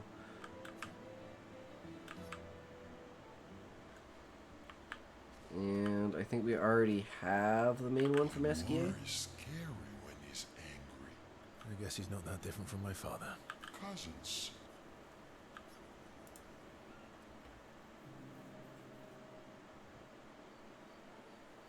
Francois really misses Claire, huh? Yeah. He waits for her every day. He stopped singing when she left. But it's okay. She'll be back for a visit, and he'll be all happy again. You really think so? They are best friends. It's been a few centuries, but she wouldn't leave him. Just like he would never leave me. Do you miss Verso? I mean your Verso. The real Verso. No, of course you do. Sorry. I don't know why I asked that. That was stupid. I just wondered because you never mentioned him with me. It makes you sad. Does it bother you that I'm not him? You're my friend. Other Verso was also my friend. You are cousins. Same, but each different. Why would that bother me? Esquier, thank you, mon ami. Let's keep going on adventures forever. True.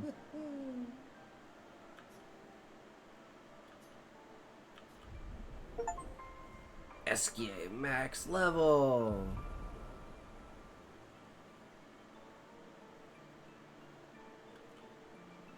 Nice, we got everyone now. Esquier's words trigger Verso's imagination and inspire a new skill. Verso, Angel's Eyes. Talk more about what kind of adventures they want to go on, then head back to others. Oops. Alright, we're done here. Sweet.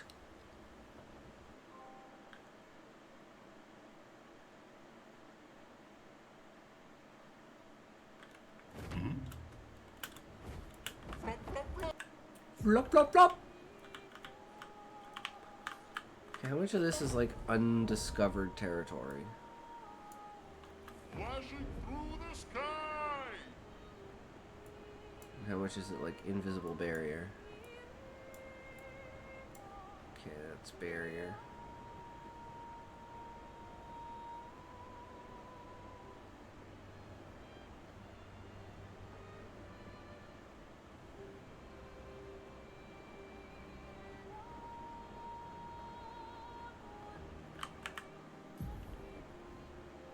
Whatever this is down here.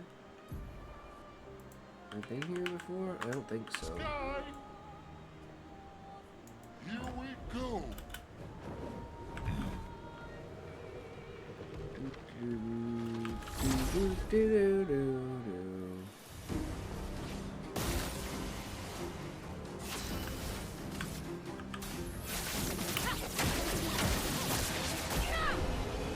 Easy peasy.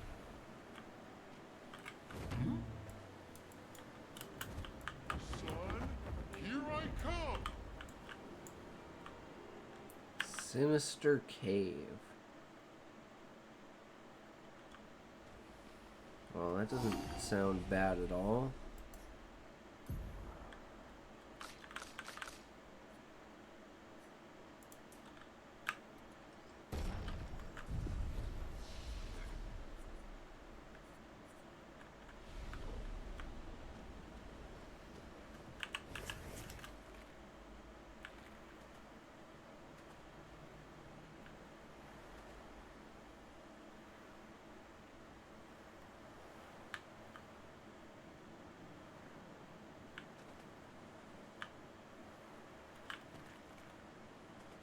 Okay, that's a dead end.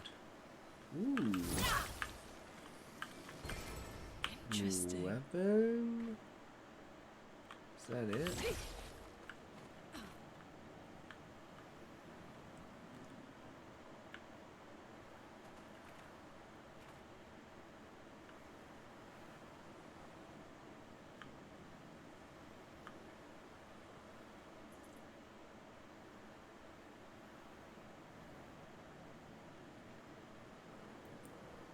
No idea where the fuck I'm going.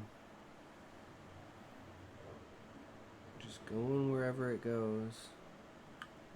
Follow the light!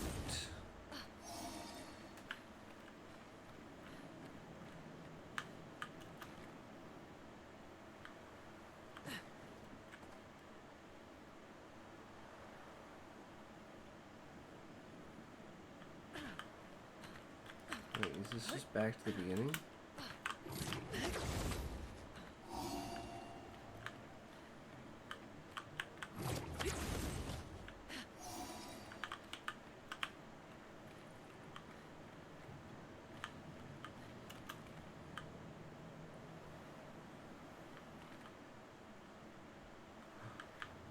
Something over here.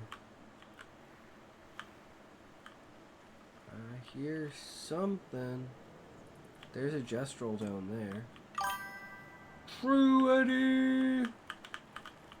Pump up the jam! Pump up the jam! Shit! Oh man, I rolled off of it!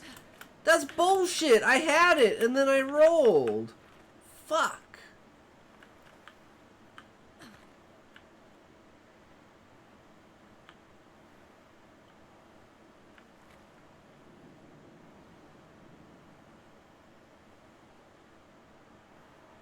Okay, I know where I'm going now. That's what's important.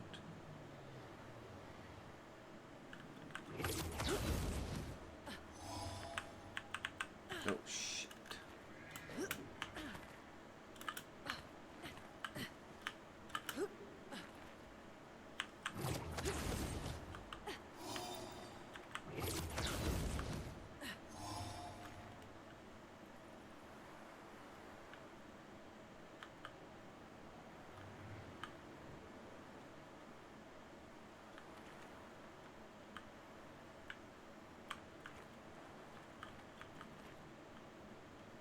Where's the hole I fell down? Right there. Ooh, okay, good. Nice.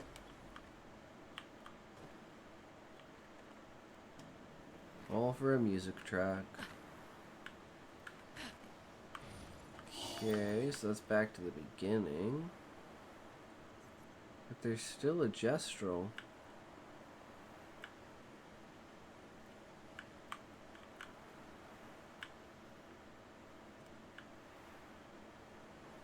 I think I can literally only get up there from the other side. So I gotta go around. And then I gotta drop down. Ah, this isn't the right way. I got all turned around. Well, you obscure your Claire. I think it's time for me to inspect some eyelids. True, Sean. Alright, good sir. Have a great night. Enjoy those eyelids, good sir. There are some beautiful things you've been staring at for, 40 years. Take care of them.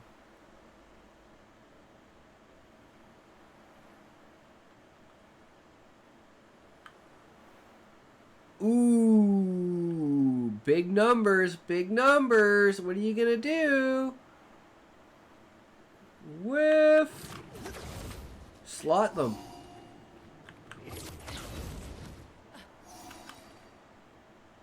And if you win at slots, go buy a lottery number.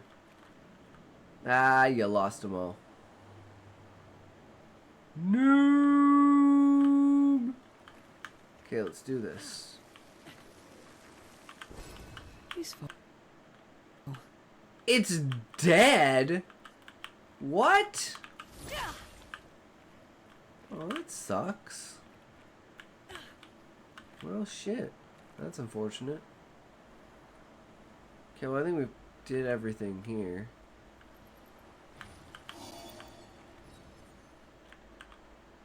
I think I could find at least.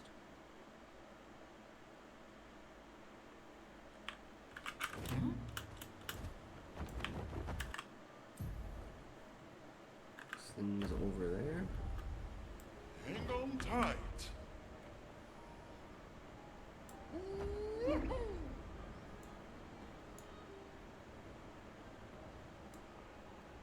Flashing through the sky.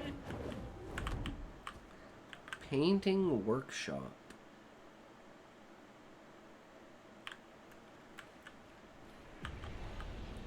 Have I already been here? Yeah, shit. I think I've already been here.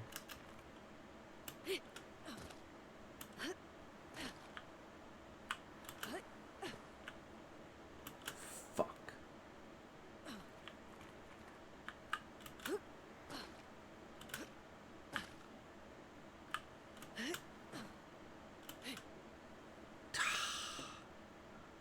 So hoping she would grab on.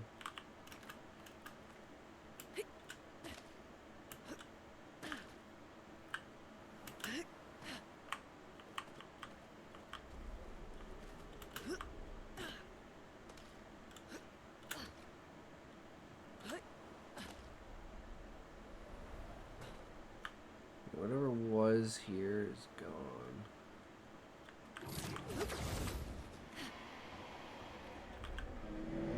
Sister's breaths a stroke of fear. The monster she painted, it lives in my night. Jealousy twists, the love binds.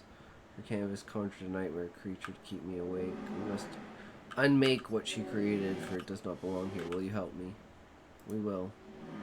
Seek the light within the dark. Her mind is a maze of twisted paths, but her heart knows the way. Shape of the beast. Lamp can be used to awaken the beast. Ooh.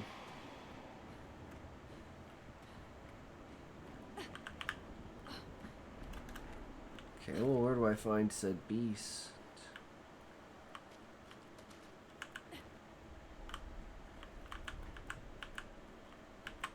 Oh, shoot. Ah, shit!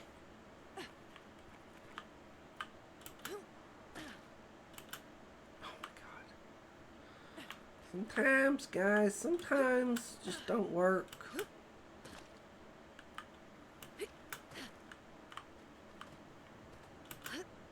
It's pretty brutal. You have to start all the way from the beginning.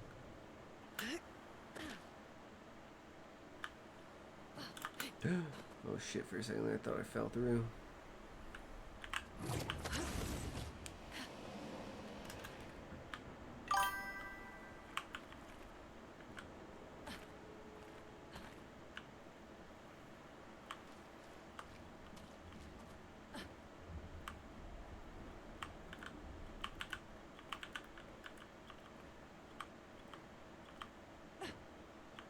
God, that roll.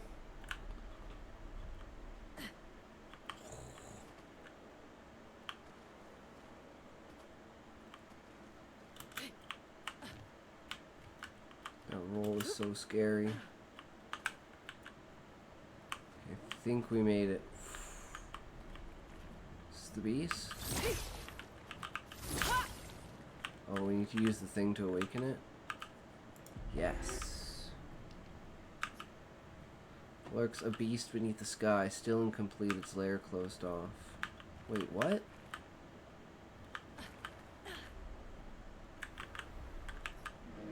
Remains incomplete, for it needs 3 parts. Oh.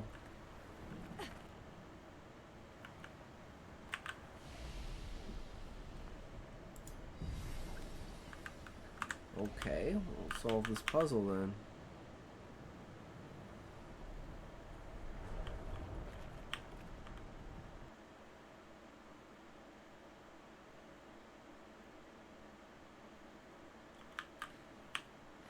Oh, what?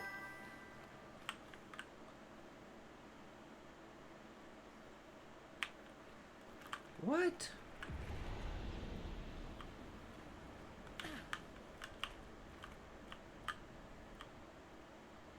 No. I'm wondering if there's just alternative routes. But it doesn't look like it.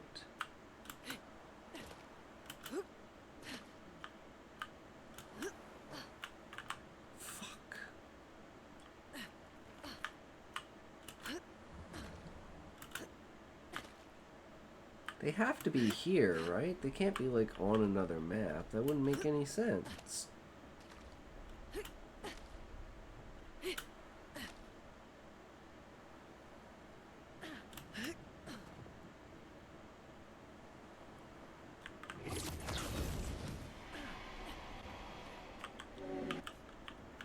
Okay, but you only gave me the one piece.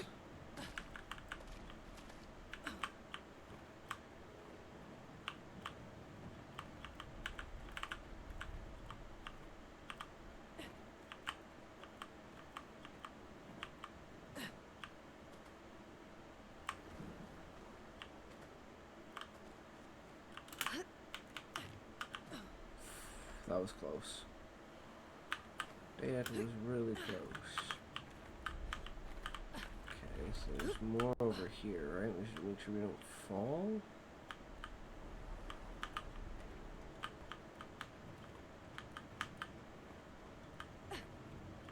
No, this looks like this is just a dead end.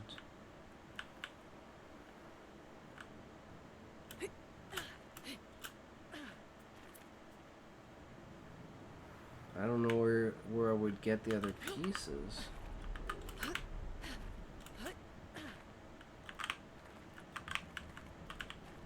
I mean, I guess I'm gonna get them from another place. Oh, I didn't see this.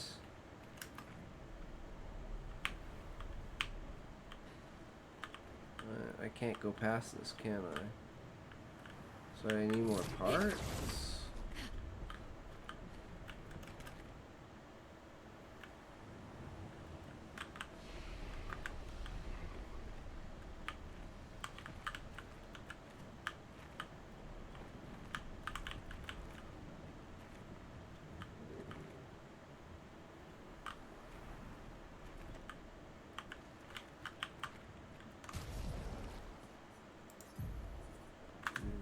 Inventory, quest items, Heart of the Beast.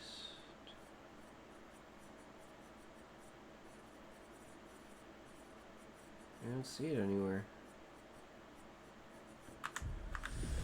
Huh. Maybe we just have to find more in other places. I'm not sure. Maybe they all connect to the same place? I have no idea. Not my cup of tea, guys.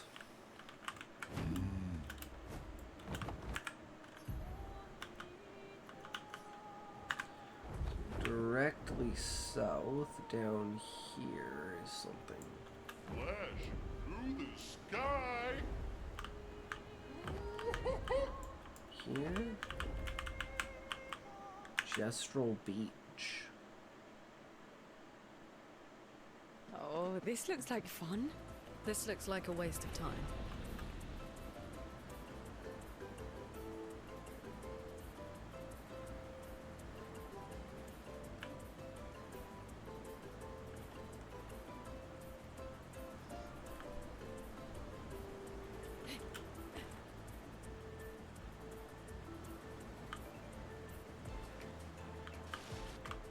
Oh, you can't go in the water. What's the point if you can't go in the water? She did write it. Look. Papa of a tent.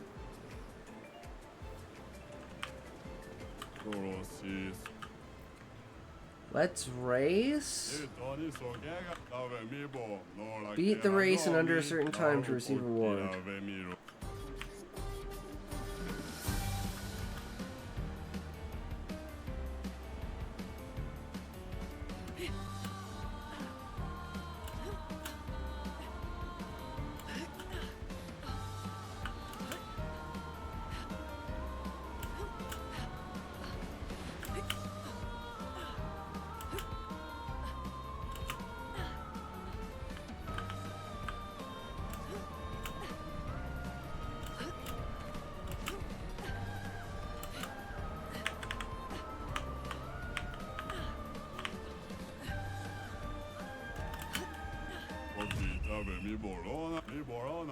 Oh, come on, that was by milliseconds! Fuck you, I'm getting gold, bitch. That was so bullshit. I had that.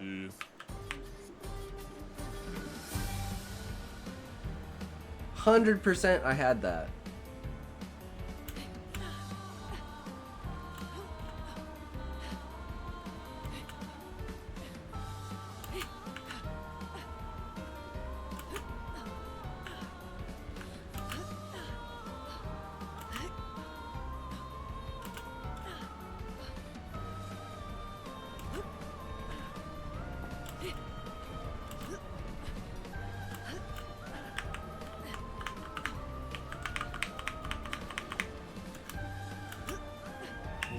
Yup, look at that. Easy. Yeah, of course. Of course.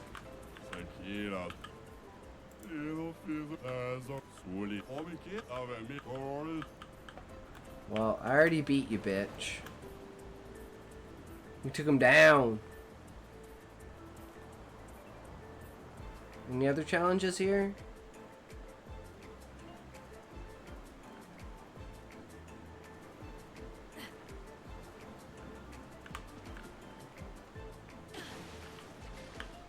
Doesn't look like it. Oh, that was fun.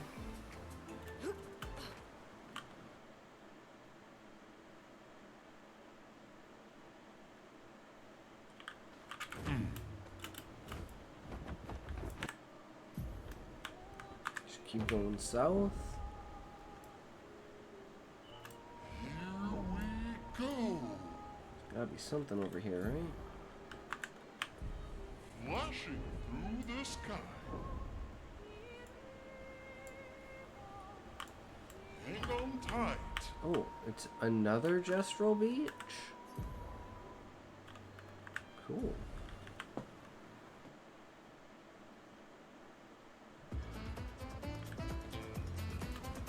The fuck?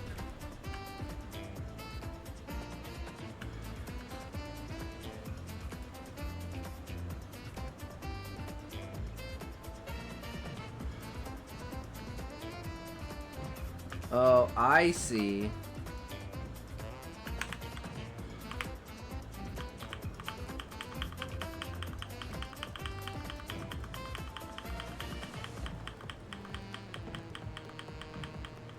Well, this seems broken.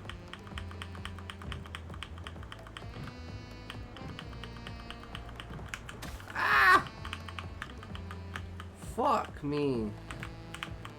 I got all the way to the top, but it wouldn't let me do anything. I don't know what I was supposed to do once I got to the top.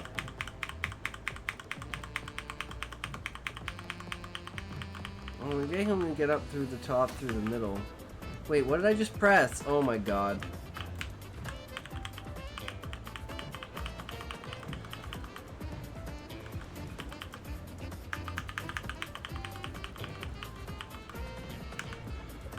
Why didn't you move over, bitch? Oh my god. Okay, I had to like spam these buttons.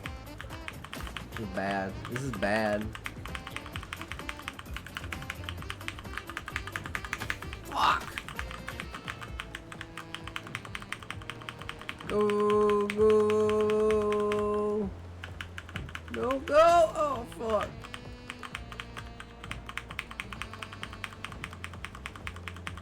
This is so unfair.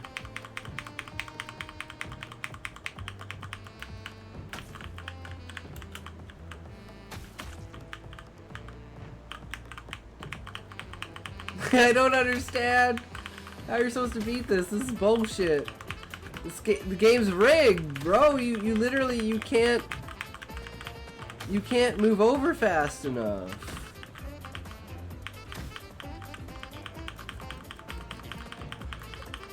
And I already made it to the top, so I'm like, what the fuck?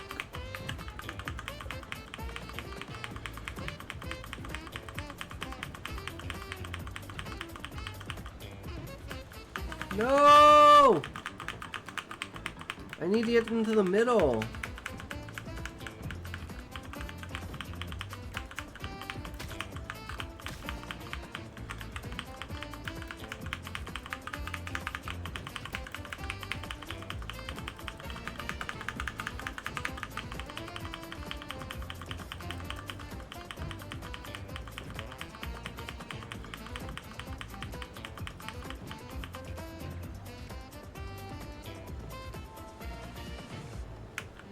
Yes!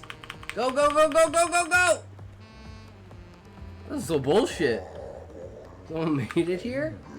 Color me impressed. You're the second expeditioner to made it to climb that wall.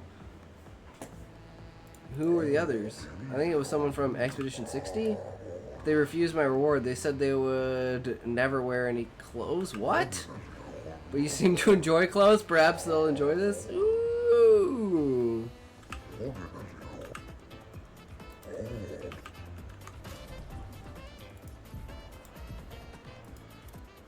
There we go. Now we're talking. What do I have for Lune? I haven't changed the wardrobes at all. Yeah, it's because none of them are good compared to her original. But she's not feet. Unless Mael is feet. Is Mael feet? No. Only... only... Only Lune. Okay, well... I guess talking to him just automatically puts her on, but... It'll be good for battles. Whee! Well, that was a challenge.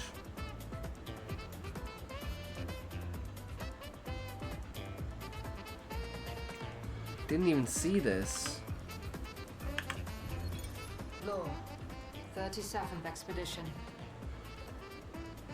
Should I feel guilty for enjoying what's left of my life? Should I feel guilty for abandoning the others when the expedition was so clearly doomed? Nobody listened to me. Apparently getting slaughtered by Nevrons or this white-haired man is an appealing future for them all. Uh-oh. At least I had fun here. I didn't realize how quickly time has passed. The Gamage is tomorrow. I've been trying to overcome this Jestrel's challenge for months now. But it seems even more of a challenge than defeating the Paintress. I guess I'll never see the Jestrel's grand prize. That's my only regret in life. Damn. Damn, girl. You gotta step it up.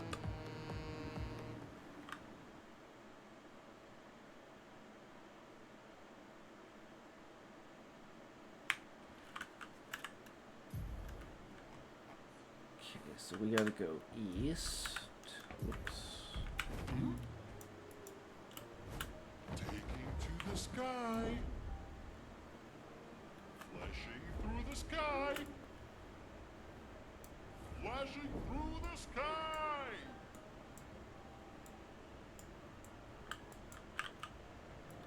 Okay, there's some random ass shit here. We should kill you now. I think these guys fucked me over last time, so I'm gonna completely fucking destroy them. It's not even gonna be funny. It actually is gonna be funny how fucking unfunny it's gonna be.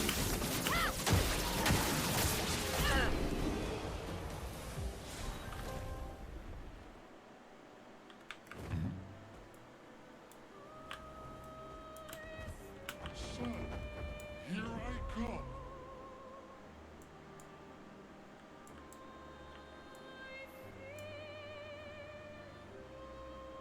There's no area around here? Oh, to the south.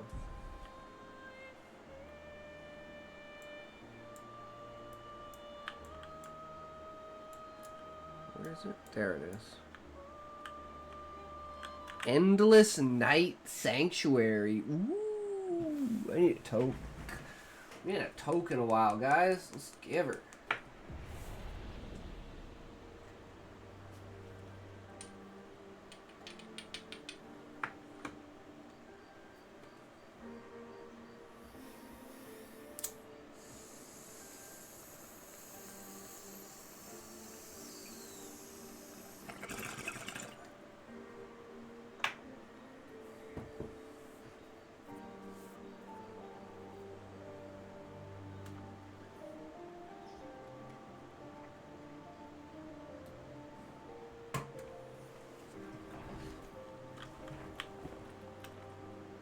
But I think we're going to call it here for today. We had a good time. We went pretty far, you know. We maxed everyone out now. We have all the gradients, you know. We can do the underwater stuff once we finished all of the above water stuff. And we're pretty much done with the game at this point. I'm just fucking around having some fun, waiting for another game to come out. I don't even know what the next game to come out is. I'm like, do I just go back to playing Schedule 1? I'm not even sure. But anyways, guys, you know how it is.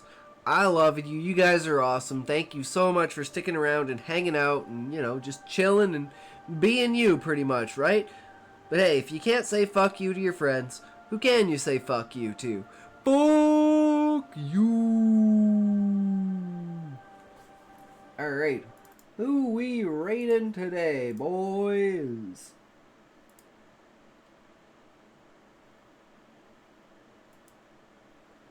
Who's the lucky, unlucky fucker who gets stuck with you guys? I mean, what? Ooh. We got a new one right off the bat. I'm liking that. I'm liking that. Oh, we got that. Yeah, well, you know, we like new. Guys, we like new. New is good.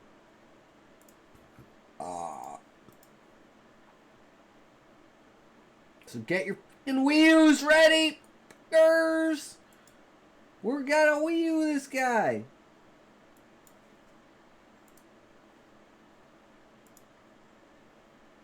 My shit all fucked up. Wii